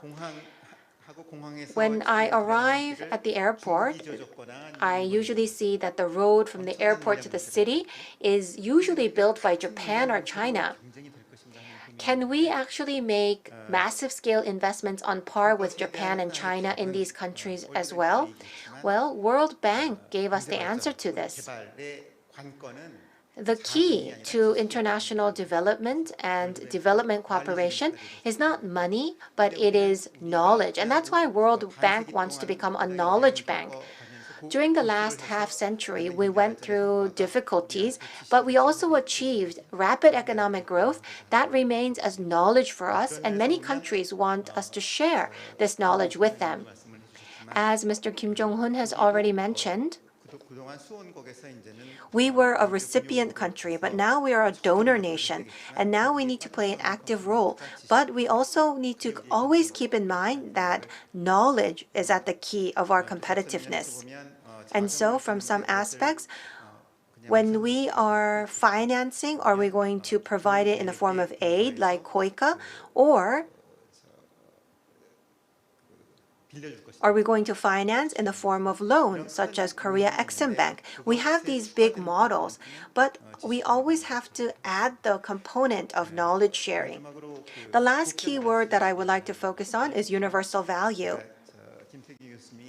Professor Kim Tae-kyun participated in the Cheolwan Forum and last week, and I actually watched this on the online platform. And this is what we have to think about. On one side, when we do development cooperation, we always think about our national interest. Will it help Korean companies move into that market? It sometimes is used as a tool for lobbying. But as I mentioned before, the recipient countries, they already question the intentions of China and Japan, who have already gone down that path. Since we're on the topic of inclusive multilateralism, and we need to focus on universal values. From that aspect, as many people have already mentioned, we need to think about the 17 SDGs, and we need to boil that down to 5 P's: peace, prosperity, people, planet, and partnership. These are the very important 5 P's. I think the 5 P's bring together all of the important universal values included in SDGs. At the International Development Cooperation Center, we take a look at cooperation and economy, but we know that peace is a very important pillar. And it's not limited to economic benefits, but we need to contribute to people, we need to protect our planet, and I would like to emphasize partnership, the last P. Within the development cooperation circle, we always talk about whether national interest comes first or universal values comes first. Well, we are using taxpayers' money to support other countries, so there could be controversy on whether we should make investments, although it's not going to benefit our country. We need to approach this from the perspective of partnership. Standing by universal values is aligned with national interest. This is something that we realize once again in this COVID-19 situation. If we take a look at national interest with a narrow perspective, we cannot find a solution. For example, if we don't collaborate with other countries to defend their country, we cannot stop COVID-19 from coming into our country. Inclusion is one of the three values that the Moon Jae-in administration is emphasizing. And without inclusion, we don't believe innovation will be possible. And that is why we have to focus on partnership. So foreign investment and international cooperation are not separate, but we believe that Korea is now in a position to play that role for universal value through partnership. And so it was a great learning opportunity for me to participate in this session. Thank you. Thank you very much for your comments. We are running short on time. So, Mr. Choi and Mr. Moon, I am sorry, but I can only give you 5 minutes each for your discussion. So please check the time. Thank you.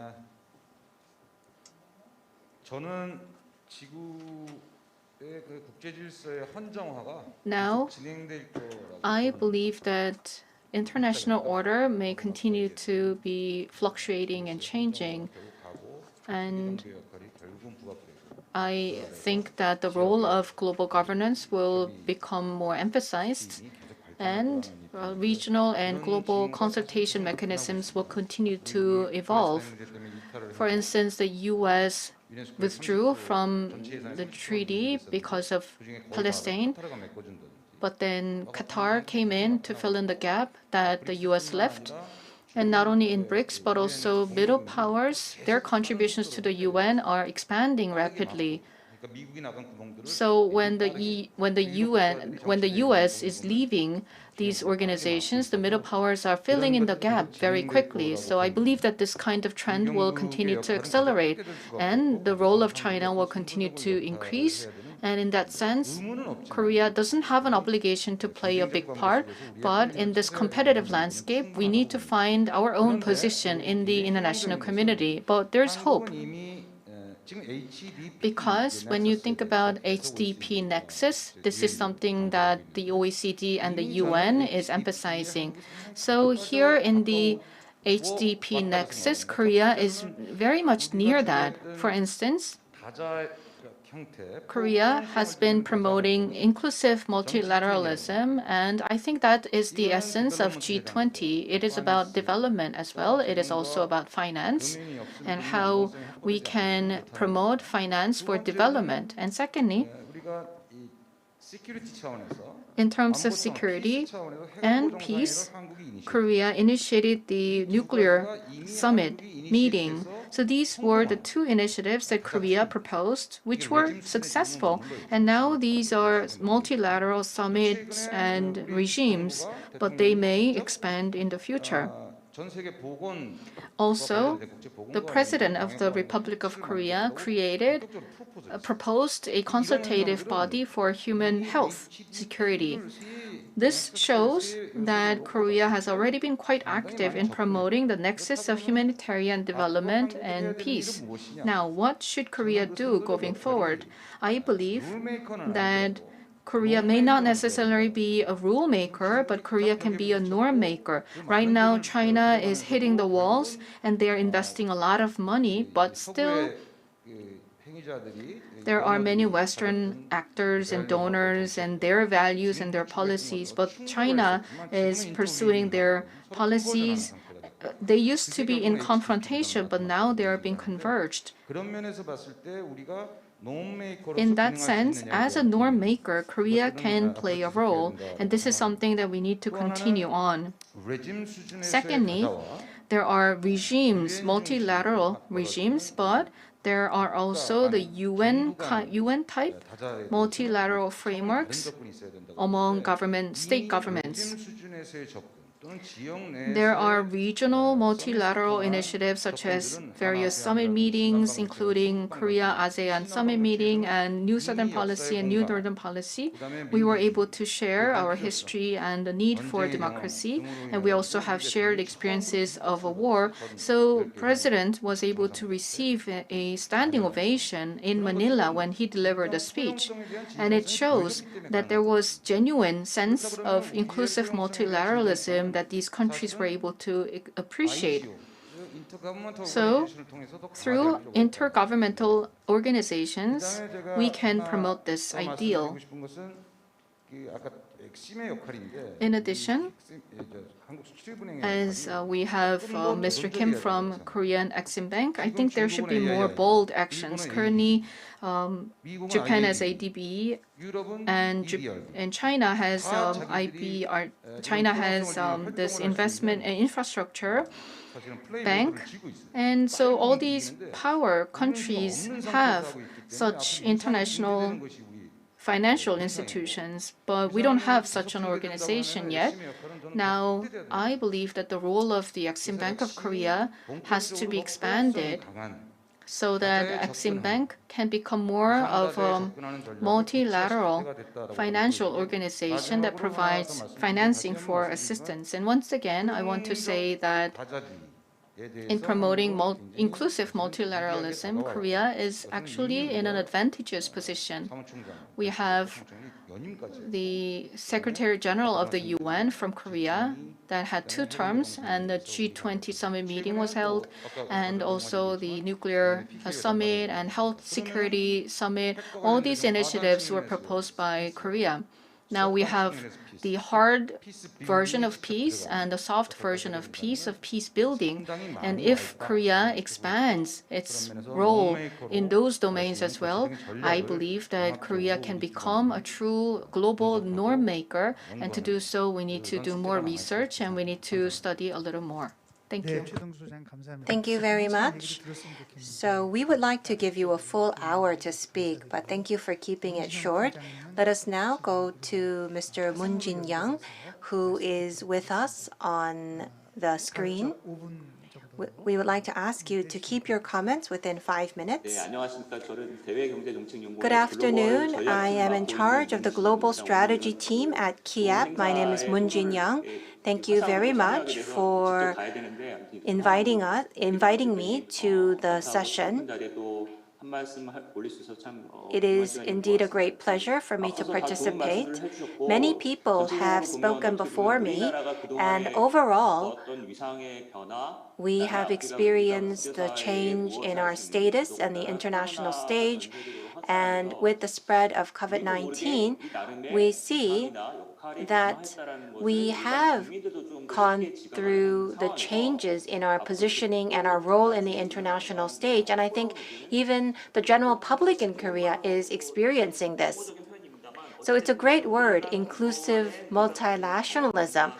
I think it is a way for us to leverage our strengths and our experience to contribute to the international community.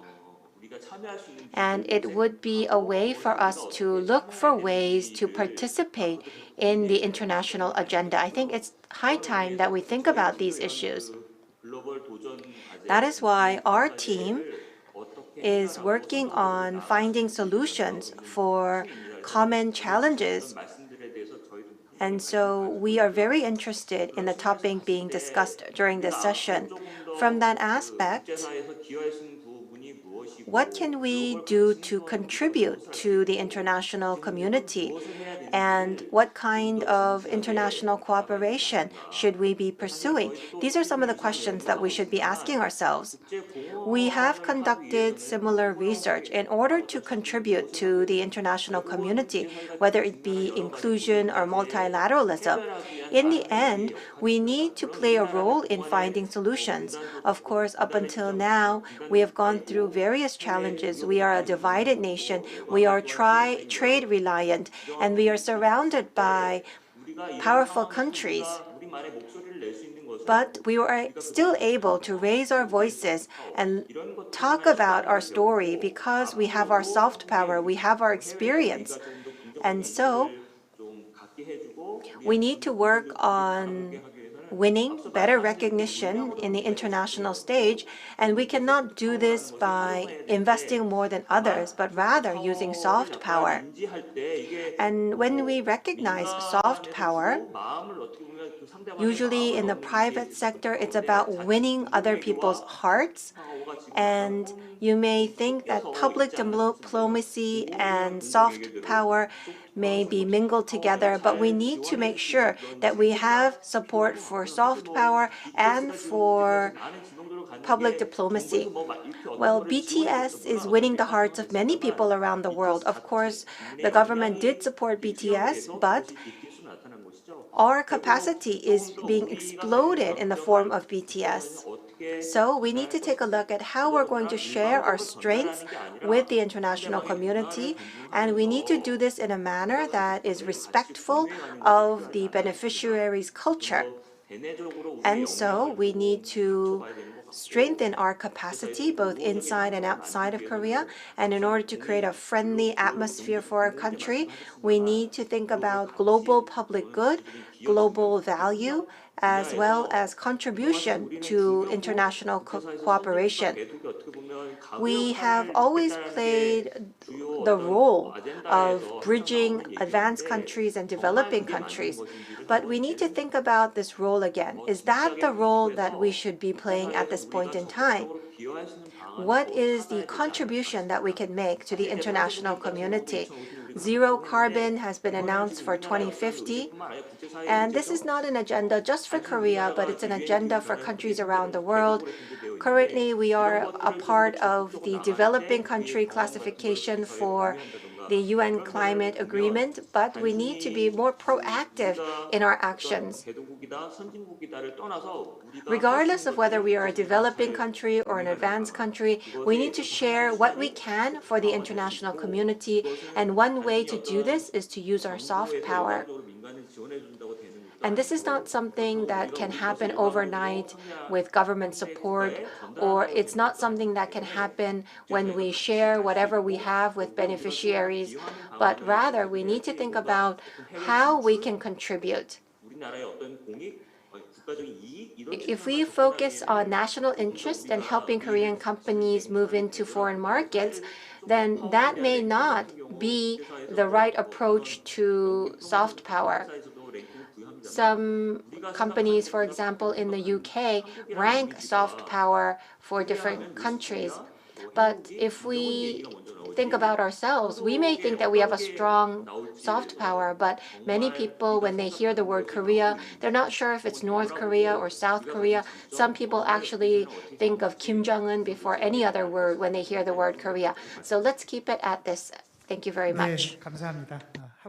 Thank you very much. I can see that you have a lot that you want to talk about, but due to the time limit, we unfortunately we don't have a lot of time left. We're running out of time. We're supposed to finish the session by 3:20, but we can spend a little more time for the discussion because I would like to now turn to the presenters for their additional comments in response to the discussions. So first, Professor Kim Tae-hwan. I'd like to thank the discussants for their valuable comments. I wish I could go on, but in the interest of time, I will be brief. Professor Choi talked about norm making, and I can agree. There are two issues. As a norm maker, we can do that, but the question is how. what approach or methodology. When you think about norms, norms are not some of the things you can set as individuals, but you can only set norms through multilateralism by engaging multiple stakeholders. And secondly, okay, we want to set norms, but what kinds of norms do we want to establish? In the case of Korea, I believe that we need to establish middle-of-the-road norms that are neutral for all groups of countries around the world. Thank you. 예, 팀장님. Yes. Well, if I meet the companies on site, they actually ask for the one team Korea approach. We have KOICA, MOFA, all of these teams. If we have a single team, a one team, then they would find that very helpful. And that is why I talked about One Team Korea. And so I would like to mention that we are playing a role for One Team Korea. Just like Mr. An has mentioned, if we go to a developing country, we see that the governments, they are reluctant to be locked into China or Japan. So they look forward to the participation of Korea. Well, maybe they're saying that because I'm Korean, but that, I believe, is their reality. Just like Professor Che has mentioned, we look forward to Korea Exim Bank challenging ourselves, and that is why we have the EDPF and FS programs, which are quite innovative. And so we are continuing to add our innovative tools, and the loans that we have, we believe that we can be much more bold with the loans as well. Next, Professor Kim Tae-gyun. Thank you for the comments. I'd like to make two short comments. First of all, our status has been changing, and we have the capability to take the leadership, but we also have to be cautious. We have to be humble and modest, and at the same time, we have to be reflective and reflect on whether we are capable of doing all these things. And when we provide ODA, we provide knowledge, but at the same time, we should not stop at just sharing knowledge, but we have to really help them in a meaningful way. And secondly, when you think about developing countries in the Southern Hemisphere, they may deal with 26 different ODA organizations. And whenever they meet with them, they would say, oh, your ODA has been so helpful, and can you please give us more? So that's the kind of strategy that they pursue. So we need to be cautious in interpreting the messages that we receive from the recipient countries. We need to conduct a more objective analysis of the ODA projects, and we can be more objective in evaluating these ODAs. So we need to be cautious. Thank you. 네, 감사합니다. Thank you very much. Should we close before we take the picture? 지금 시간이 다 돼서 Yes, 제가 we 긴 are 말씀 out 안 of time, 드리겠는데 so I cannot speak for a long time. 다들 뭐 같은 생각일 것 같은데 우리 But I think we all have similar thoughts. Just like Professor Kim has mentioned, 스스로 얘기할 때는 우리가 좀 글로벌 코리아를 we always try to be global Korea. 세상을 향해서 But to the world, 세계 선도 국가 뭐 이런 거는 뭐 우리끼리 이제 we should not use phrases such as leading country. 적절하지 I 않은 것 don't 같다. think that would be an appropriate wording to use. 우리가 포용적 다자주의를 얘기하고 So we're talking about inclusive multilateralism and setting a new role for Korea. Many people have made great statements concerning these topics. But how much of a consensus are we earning from the public? That's very important as well. 백신 그것만 해도 우리가 이제 백신 동맹에 Well, we are a part of the Vaccine Alliance and we're playing our role. But the stronger nations, the more powerful nations, they are trying to dominate the supply of vaccines. 우리 벌써 일부 언론에서 And so some media have reported that Korean government did not act fast enough to secure vaccines for the people. 국민들한테 공감대가 So how much of a consensus can we earn from the people? That's something that we have to think about. The last statement that I would like to make, 분야에 있어서도 is 저희 that 대학원이 for the field of development cooperation, our graduate school conducts consulting programs and education. 작년부터는 And from last year, we also have a program for public diplomacy related to the US and Europe. 때문에 오늘 And 이 세션을 제가 쭉 그 얘기를 들으면서 having listened to the full session, 논의들이 I could see that these important dialogue 또 아주 구체적인 그런 대안을 모색하는 is being conducted not only on the theory level, but also in practice. And I could see how important this topic is. And so at our graduate school, we hope that we would be able to conduct in-depth dialogue concerning this topic. We hope to host relevant dialogue. And the experts here today, we look forward to seeing you at future opportunities at the KDI School of Public Policy and Management. Thank you very much to our panelists once again. 감사를 드리면서 이 세션 마치도록 하겠습니다. We would like to close the session at that. Thank you very much. Thank you very much. Before you step down, we would like to take a commemorative photo. Please stand towards the front of the stage.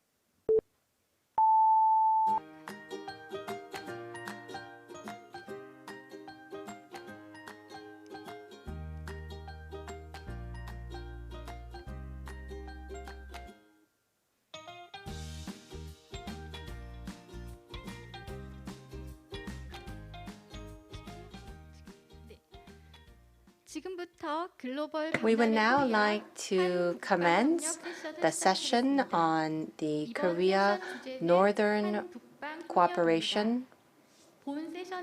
For this session, we would like to review the 3 years of the new Northern policy and take a look at the connection between the new Northern policy and the One Belt, One Road, as well as taking a look at the Western manufacturing belt in connection with the new Northern policy.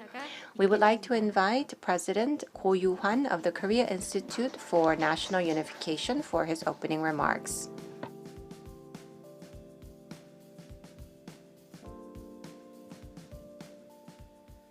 Good afternoon, ladies and gentlemen. It is my pleasure to meet you. I'm Ko Yu-hwan, President of the Korea Institute for National Unification. I'd like to thank you for coming to the session organized by the Korea Institute for National Unification as part of the Global Korea Convention 2020. As the pandemic is continuing, many academic exchanges have been disrupted. Nevertheless, this convention has been put together thanks to the efforts of the NRC and many government organizations.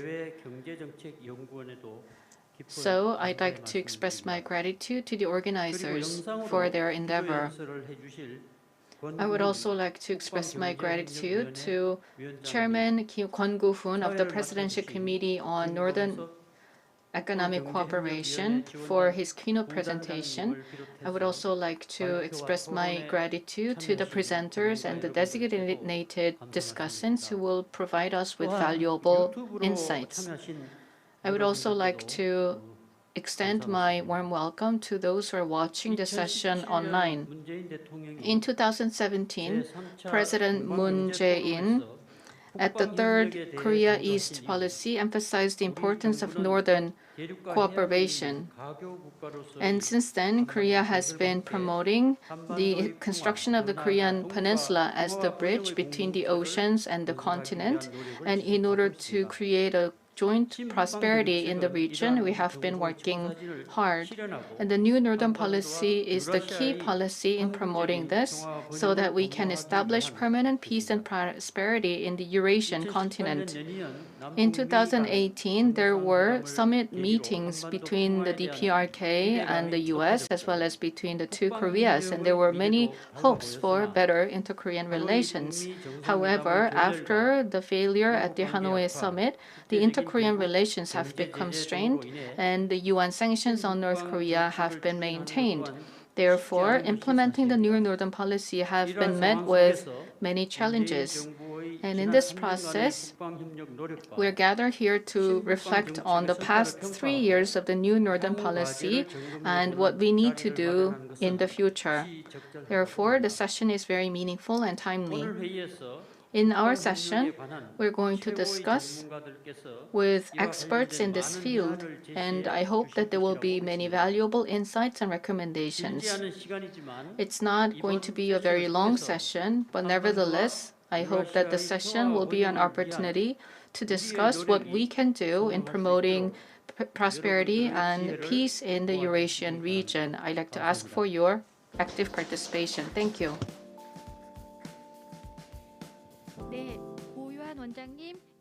Thank you very much, President Ko, for your remarks. Next, we would like to invite Chairman Kwon Gu-hoon of the Presidential Committee on Northern Economic Cooperation. Chairman Kwon was not able to come in person, and so he has sent us his video message. Please take a look at the screen. Good afternoon. As I've been introduced, I am Kwon Gu-hoon, Chairman of the Presidential Committee on Northern Economic Cooperation. First of all, thank you very much for hosting this session and congratulations.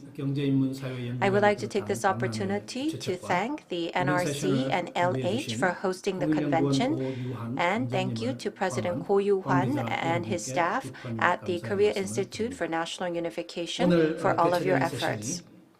This session will take a look at the last 3 years of the new Northern policy and prepare for Northern cooperation in the post-COVID-19 era. It will be indeed a very meaningful gathering.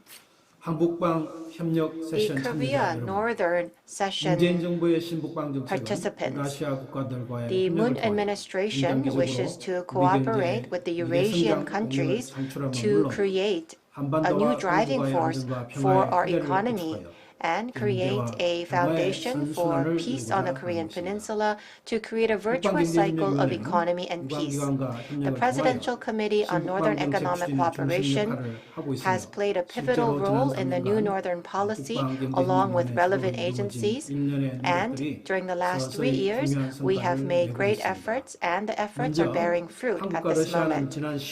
First, last October, through the Korea-Russia consultation, we have been able to agree on the 9-bridge project to come up with details on cooperation, and we also have we are planning to launch the Korea-Russia Investment Fund so that Korean companies can make inroads into the Russian market.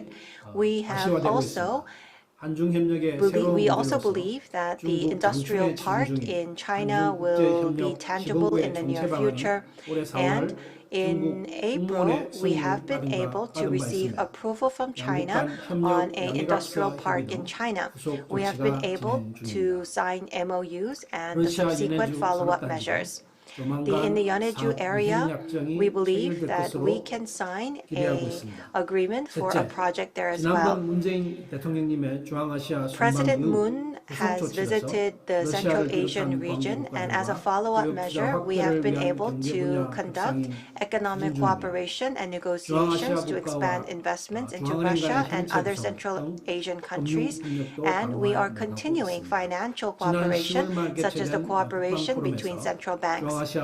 During the New Northern Policy Summit in October, we have been able to share the momentum to continue cooperation with the northern countries. During COVID-19, we have been able to actively respond through disease control measure in the most transparent manner, and so we believe that we can expand cooperation to the post-digital era and the post-COVID-19 era industries. We have continued to have cooperation with new northern countries, but due to COVID-19 this year, some of the projects have been slightly delayed. However, with the start of Russia and Mongolia, we believe that we will be able to celebrate the 30-year anniversary of signing diplomatic ties in 2022, and therefore we hope that we can continue to accelerate programs. And despite COVID-19, we hope to connect our logistic network with Eurasia so that we can save time and cost, and also to create jobs. And we hope that the economic benefits could be enjoyed by all relevant countries. By connecting land, water, and sky, we hope that we can have active exchanges of human resources so that we can establish sustainable peace and shared prosperity on the Korean Peninsula and beyond through the new Northern policy. Participants, we believe that K-disease control and Korea's New Deal will enable us to become a leader in the world, and we believe that we can make a leap forward as a leading country in the world, and we believe that the new Northern policy is indeed important on this front. I do hope that the international order surrounding the Korean Peninsula will be discussed along with how the new Northern policy should proceed given the surrounding situations. I look forward to the collaboration with the Korea Institute for National Unification. Thank you very much. Thank you, Chairman Kwon Gu-hoon, for your keynote presentation. Let's now move on to the presentation session. I would like to invite the presenters and the panel members up on the stage.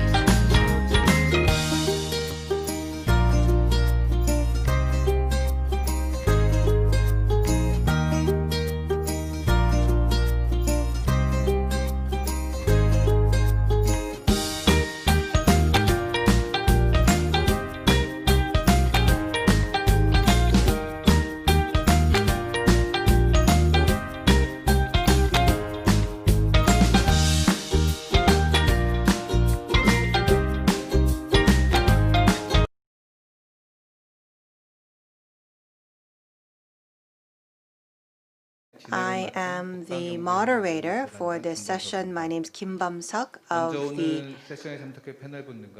Presidential Committee for Northern Economic Cooperation.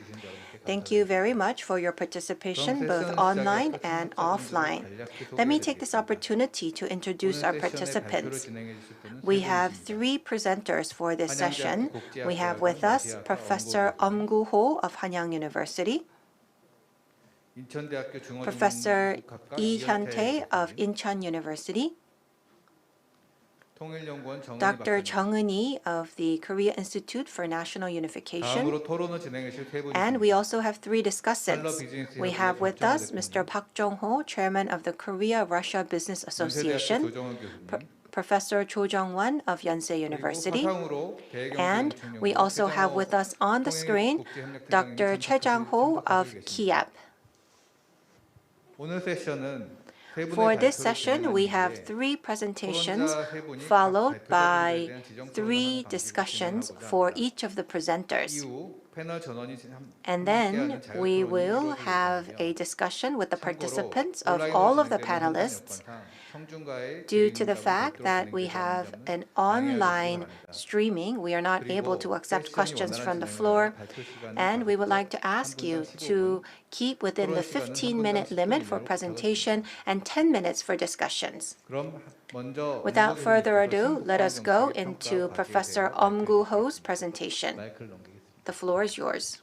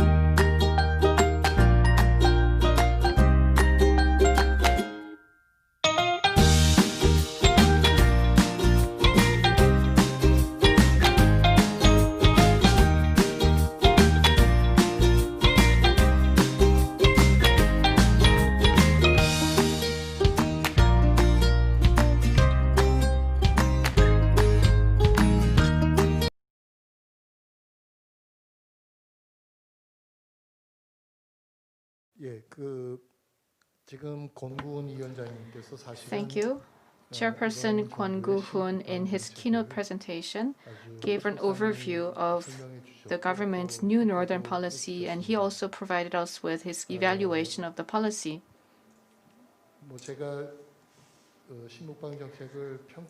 In my presentation, I'm not in a position to give an assessment of the new northern policy myself, but what I want to say is that compared to the previous administration, there was a strong commitment and determination at the government level in pushing forward with the new northern policy. That is my overall evaluation. Can you go to the next slide? Next. Next.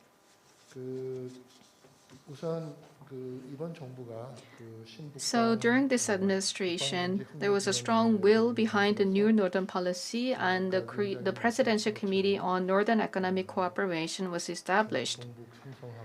So together with three provinces in China and also in Russia and far east of Russia, there are projects underway to create designated industrial complexes for Korean companies. And in order to increase visibility of these projects, the investment platforms and funding opportunities were utilized. So these projects are currently underway. But because I am trying to evaluate this policy, I'd like to also mention some of the challenges. As Chairman Kwon Go-hoon already mentioned, there were some sanctions on North Korea and also on Russia, and there's this confrontation between the US and China. Because of these circumstances, there were many constraints and geopolitical challenges that made us in a difficult position to pursue the new Northern policy. Also, from the technical perspective, a new style of policy is something that we need. For instance, if there are things that we want to pursue, we may put together a policy.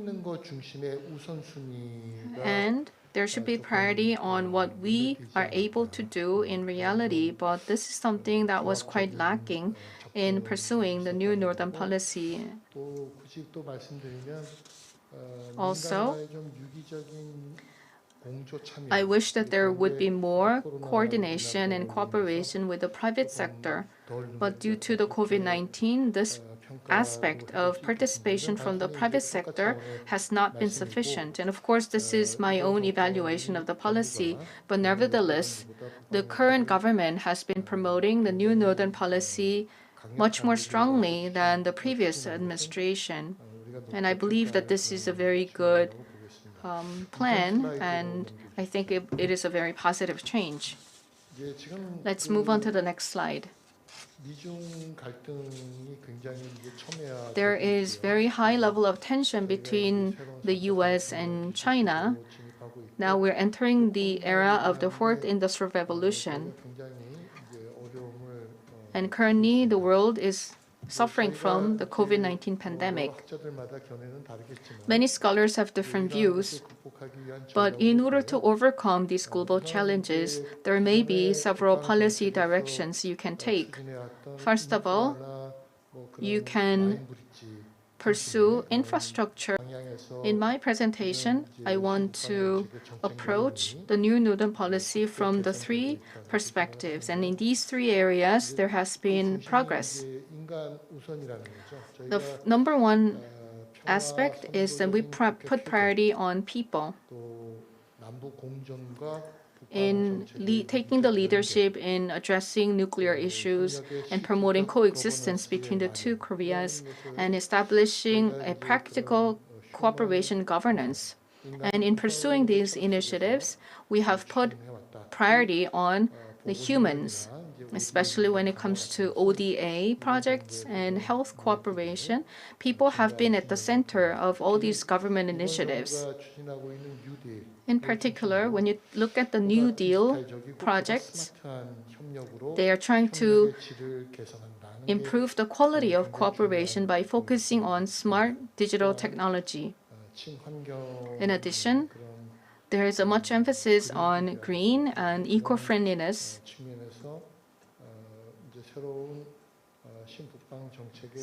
In that sense, when you look at the direction of the new Northern policy, human-centered, smart, and green are the key principles. Next slide, please.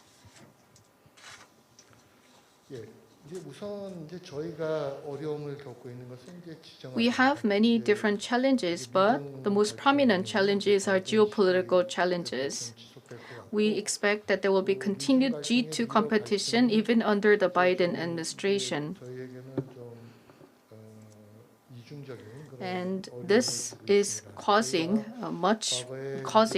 double challenges. Within the Korea-US alliance, we have been promoting partnership with China, and we wanted to hedge against our geopolitical situations by strengthening relations with China, and we've been promoting multilateralism and building the human network and energy network with the continent. So we've been implementing the mixing strategy, but as you may know, after the THAAD controversy, Korea's relations with China have been strained, And when it comes to multilateralism and regionalism and networking, there have been many challenges.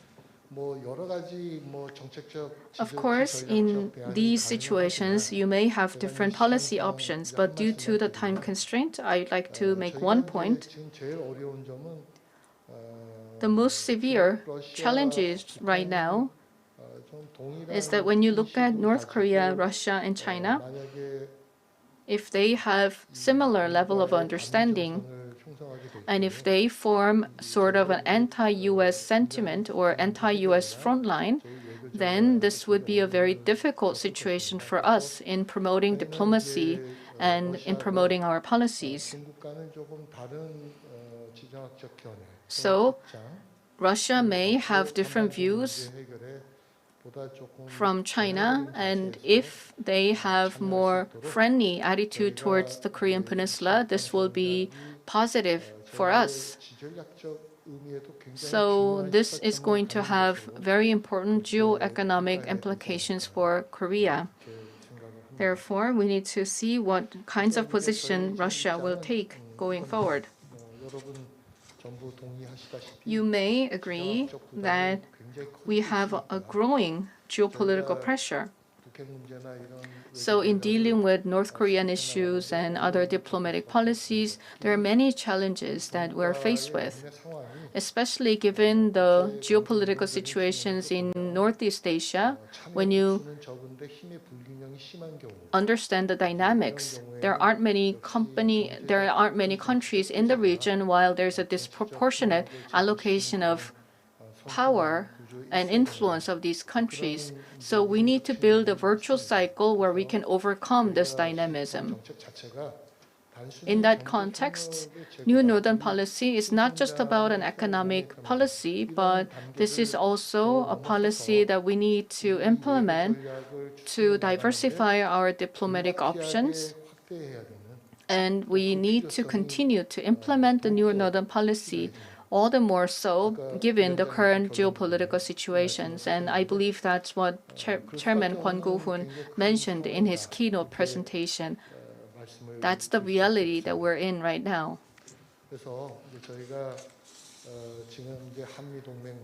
Now we have issues with KORUS alliance, and how can we connect our economic trust to political trust? That's another issue. And we have Northern Economic Cooperation and Inter-Korean cooperation that need to be linked together. So these are more of the fundamental questions that we need to find answers to. And we need to discuss how we can address these three important questions. Since I don't have much time, let's take a look at the Biden administration, what we can expect from the new government of the U.S. When we look at the diplomatic principles of Joe Biden, he is going to promote liberal internationalism, multilateralism, and he will emphasize the rule of law and international norms. So that is what we understand already. Now, based on democracy and human rights-based diplomacy, all these policies may lead to confrontation or tension with China. Also, the U.S.-Russia relations is going to be critical. It is very difficult to improve the relations between the U.S. and Russia because when you look at the Democratic Party in the U.S., they have this perception that Russia is quite hostile. And as Joe Biden was dealing with Russia while he was vice president, he has this certain idea about Russia and its position. But now, in 2021, there is arms control issue, environment issue, and many other pending issues that the two countries need to deal with. And so there are areas for cooperation. And in relations to North Korea,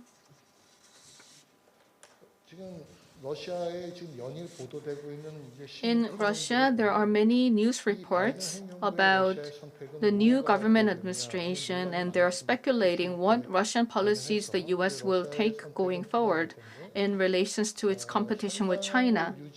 Number one option would be to maintain the status quo, and then they may pursue a new relations with the new administration.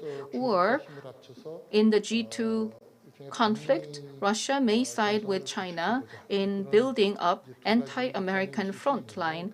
So these are the two options we can consider. And depending on which option Russia takes, the situation, it will have implications on the Korean Peninsula. If Russia decides to maintain the status quo, then Russia may engage in dialogue with the US, and it is likely that Russia will play a role in maintaining the current status quo on the Korean Peninsula as well.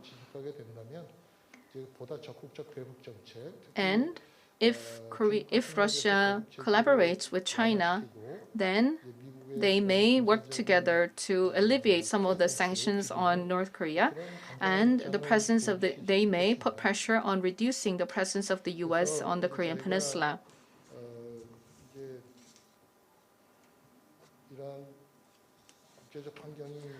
So, given these international situations, it may be so that in the future there may be even more challenges in implementing the new Northern policy. Then we need to be more meticulous in coming up with some specific strategies and tactics for the new Northern policy so that we can maximize the effect of this policy.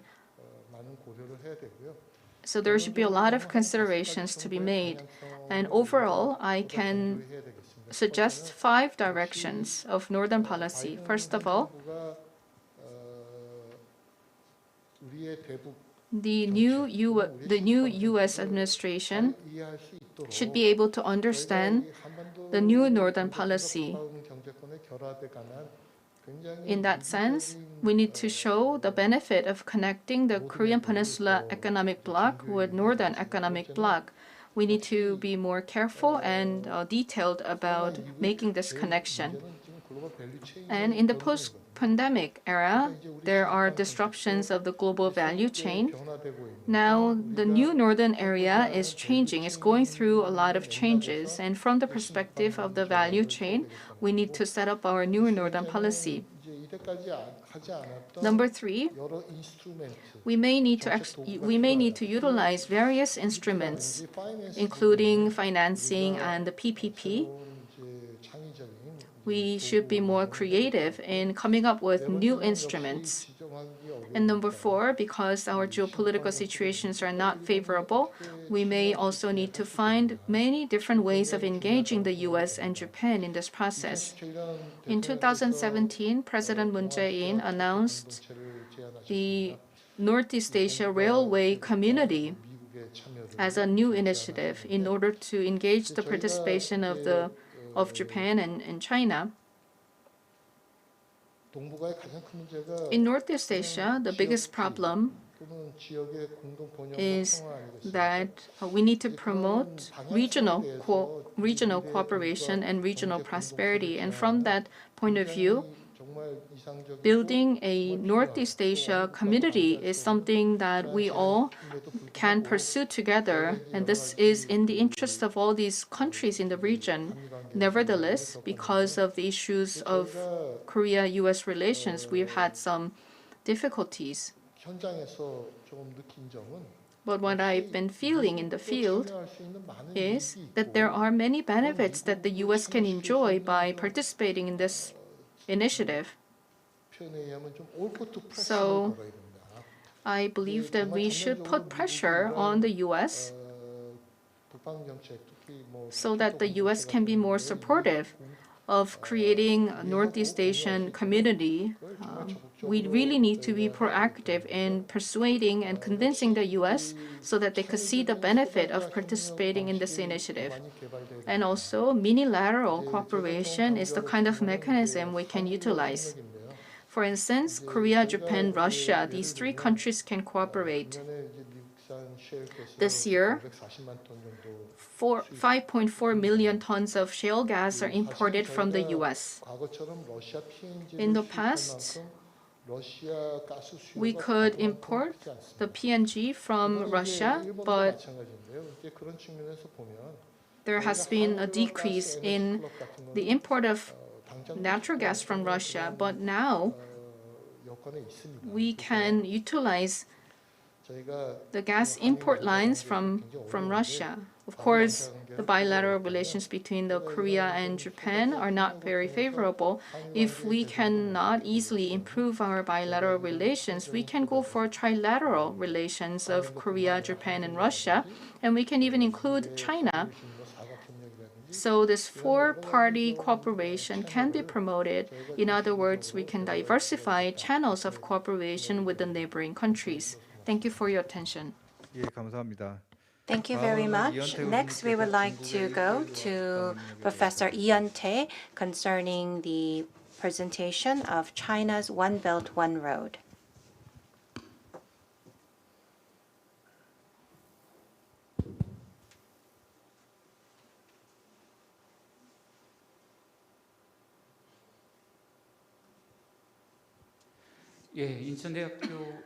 Thank you very much. I am Ian-tae of Incheon University, Department of Chinese Studies.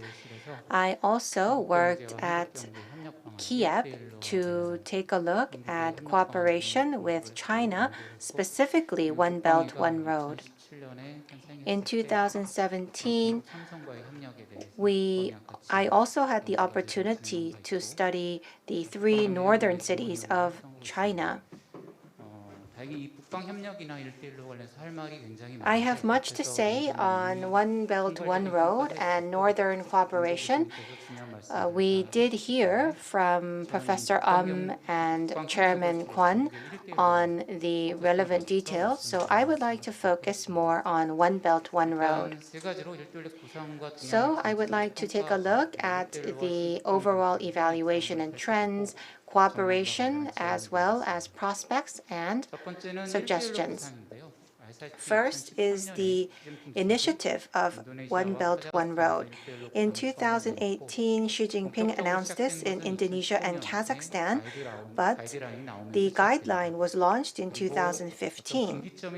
And an inflection point was in 2019 when the first international One Belt, One Road conference was held.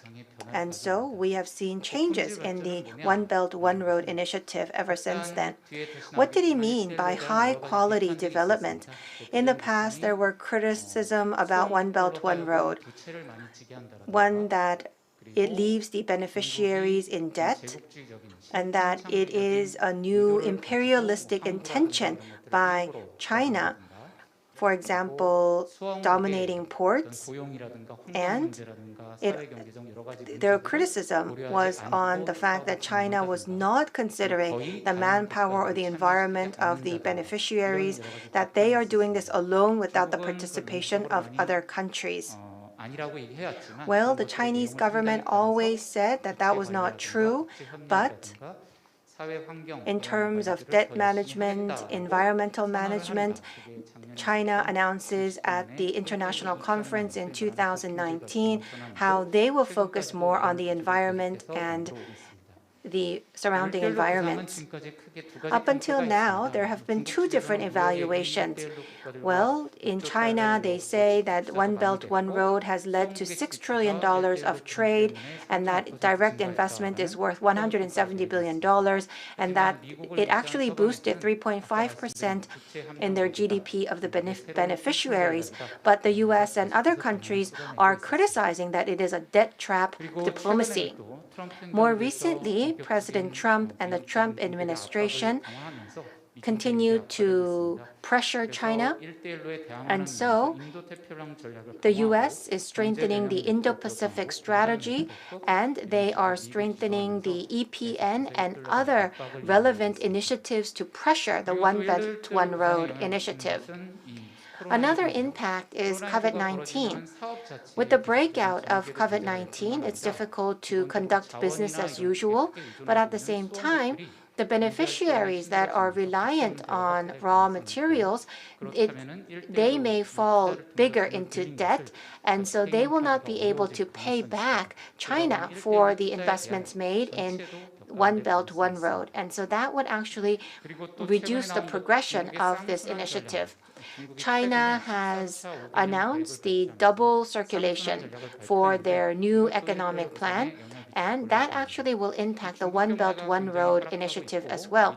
The Chinese economy is decreasing in terms of growth, and so one of their policies is to prioritize the domestic market. They will focus on the domestic circulation and then connect that with the global circulation, which means that they will focus on growing the domestic market. They will make sure that there's no leakage to the outside and concentrate on the inside. And so that actually will impact One Belt, One Road policies, because One Belt, One Road initiative is going outside to the developing countries. Because of these three factors, there will be a big impact on One Belt, One Road policy. We will have to see how long the pandemic lasts and how much of an impact it will have on China and the beneficiaries. We also need to think about how much pressure there will be from the US side.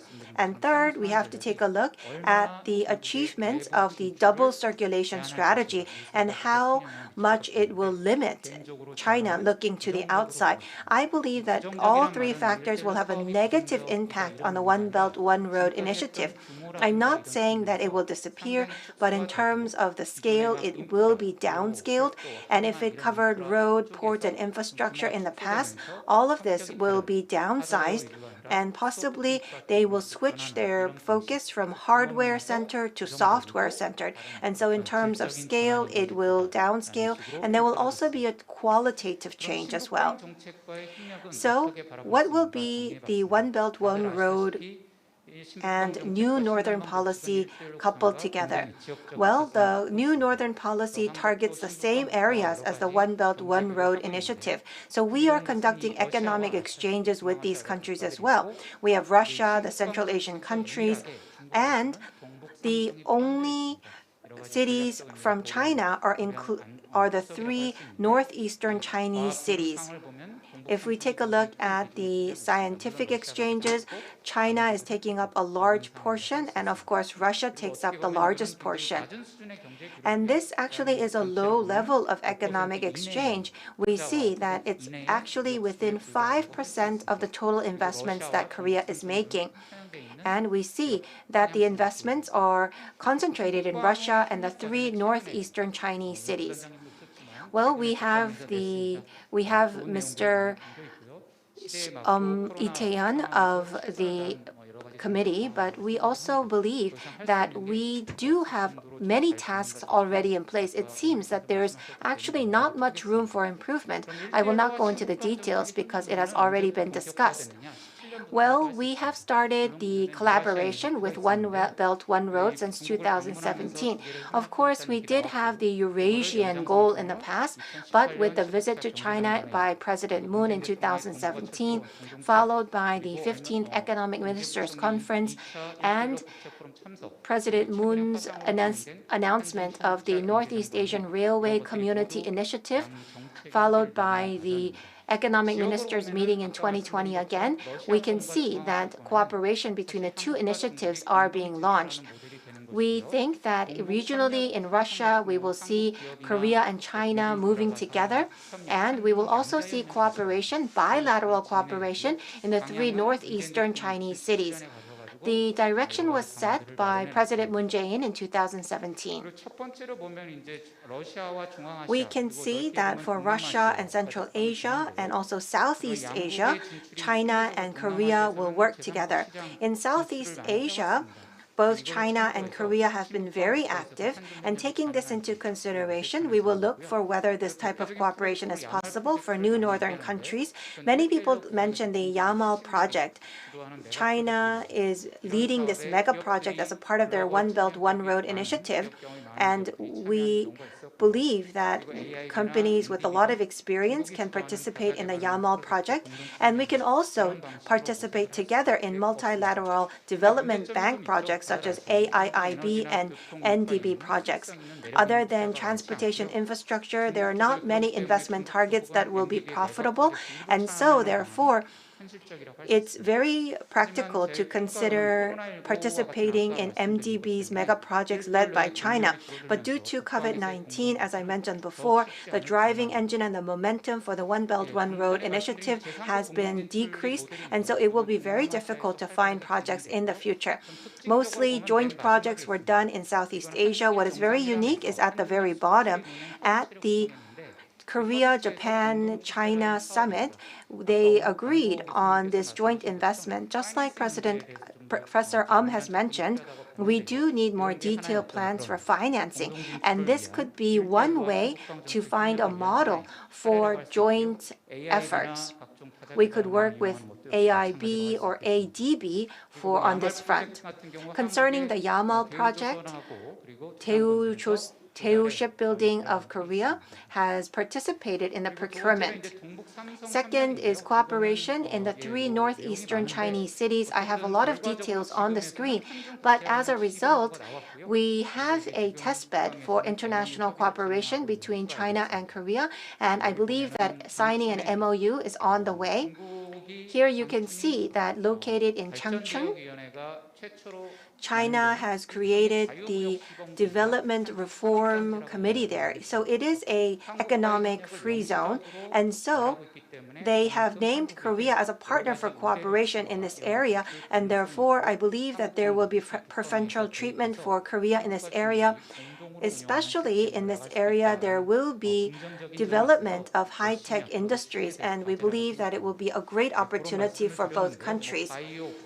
We will move into areas such as bio, health, beauty, and health, as well as medical industries, and we believe that we can also receive support for service industries such as tourism and possibly Korean tour agencies to go into the test area. And here you can see the overall evaluation and forecast. So we have the committees on both sides continuing to communicate, and we did field visits together. So you can see that we have opened a regular channel for communication, which is very meaningful, and we have regular dialogue, which is also very meaningful. So compared to other projects by the government joined with China, this project is proceeding very well. But the issue is not consultation between the two governments, but it's more and more difficult for Korean companies to move into the Chinese market after THAAD, and it's very difficult for the Korean companies to move into China without risk assessments and also taking into consideration the profitability forecast.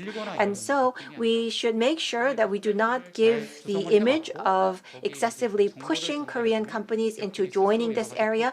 We believe that we need to give companies opportunities to participate if they find it necessary. And so in order to attract Korean companies to this area, we need to make sure that Korean opinions are well reflected in the establishment of this zone, and we need to take Singapore into consideration. I believe that the 14.5 zoning plan for China will be announced soon, and so we need to keep that in mind. On a micro level, we need to take a look at possible success cases in culture, bio, and agriculture. In Northeast Asia and in Northeast China, we have seen a lot of failure cases by Korean companies, but we did have some successes with specific agricultural products and some raw materials, and so we may need to concentrate on that. Related to the railway community, I believe that Dr. Chung Eun-hee will present on this topic. This will be an important momentum with cooperation with the 3 northeastern Chinese cities. Related to this, recently, Korail has come up with the concept of test run. Well, Nongshim currently is working on bringing in drinking water from Mount Paektu, and so we have a test run of the international freight trains connecting TKR with TCR. That was an idea that was presented, but there is much obstacles to overcome, such as the sanctions on North Korea and the support of the US. So we need to continue to come up with ideas so that we can have more cooperation between the New Northern Policy and the One Belt, One Road initiative. So this is my last slide. One Belt, One Road initiative should be concentrated on joint activities in Russia and Central Asia, as well as cooperation between our two countries in the three northeastern Chinese cities. We need to make sure that we find items with profitability to attract Korean companies, so we need to be very conservative in our approach. As we have done very well for the New Northern Policy, we need to go top-down so that we can stabilize the bilateral cooperation, and when we need trilateral cooperation, or if we have the funding from China, then we could participate in those projects, which is a direction that China wishes to see as well. Second, one of the difficulties in going into the Chinese market is that it's very difficult to do business in the three northeastern cities, especially given the strained relations between the two Koreas. But the strategic value of the three northeastern cities of China is very high, and so the Korean government needs to continue to pursue cooperation in this area.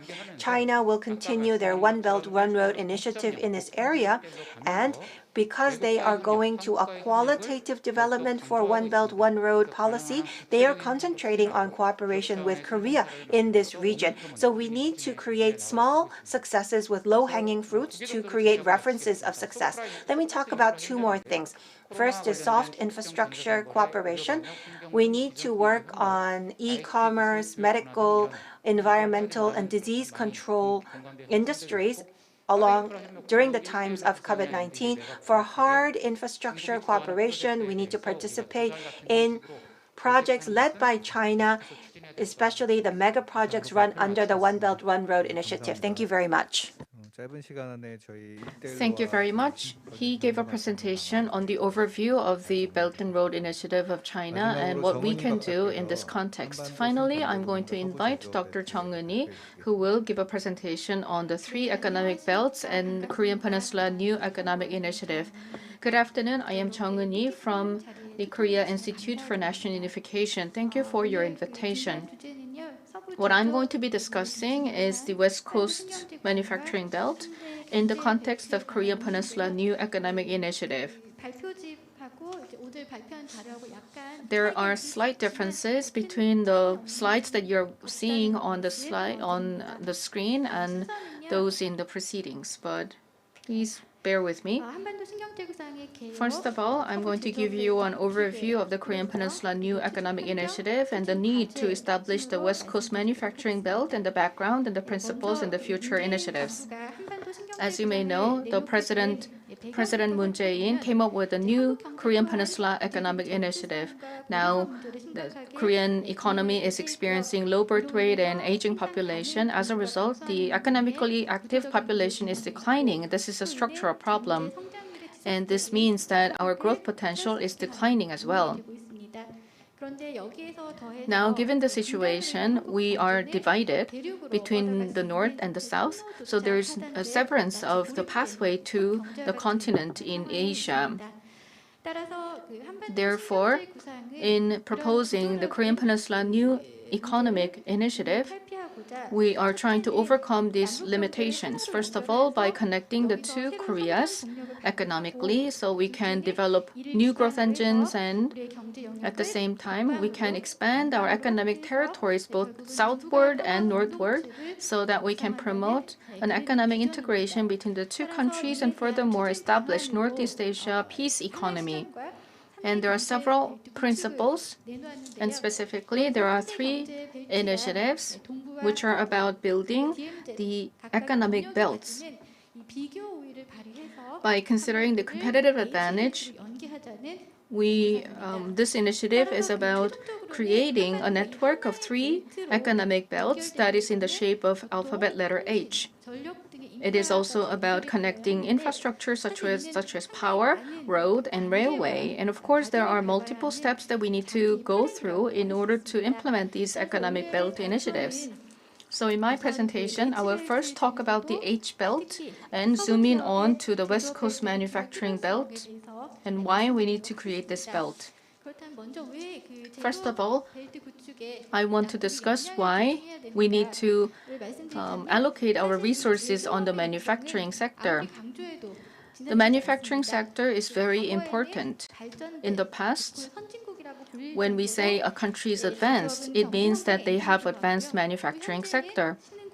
And currently, we have emerging countries, and as you can see in the case of China, if you have strong manufacturing industry, it means that your economy is strong. So given this situation, we have to see that even though the future trend is mainly driven by the fourth industrial revolution, you can see the importance of manufacturing sector. Industry 4.0 in Germany and Society 5.0 in Japan, and Manufacture China in 2025, and the manufacturing renaissance vision of Korea really well show that the manufacturing industry is still very important. In addition, as we prepare for the post-COVID-19 era, there will even be a more significance attached to the manufacturing industry. Now, why do we need to create this belt along the West Coast? First of all, in order for the manufacturing industry to develop, you need to have the economy of size. And to do so, you need to have access to a large population so that this area can be the source of production, but also the source of labor supply and consumption. There will be many market benefits if we have the manufacturing belt along the highly populated areas. Seoul and Pyongyang are located along the west coast, and we have a high concentration of the population. In addition, when you look at the transportation infrastructure, like in many other countries, the transportation infrastructure is concentrated on the capital area. So in North Korea, there is well-established transportation infrastructure along Pyongyang. And that is why they have a huge market and also a light logistics foundation. In addition, this area in Pyongyang is close to the Seoul capital area, and also the west coast is close to China. About 80% of the trade is taking place along the west coast, and the capital area in North Korea is close to the capital area of South Korea, so we can reduce logistics cost and we can also save time. So in delivering goods and products, this will be very beneficial. As you can see in the example of Kaesong Industrial Complex, there are many benefits of creating this industrial belt along the west coast.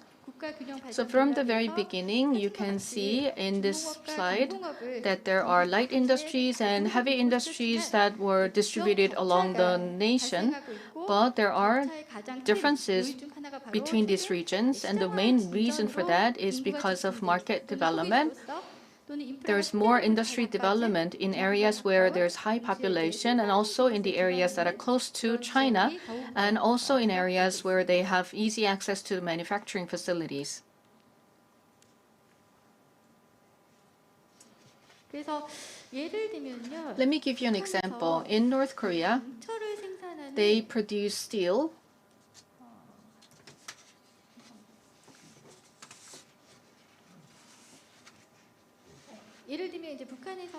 In North Korea, there are several steel manufacturing sites. As you can see on the map, there's one on the left-hand side and one on the east side. But the manufacturing capacity of the one along the west coast is much more. And Kimchek steel manufacturing site is close to Musang mine, where ores are produced and supplied to Kimchek steel mill. But when you look at the Cheongjin steel mill, it is located in the west coast side, and they have less capacity for manufacturing because compared to the west side, in the east side, there's not a lot of population, and it costs quite a lot of money to transport steel goods from the east side to the west side. Therefore, even though North Korea pursued national balanced development, because of the discrepancies in terms of population and the market size, there is this gap between the West and the East. So when you look at the Gangsan steel site, there was some easing of regulation. So surrounding this manufacturing site, there are several companies that are operating here because it is easier to get access to the power and electricity, and also they can receive supply of raw materials at lower costs. And at the same time, they are able to sell their products out to China and other neighboring markets. So when you consider this aspect of high population concentration in the west side and also the manufacturing bases along the west coast, I believe that this is necessary that we build a manufacturing belt along the west coast on the Korean Peninsula by combining our manufacturing capacity with North Korea and further with China. This is going to be quite successful. Nevertheless, in order to implement this project, we need to overcome many different barriers. As was mentioned by the previous speakers, we have to deal with denuclearization and sanctions on North Korea. These are very closely interconnected. In addition, there is growing competition between the US and China, and there is this rivalry between Korea and US on one side and Korea and China on the other side. So this is the kind of situation that we're in right now. So it is quite challenging. But when we reflect on the past achievements, it is up to North Korea related to denuclearization and the level of easing of sanctions and what role Korea can play and what is the demand and expectation from the neighboring country. So depending on these variables, situations may change in the future. Another consideration that we make is about the elevated status of China and North Korea. Several decades ago, Korea had better economic situation and North Korea was going through the great ordeal.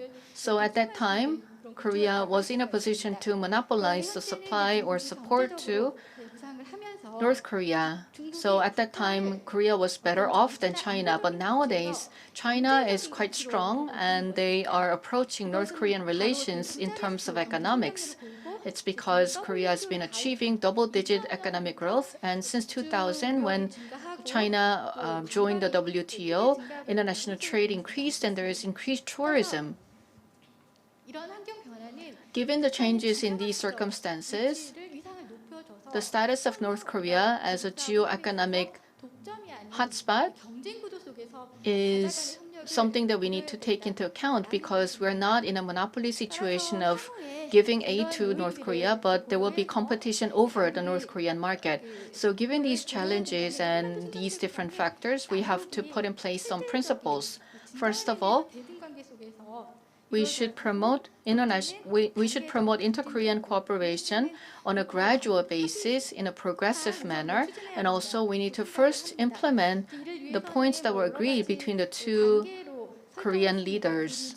So we can resume trade, we can promote multilateral cooperation. All these initiatives can be implemented all at the same time when the favorable conditions are created.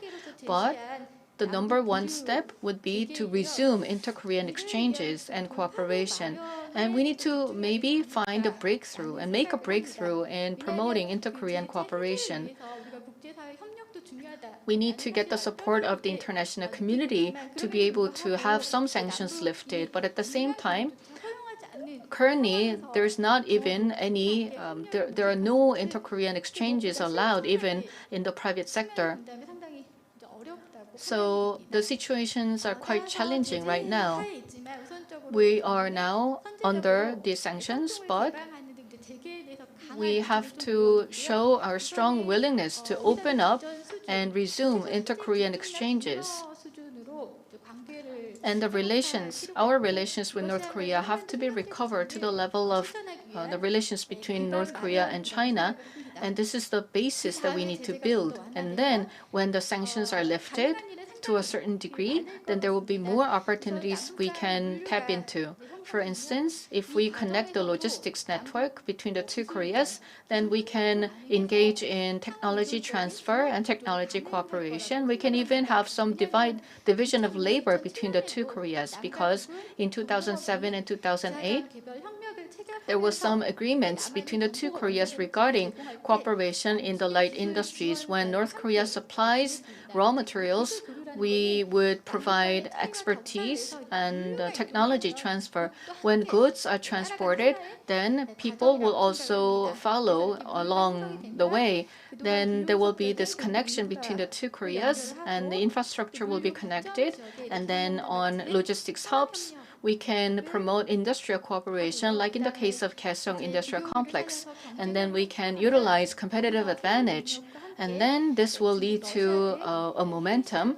And then we can jointly advance into the Russian market or the Chinese market together. And in this process, we may promote infrastructure cooperation. For instance, from Kaesong to Pyongyang, we can build expressway. And from Pyongyang to Dandong, we can build the expressway. And that kind of project can be done together with China. So these are all the options we can consider. And what's important in this process is that when we are promoting inter-Korean cooperation, we have to also check how much economic benefit or implication will this create for North Korea, because we want to help increase the income level of North Korean residents, and we also want the level of cooperation between the two Koreas to increase. Likewise, by having all these steps taken, we can promote further cooperation in the future. Based on our past experiences, we can see that it's not just about purchasing cheap labor and resources from North Korea,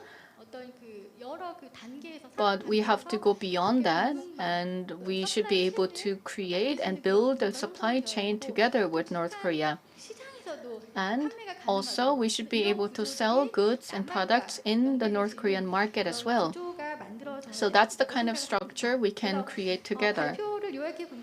So in summary, what I wanted to say was that in promoting the Korean Peninsula New Economy Initiative, there are 3 economic belt creation projects. And the manufacturing belt along the west coast will be very crucial.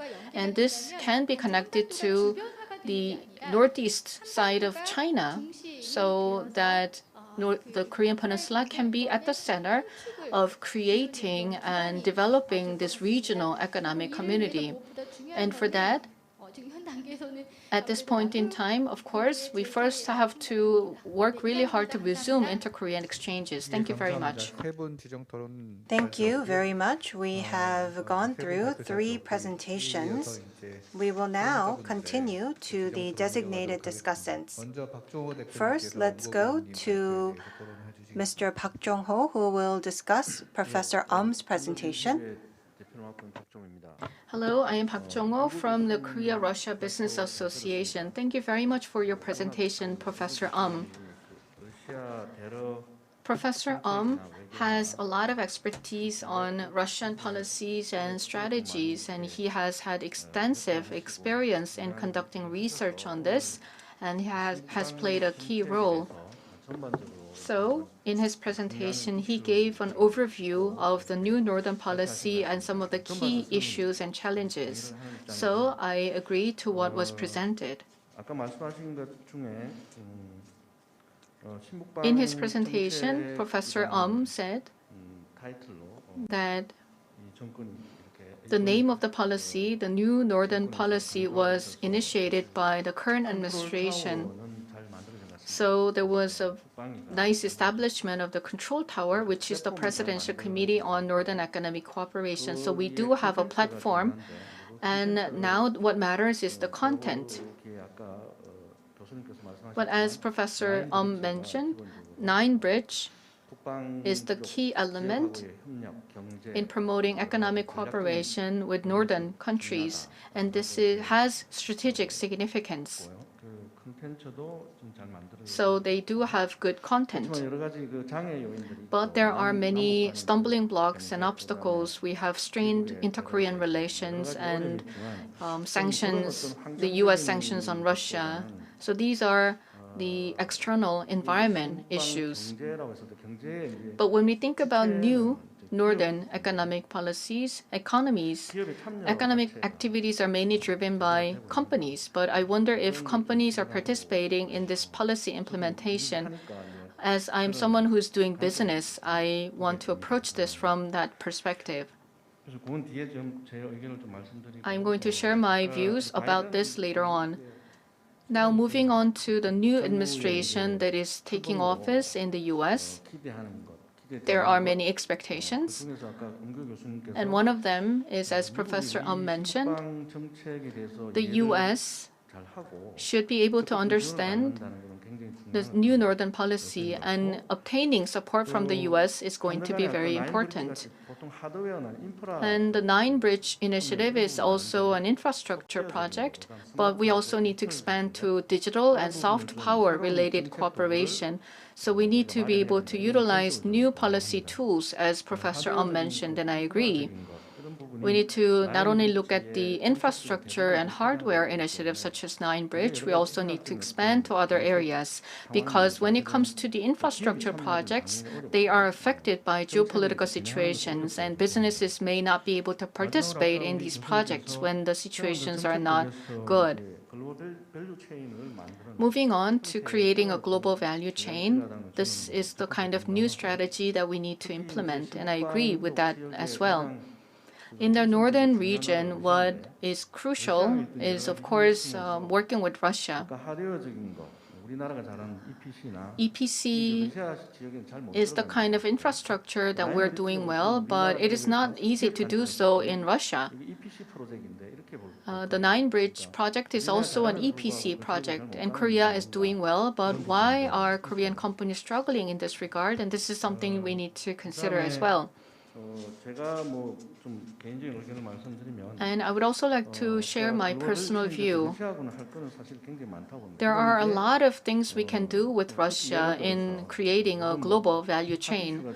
For instance, recently the vaccine supply is a key issue, and they want to build an Asian manufacturing hub in Korea. But even though there was effort by Russia, when it comes to the CMO, Korea is doing really well, but large companies are not that interested. And there are smaller and medium-sized companies that are interested in doing so. And Russia has expertise in R&D and soft development, but then Korea has strength in manufacturing and process technology, including semiconductors. So there are many areas where the two countries can cooperate. And one of the examples I can share with you, there is a company called Yandex in Russia that is similar to Google, and they have an excellent software. And Hyundai Mobis is working with Yandex because Hyundai Motors has the hardware platform for automobile, and Yandex has the software. So this collaboration is very successful. Likewise, we can utilize the software capabilities of Russia and combine them with the manufacturing capabilities of South Korean companies. Then we can create synergy and we can have successful cooperation models. And these are the kinds of models where we can engage private companies actively. Of course, it is the government and experts who would come up with policies and projects, but then the main actions are taken by businesses. And we need to create room and spaces for private companies to participate in. So that is some of the areas that we need to cater to. It is not just about creating some sort of organization for industrial sites. LH is doing Far East industrial complex development. So in the past, we were mainly focused on laying out the infrastructure and industrial sites. But even though you have these industrial parks, the key here is to attract companies. There should be enough economic incentives for companies to move into these areas. Even if there's no pre-designed industrial park, when there is market, when there's demand, companies will move to these new areas. Of course, building the infrastructure and industrial complexes may be beneficial, but from the company perspective, they will not only look at the existence of the industrial park, but also logistics, network, and market presence. So when you're developing policies for international cooperation, you need to take into account the advantages of Korean companies, what Korean companies are doing, and what items they're exporting to which countries. All these need to be taken into account. I'm not saying that LH is not doing the right thing, but what I want to say is that there should be some preconditions that can be appealing to private companies. And when they have enough confidence that businesses will be interested, then they can promote industrial complex projects, because there were some failure cases in the past. So I hope that the government and public agencies will be more careful in developing more realistic policies that can also satisfy the needs of the companies. So in addition to the 9-bridge initiative, there should be more expansion to digital areas and software areas and other areas where we need to develop new policies and new tools, and these are going to be beneficial for companies. And by doing so, we may be able to promote new cooperation with Russia and northern countries. Thank you. Thank you very much for your comments. For your reference, we talked about Sandan, and let me add to that explanation. Well, we have an area that's serving as a test bed, and what we are concentrating on is that the companies are making an economic choice, a commercial choice to go there. And so the foundations have to be ready for them to attract Korean companies.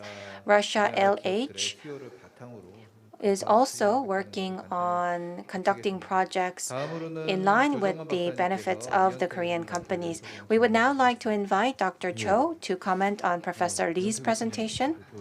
Thank you very much, Professor Lee, for your presentation concerning the Belt and Road Initiative, connecting that with the New Northern Policy. You have conducted excellent research thus far, and I have always been an admirer of your research. I've had great learning opportunities from your research. Concerning the achievement, the Belt and Road Initiative, many people have different opinions concerning the initiative, and some people criticize that the initiative brings the beneficiaries into debt. And so thank you for explaining the full round of perspectives. And China is striving for the double circulation system. And so if they concentrate on the domestic market, then I guess it would not be easy to concentrate on the Belt and Road Initiative and overseas markets. So it may not be easy for Korea to join hands with China in moving into the Central Asian market, but I believe that there will still be a need to do so. From the Korean company's perspective, the fact that we can move into the market with China together could be an easier way to win bids, because at times we see the severe underbidding of Chinese companies, which would make it very difficult for Korean companies to make a bid. And so we could be free from such stress by moving with China. And If China were to concentrate on the domestic market, then they would need to have an appropriate level, possibly a downsizing of their investments in other markets. And so I believe that the national interests of the two countries are quite well aligned. So how are we going to combine the two demands? That is something that we need to be very prudent in. As I have mentioned already, how are we going to conduct the financing? As Professor Lee has mentioned, we see that there is the example of oil refinery in Malaysia.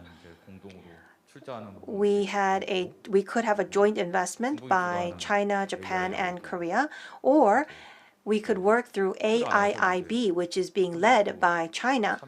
So Korea could participate in a project led by AIIB.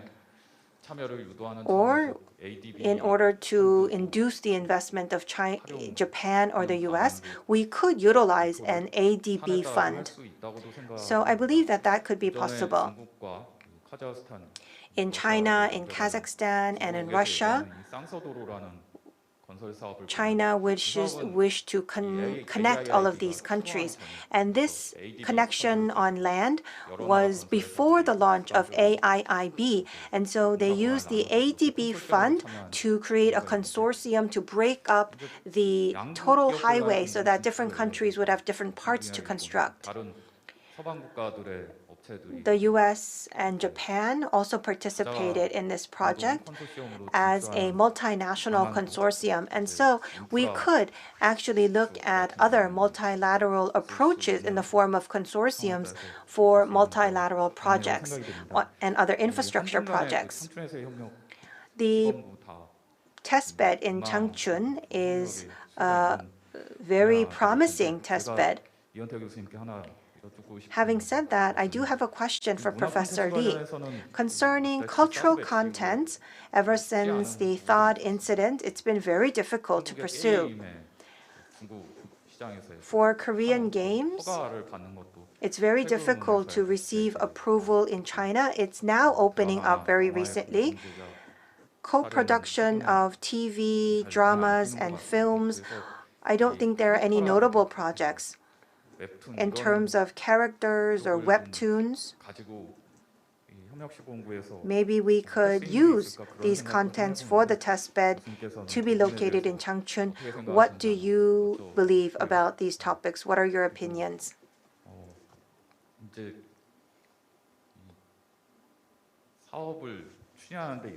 And in conducting the project, how can we conduct the communication?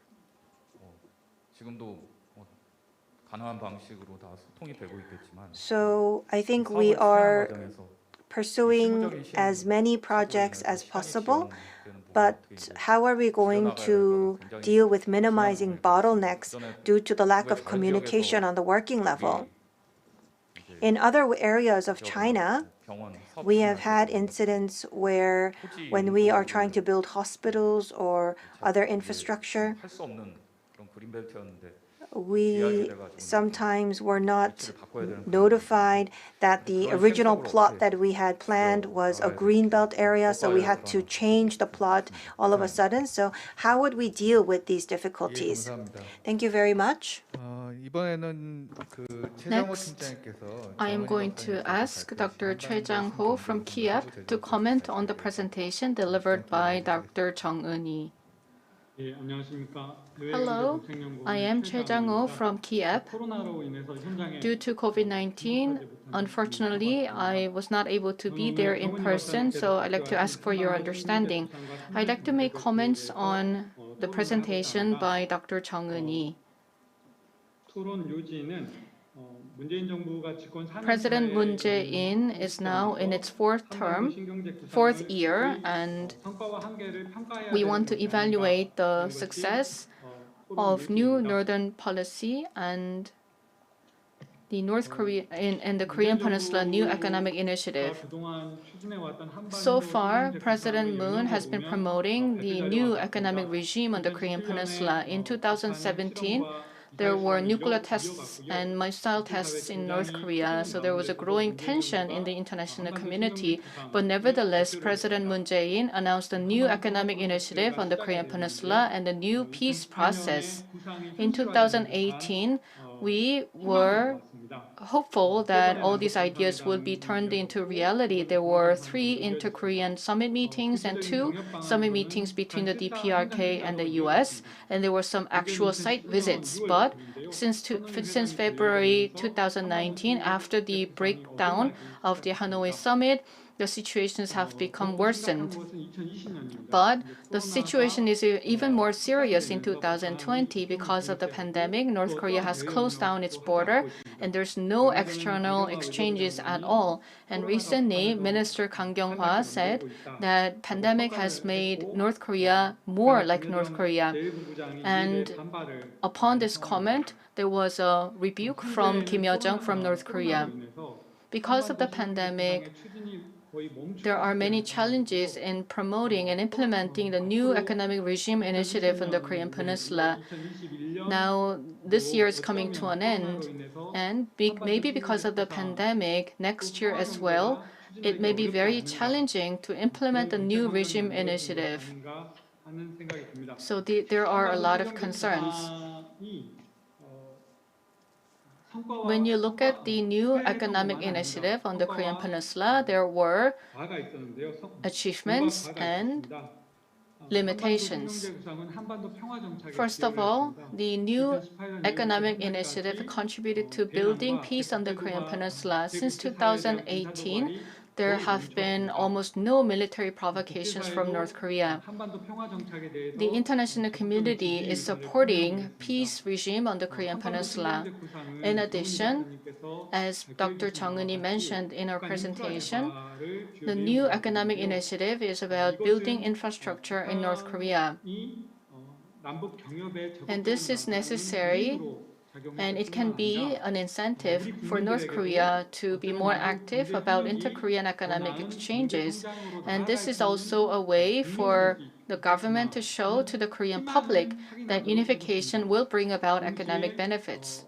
And at the same time, once again, this was an opportunity for North Korea to reflect on this inter-Korean relations, and there was some perceptions about negative perceptions about North Korea, but thanks to inter-Korean exchanges, now people in South Korea have become more positive towards North Korea. So I can say that the achievements of the new economic initiative on the Korean Peninsula are the following. But there were some setbacks. There were different expectations between the two Koreas regarding the economic initiative. South Korea approached this and made proposals based on our own experiences, and we thought that these would be implemented successfully. However, North Korea was pursuing their own economic development model and their own reform and opening. So they did not collaborate in that regard. And just like the Pyeongchang Olympic Games, when we were calling for peace, they thought that the international community would invest in North Korea. However, there were huge differences in our expectations, and therefore, the new economic initiative was not well implemented. And at the same time, there were worsening external environments with the prolonged sanctions on North Korea. In addition, because of the pandemic, the borders have been closed. And the situations, especially the economic situations in North Korea, are worsening, and the lockdown of North Korea may continue for some time. Another point that I want to make is that there is a very big gap in economics between the two Koreas. South Korea may make proposals, but North Korea may view them as a threat to their own regime. So there is this imbalance in the economic capabilities between the two Koreas, which are hampering inter-Korean exchanges. The South Korean economy is flexible and it is resilient and it is able to respond to external shocks. But the North Korean economy is not very flexible, it is not resilient, it is very slow. Therefore, the North Korean economy is not able to accommodate our proposals. Then the question is whether the existing new economic initiative for the Korean Peninsula is still valid. There are growing uncertainties over the Korean Peninsula because of the pandemic. The North Korean economy is worsening, but the problem is that in this situation, the U.S. may think that the sanctions are finally effective, and they may think that when we continue on with the sanctions, the North Korean economy may become even worse, and they may come up to the negotiating table in order to have some sanctions lifted. So overall, if that's the case, then the situation in the Korean Peninsula may become very worse. The second question is whether the northern economy can provide economic momentum for the South Korean economy. There are many northern economies that are still struggling, so the fundamental question is whether we still have enough incentives and momentum for us to continue to cooperate with the northern policies. If we now have new government in the future, they may or may not continue with this policy, because this can be politicized in terms of their political influence. And number three, can we consider North Korea as a partner for cooperation? Because there's so much uncertainty and there are negative images about North Korea.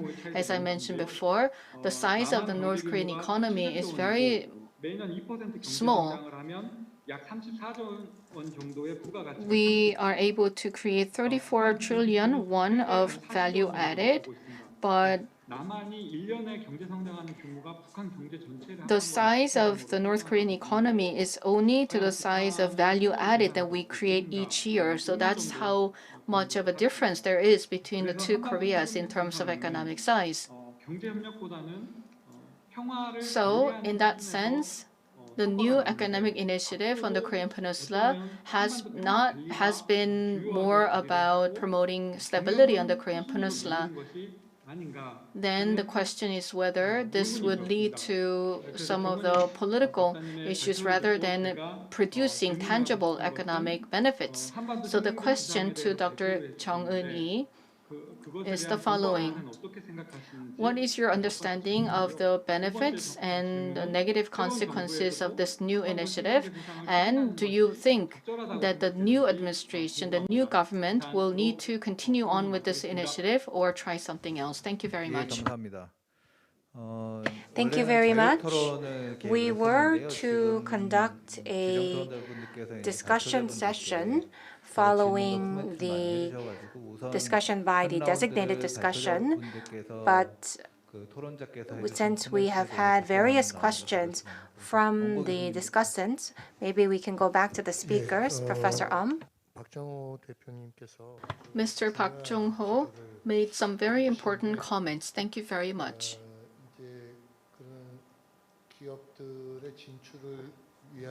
As he said, we need to create an environment where companies can participate, and that's where the government can play a role.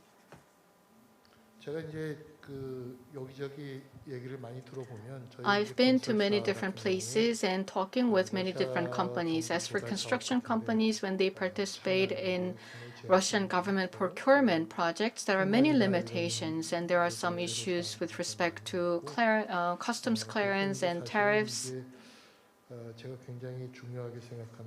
So in that sense, what I think is very important is that Korea-Russia service FTA, if this is successfully implemented, then the investment chapter will include clauses and provisions where there will be no unfair treatment for Korean companies. And I believe that the government will do its best to have a good treaty for Korean companies. And also through many different consultation channels, I hope that the government will listen to and reflect the needs of the Korean companies. But when we look at the experiences of European countries, this would be helpful. I don't know if I can say this, but in the past, we've been following the American standard in business expansion and business cooperation. But when you look at the European cases, they are not only pursuing business opportunities objectively, but also they utilize lobbying and other channels to exercise influence.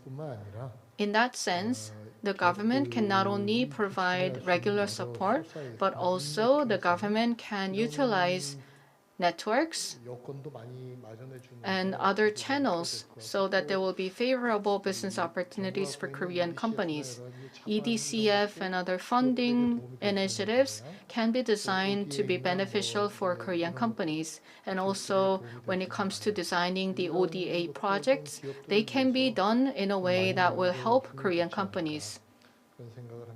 So that's the kind of idea that I want to share with you.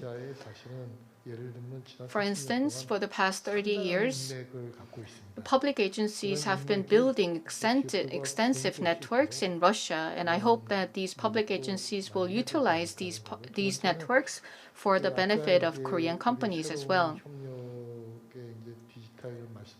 And he mentioned about digital cooperation as well. I believe that we can cooperate with Russia in terms of hydrogen economy. President Putin announced the National Development Plan for Hydrogen Economy by 2030. Russia produces hydrogen, which is blue hydrogen coming from fossil fuels. So Russia is capable of supplying a large amount of hydrogen from carbon sources. But when we think about hydrogen economy, there are many opportunities we can collaborate with Russia. He mentioned about Hyundai Motors collaborating with Yandex in Russia. There are not many success cases like this. Now we are entering the fourth industrial revolution and digital transformation. For Korean companies to participate in these areas, the government can have Smart Festival and Venture Festival and Smart Summit and other events. Of course, due to the pandemic, we weren't able to organize these events. But in the future, the government can create these opportunities and events for the companies. Thank you. Next, we will go to Professor Lee. We have had several questions addressed to you. Yes, thank you very much, Professor Cho, for your questions. Well, you have majored in Chinese industries to the best of my knowledge, and so based on your expertise, you have given me detailed questions. Well, you asked questions about the cultural industry. The game industry, it's been quite a while since approvals were not given to Korean games in China. Well, in China, they believe that game is a form of publishing, and so just like books need approval for publication, games need approval in China, and that is very Chinese. In Korea, you don't need approval for games, but for example, in China, games that are promoting communist ideas or games that do not hinder communist ideas. So there are very detailed guidelines. For example, when there is fighting games, there should not be any bloodshed. You cannot have bloodshed for games with characters fighting one another. So the conditions for approval are very difficult, and based on these guidelines, it's virtually impossible for Korean games to go into China. Well, we can see that the anti-Korean ban has been lifted a bit this year, and so we have seen approval for a Korean game recently. And co-production of TV dramas and film has been quite active before thawed, but all of that has ended ever since then.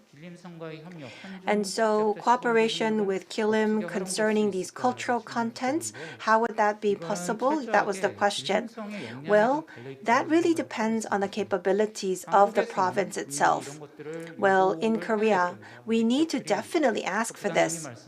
As the vice head of the Presidential Committee on Northern Economic Cooperation has mentioned, that the platform by the government is virtually finished, and now we need to take a look at whether the area is attractive for businesses, game industry, film industry, cultural industries. If Korean companies are in these industries and they have never been able to overcome the difficulty in receiving approval in China, and so then companies may be interested in going into Kilim using the joint cooperation. And so Korean government and the Korean companies need to ask these questions. The local governments in China do have a certain level of autonomy. And so, for example, if Korean cultural contents companies go into the test bed, and if the province can provide leeway that is bigger than the central government, then it would be very active and attractive. Webtoon and characters are another issue. It's very difficult Korean cultural contents to make inroads in the Chinese market, not only for games, but also for characters and webtoons as well. Individual platforms cannot go to China. For example, Line is a webtoon platform in Korea owned by Naver, and it's very popular in North America and Southeast Asia. So we have that platform to operate webtoons. One example is you would be able to read you would be able to read the webtoons for 3 days for free, and then you would have to pay for a subscription to read the rest of the webtoons. That could be a platform know-how owned by Korea. But in China, you cannot go into the market as a whole platform, but rather you would need to be a joint venture with a Chinese company. That is the law in China, so that's not something that we can do anything about. But if there could be more freedom for Korean platforms in this test bed, then it would be more attractive to the companies. And so companies and the government should continue to ask questions related to this. This is same for TV dramas and films as well. Well, unlike Korea, there are major channels for different areas. There is Kilim TV in Kilim and other channels for different cities. And so if the city of Kilim says that they want to co-produce a Korean TV drama, then they can make that decision. Of course, they would also be impacted by the central government, but they would be able to make their own decisions about their TV station, and maybe it could become popular across China, which would then open another opportunity for the Korean wave in China. So we would need to take a look at what would be possible given the certain level of autonomy in the local governments of China. And that is why we come to the issue of land use. Let's say if a Korean company goes into China, and of course all land in China is owned by the state, then all of a sudden they can say, no, we want to overturn the decision and you cannot use this plot of land. But in the test bed, maybe we can have a guarantee for the use of land. But we should not have a fantasy about industrial parks. There are various industrial parks across China, and many Korean companies have left the industrial parks. They are moving to Southeast Asia. And so we should not fantasize and idealize the industrial parks. Government should provide a platform, and companies should take a look at whether those parks will be profitable. Thank you very much. We'll go to Dr. Chung. Dr. Choi, thank you for making comments on my presentation.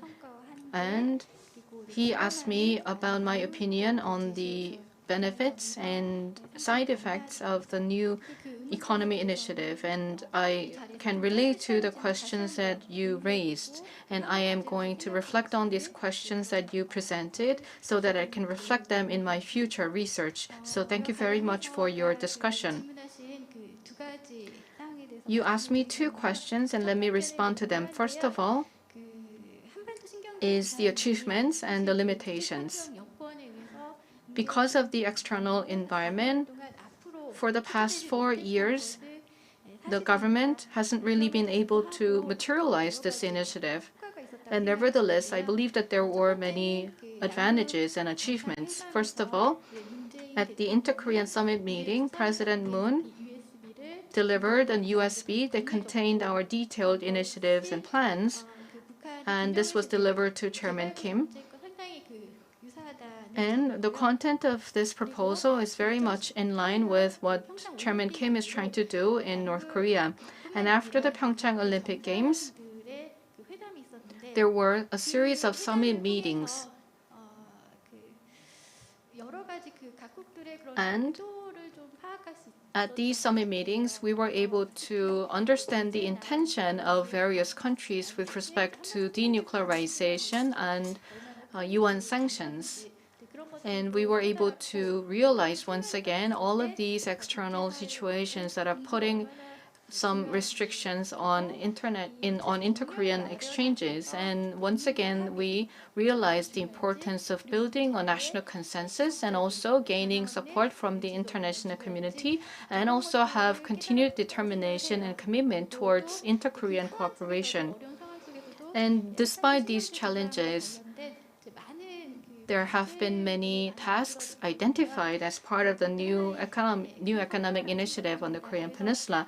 I believe that this is also an achievement. Moving on to the second question, when the new government takes in, rather than reinventing the wheel, I think the new government needs to expand this initiative. When you look at the origin of this initiative, you can go all the way back to President Roh Moo-hyun, President Kim Dae-jung, and the North policy that was proposed several decades ago. So I can say that the new economic initiative on the Korean Peninsula was an extension and evolution of the previous proposals.